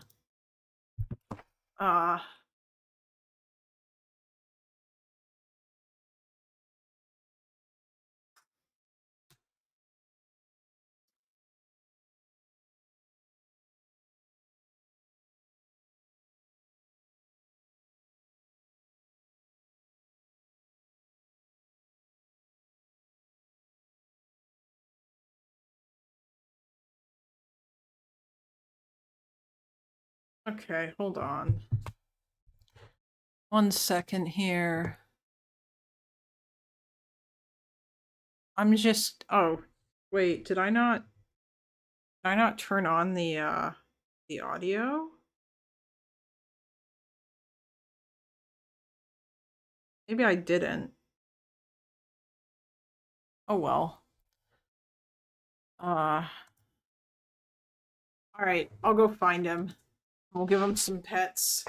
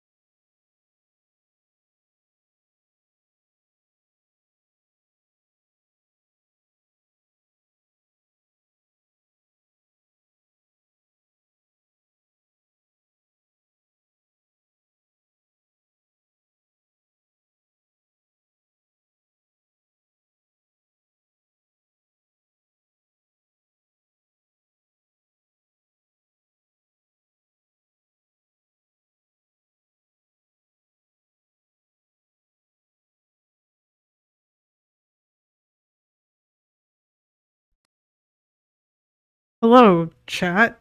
Can you guys hear me now?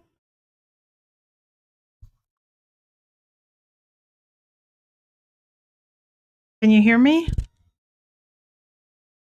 Okay, good. All right, now I'm going to go back in there with an actual microphone.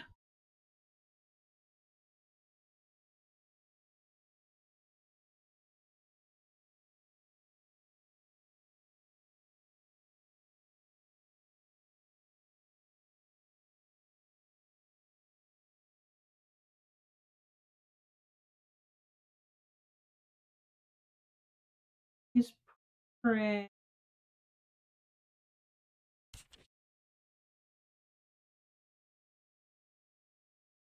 He's so loud.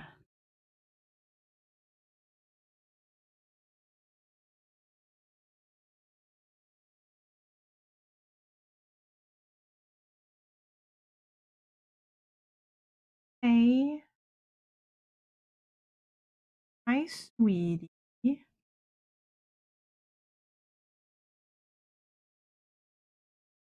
Aw.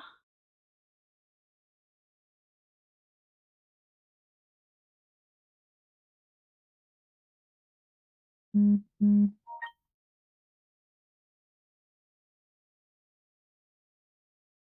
Hi. You're such a sweetie.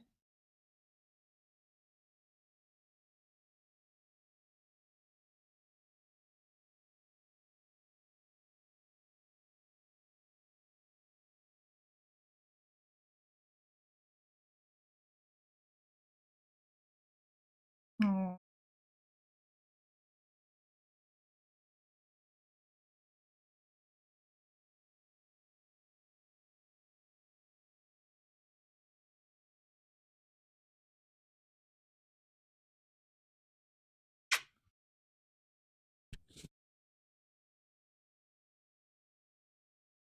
Aw.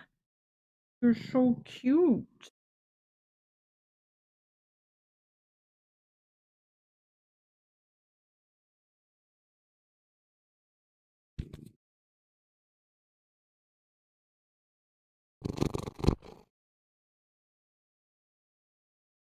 Okay.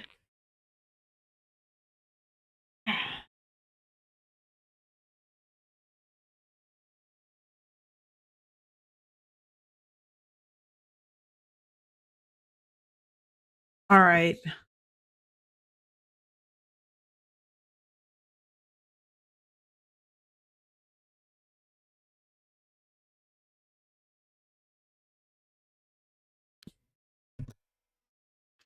Okay, chat. Awesome. He's like, that's not food. Yep. Basically, that is exactly what he was saying.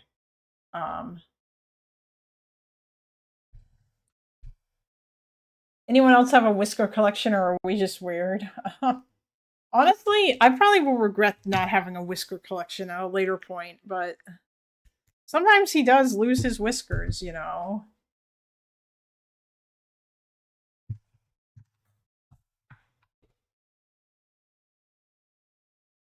I can hear, I can see and hear you.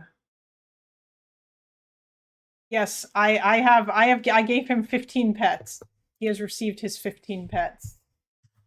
I hope that we are pleased. Anyway, chat, thanks very much. I'm gonna go now and do other stuff, have dinner, etc., etc. I hope you all have a good evening. And yeah, come by tomorrow. I will probably stream then too. Hopefully I can, there's more interesting shit that's happened, or there's some stuff that I can talk about. Yeah. Anyway, have a good one. Bye.